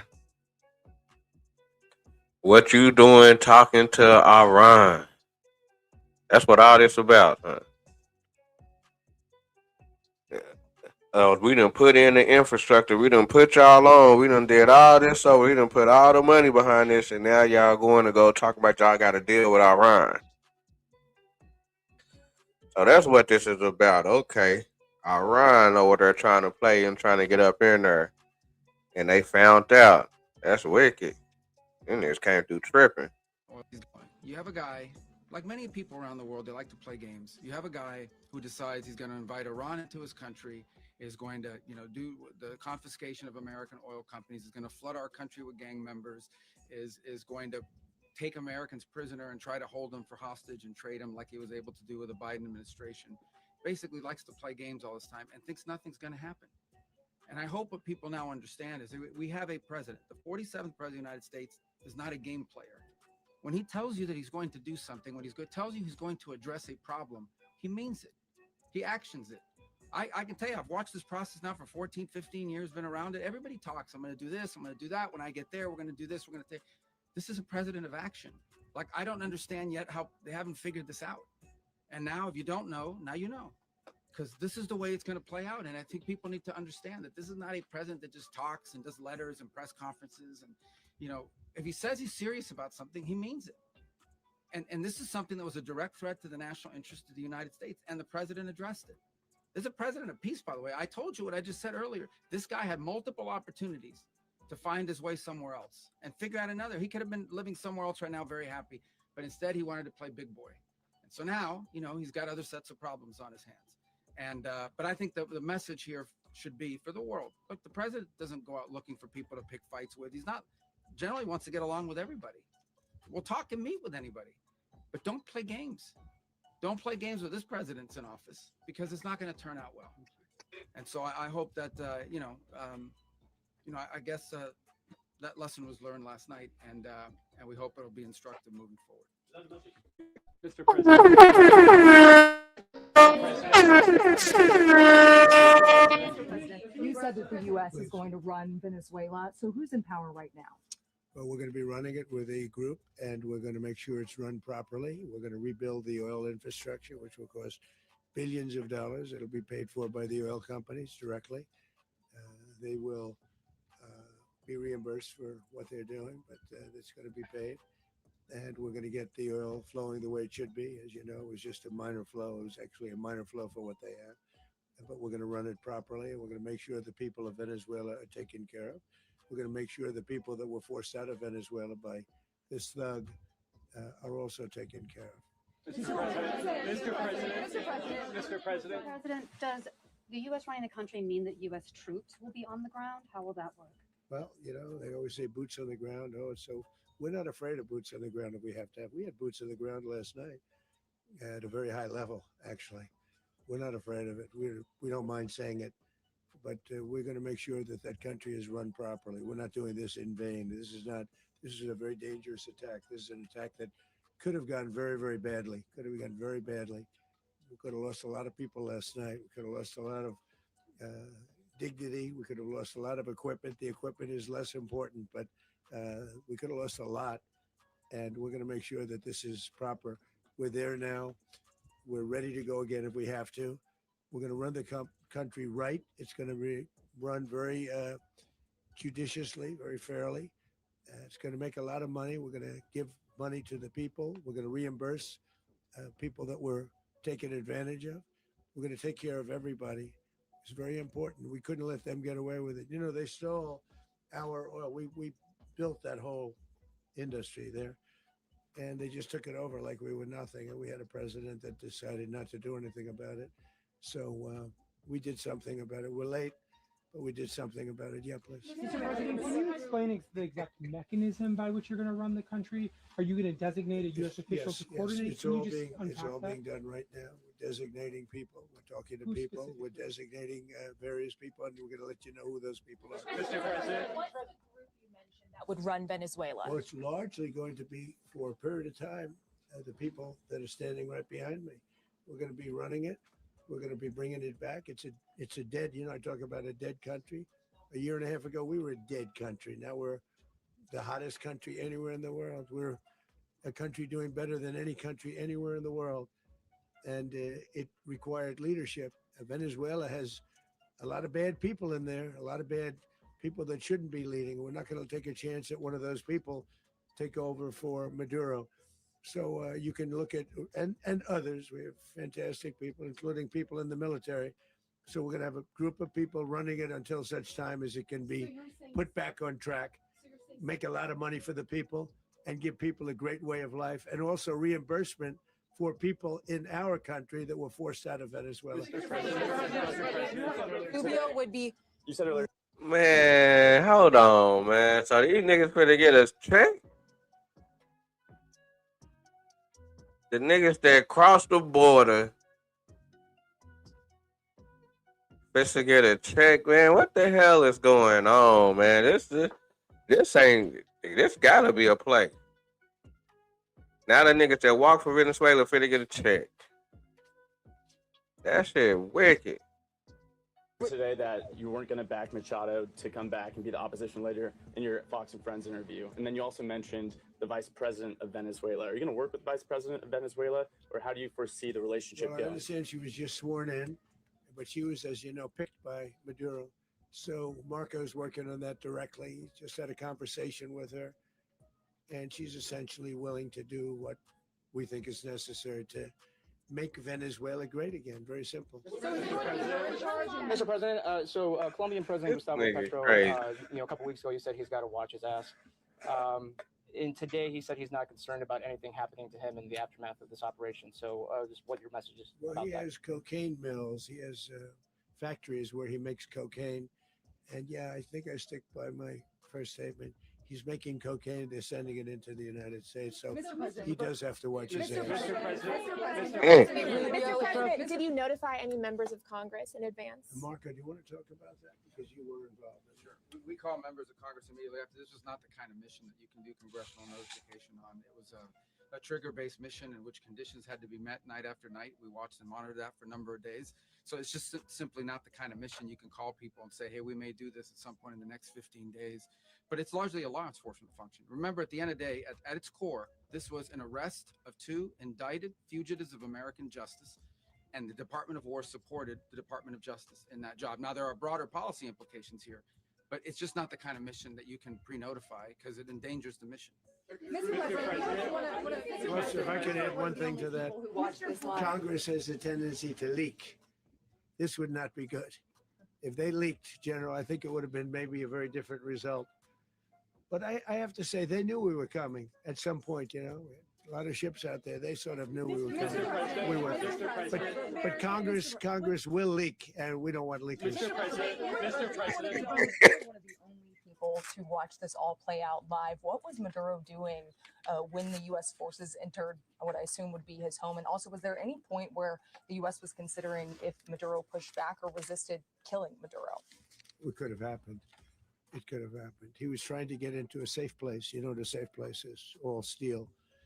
And he wasn't able to make it to the door because our guys were so fast. They went through the opposition so fast. And there was a lot of opposition. You know, people were wondering, do we get them by surprise? Sort of surprised, but they were waiting for something. It was a lot of opposition. There was a lot of gunfire. You saw some of it today. Damn, so they ran through, like the niggas came through and got motherfucking Scarface. So there was a lot of opposition, but the nigga wasn't able to get to his crawl place or his safe place that was surrounded by metal.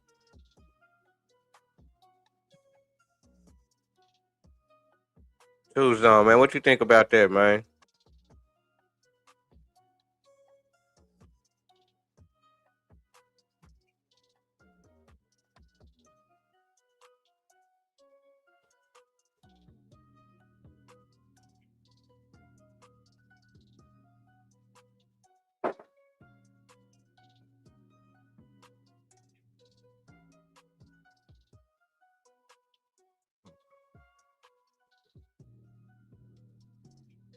What's up? What you think about that, man?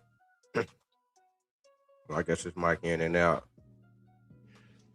But he was trying to get to his safe place, which wasn't safe because we would have had the door blown up in about 47 seconds, they say on average, regardless of how thick the seal was. It was a very thick door. It was a very heavy door, but he was unable to get to that door. He made it to the door. He was unable to close it. So where is Maduro going to be? Go ahead, finish. Where is Maduro going to be in the time being right now? Do you know his exact Well, whereabouts? eventually, ultimately, in the near future, he's going to be brought to New York. And where is he going to be held? Where is he going to be held in New York? Do you know? That's going to be up to the officials that do these things. Mr. President, the U.S. has something of a mixed track record of ousting dictators without necessarily a plan for what comes afterwards. Did that weigh on your decision? Well, that's when we had different presidents, but with me, that's not true. With me, we've had a perfect track record of winning. We win a lot, and we win. If you look at Soleimani, you look at al-Baghdadi, you look at the Midnight Hammer. Midnight Hammer was incredible. Right now, you wouldn't have peace in the Middle East. We have essentially peace in the Middle East because of that. If we weren't successful with Midnight Hammer, you wouldn't have peace in the Middle East. So, with me, you've had a lot of victory. You've had only victories. You've had no losses. Yeah. Mr. President, can you? How long do you expect the U.S. to run Venezuela, and how soon do you want the Venezuelan people to hold elections? So I'd like to do it quickly, but it takes a period of time. You know, we're rebuilding. We have to rebuild their whole infrastructure. The infrastructure is rotted. It's actually very dangerous. It's blow up territory. Oil is very dangerous. It's a very dangerous thing to take out of the ground. It can kill a lot of people. It has killed a lot of people doing just that. The infrastructure is old. It's rotted. Much of it is stuff that we put there 25 years ago, and we're going to be replacing it. And we're going to take a lot of money out so that we can take care of the country. Are you saying that Secretary Rubio and Mr. President, China, Russia, and Iran have interests in Venezuela? How does this operation affect your relationships with them when it comes to the oil and drugs? China, Russia, and Iran. How they all got interest over there? All three of them? That's wicked. And Russia, Well, Russia when we get things straightened out. But in terms of other countries that want oil, we're in the oil business. We're going to sell it to them. We're not going to say we're not going to. In other words, we'll be selling oil probably in much larger doses because they couldn't produce very much because their infrastructure was so bad. So we'll be selling large amounts of oil to other countries, many of whom are using it now, but I would say many more will come. Are you saying that, Mr. President, are you saying that? Oh, Mr. President, thank you. What is your message to the people of Venezuela today? Of course, the civilian population specifically, they have a lot of questions. What is your message to the people of Venezuela? That you're going to have peace, justice. You're going to have some of the riches that you should have had for a long period of time. It was stolen from you. But you're going to have peace and you're going to have safety. You're going to have justice. You're going to have a country. You're going to have a real country. You're going to have potentially a great country. You know, if you go back 20 years, maybe even a little longer ago, that was a great country. And they destroyed it. Remember, I said that if we lose this election, the United States will be Venezuela on steroids. That's what would have happened. Had we lost the election, the 2024 election, we suffered so badly. When you look at the border from 2020, what they did, what Joe Biden administration did to our country should never be forgotten. But if we had to go through another year of that, we would be exactly where Venezuela was in terms of, I used to say, if they win, we're going to be Venezuela on steroids, and that's what would have happened. President, thank you. Are you saying that Secretary Hegseth and Rubio are going to be running Venezuela, and will you be sending in U.S. military They're troops going to to be a provide? team that's working with the people of Venezuela to make sure that we have Venezuela right. Because for us to just leave, who's going to take over? I mean, there is nobody to take over. You have a vice president who's been appointed by Maduro. And right now she's the vice president and she's, I guess, the president. She was sworn as president just a little while ago. She had a long conversation with Marco and she said, we'll do whatever you need. I think she was quite gracious, but she really doesn't have a choice. We're going to have this done right.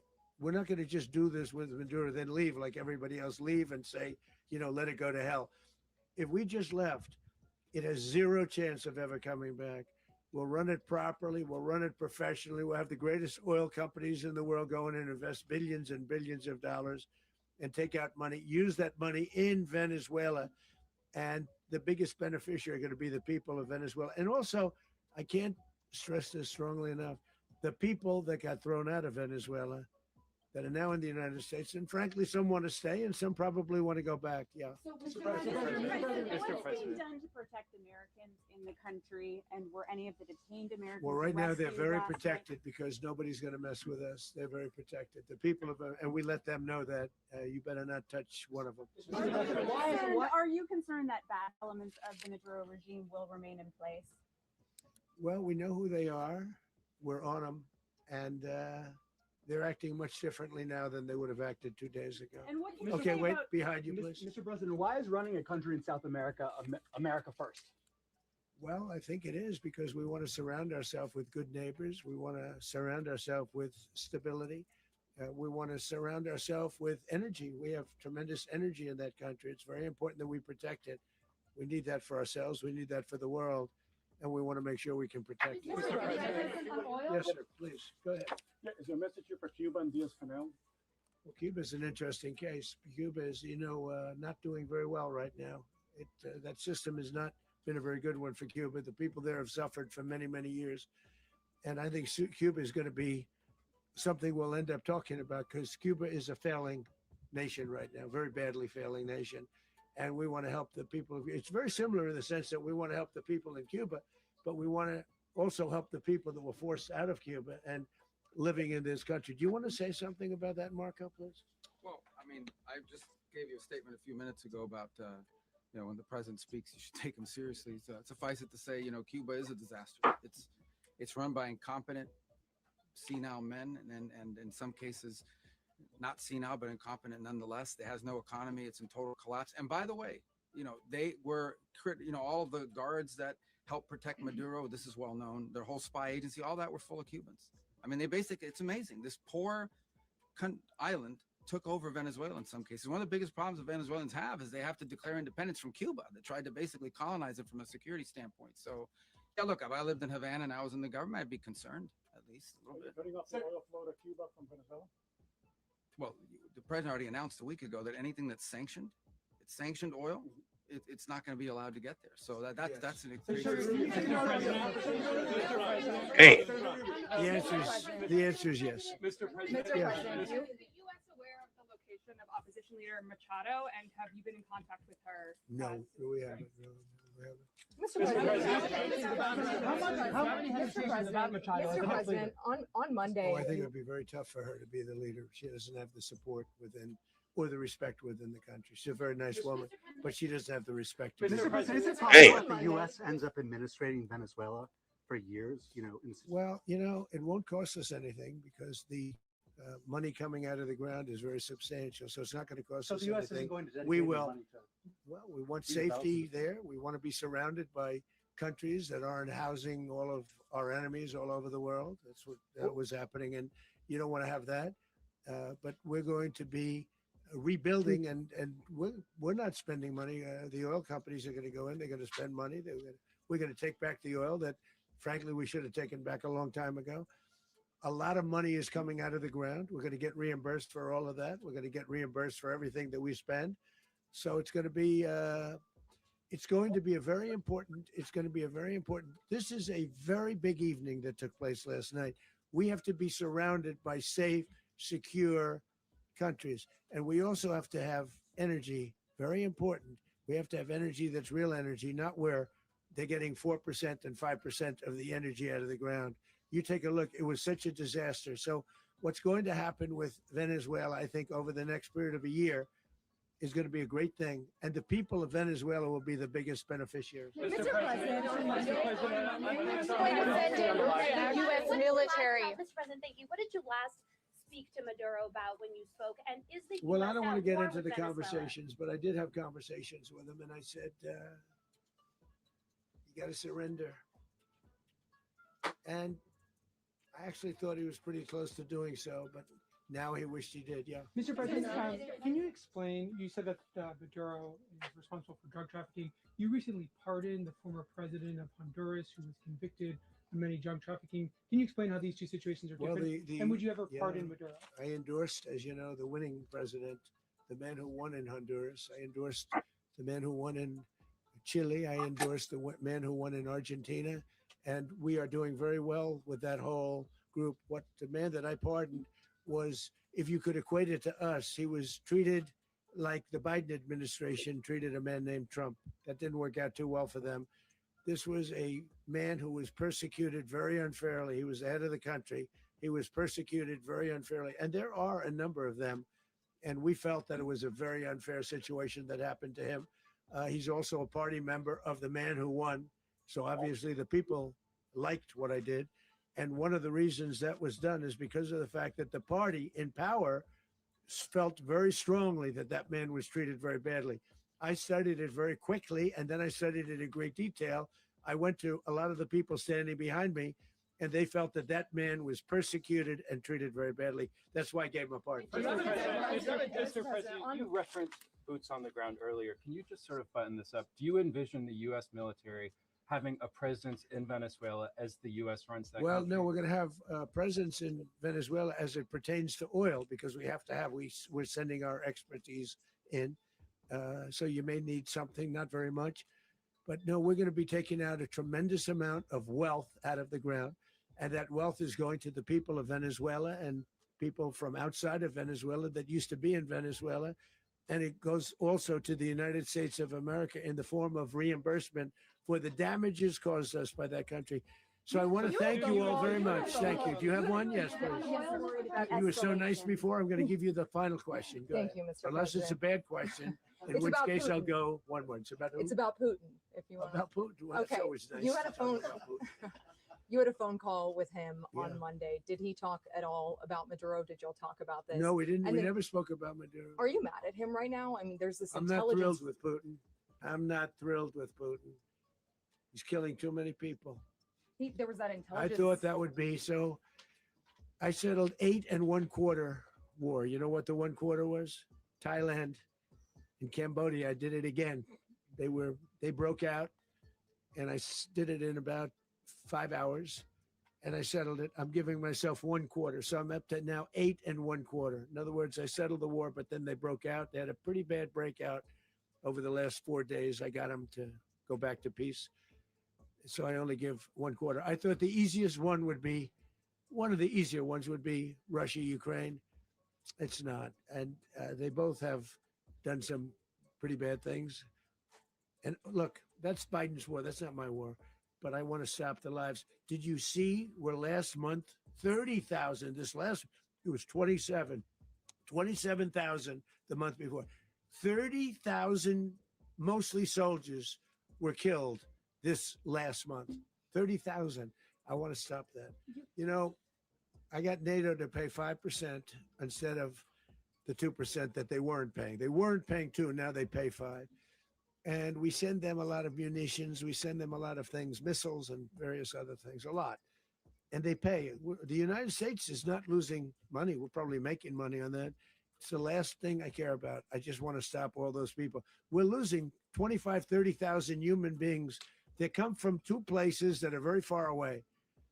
But if I can stop, because it's something I've been pretty good at doing, deals, I guess. It's all a deal. Life is a big deal.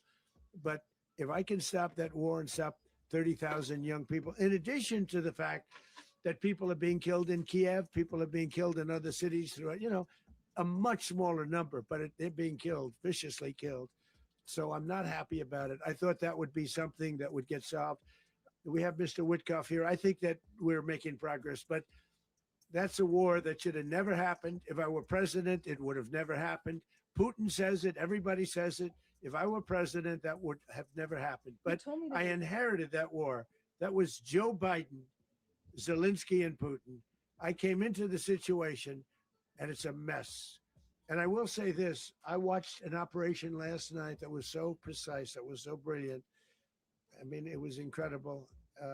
If we had our people, like this general and our people involved, that war would not have gone on very long, that I can tell you. told me That war, to use an old term, that war has become a bloodbath, and we want it to get stopped. Thank you very much.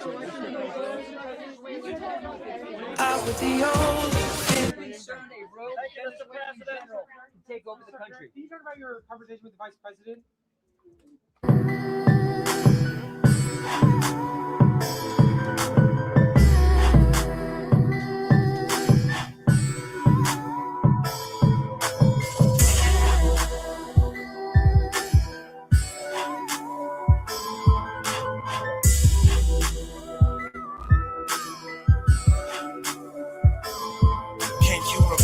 War must be war, you got your cannon on. 9-4 face on the floor, soon as the cannon drawn. Niggas fake thuggin', don't give a fuck when the game come on. Thumbing through this chicken number killers in my living room. I need 30 bands a month till my children grow. I know the feeling's gone, so I'm here to live it for 'em. I don't like rap unless you live your songs. But if you don't like Jack, you haven't lived it all. Before you just hate, why don't you give your all? Seems like you got all the answers, but won't shock the world. 36 dancing, we vamping, we on top of the world. 30 in my cannon, lamping with a drug dealer's girl. Something you'll get in the way. Sometimes I wonder why we. Seems like there's something in my reach. But then it's not there when I find my way. Let 30 shots off all on the freeway. Sucker thought he was getting away, caught a delay. New money, new bitch. I do it for my niggas locked up in the pen. I do it for the pain and the struggle and the win. Every time I pull a sack out, I gotta win. Can't believe it's not butter when it melt down. When they light it on the pipe, it's all butter now. So I cop it and sell it, I put it on the block. Even your baby mama could get 100 shots. It feel like I see my granny the other day. It been 5 years since she died the other day. I copped a 20 pack and got it off the next day. It's the mob, couldn't tell me how to move, man. It whack for talking up in a nigga face. You couldn't tell me how to move when I'm in the base.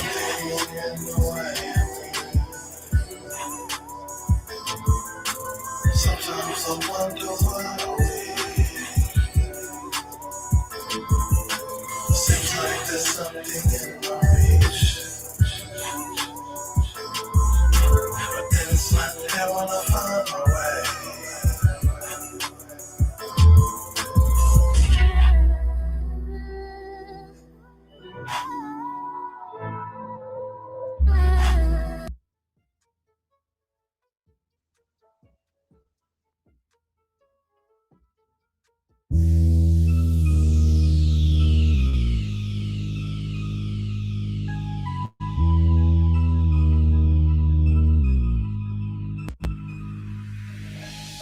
I buy some blood and it better be great. So on, you'll never relate. Hard to know how much cheddar we make, cause it's cocaine on the president's face. You wanna see the feds running my place? I ain't scared, I got my gun on my waist. It's hard to know how much money we make, cause cocaine cover up the president's face. You can have it in the Franklin or Washington. Powder on my nose, celebrity, yeah, I'm popular. I'm keeping the blow, I gotta go, I'm making a mob move. No, everybody can't do what I do. I'm a nigga from the streets and run with the beast. There's a pimp from the east, that's Oakland, nigga. I'm a nigga that's a creep and gotta roll deep, cause I carry big heat while I'm smoking, nigga. Stop getting super high, you acting all funny. You be off that sawdust cut, plain dummy. Funny nigga, I laugh cause I've been watching. Locked up, out now, still niggas be talking. Get your money, yeah, powder for a rich nigga. Powder off a brick, on a bitch, I'm pimp, nigga. Making money, I'm fast, just like a money counter. I got bricks, but love to keep the powder in the dollar. I buy some blood and it better be great. So on, you'll never relate. Hard to know how much cheddar we make, cause it's cocaine on the president's face. You wanna see the feds running my place? I ain't scared, I got my gun on my waist. It's hard to know how much money we make, cause cocaine cover up the president's face. I never be invited to the president's place, but get indicted just for trying to keep my residence laced. I'm excitement, eating bison on the Liberty Saint, and that's a yacht about to dock with cocaine in our place. I pour a 5 and a pop, sipping lean for the chase. Word cup will knock you out like a brick to the face, but this coke will wake you up like a clip in your face. I'm getting stoned on the stove, turning kicks in the bass. Real niggas show me love when I visit they states. Gave us drugs and guns so our visits were safe. Mother, turn the club up when I enter the place. If you test the thug, that'll be the end of your life. We the illest niggas cause we remember the life. 2001, we was sending them ice. Served the young boys up, then we sent them on flights. We got back with the guap and bought whatever we like. I buy some blood and it better be great. So on, you'll never relate. Hard to know how much cheddar we make, cause it's cocaine on the president's face. You wanna see the feds running my place? I ain't scared, I got my gun on my waist.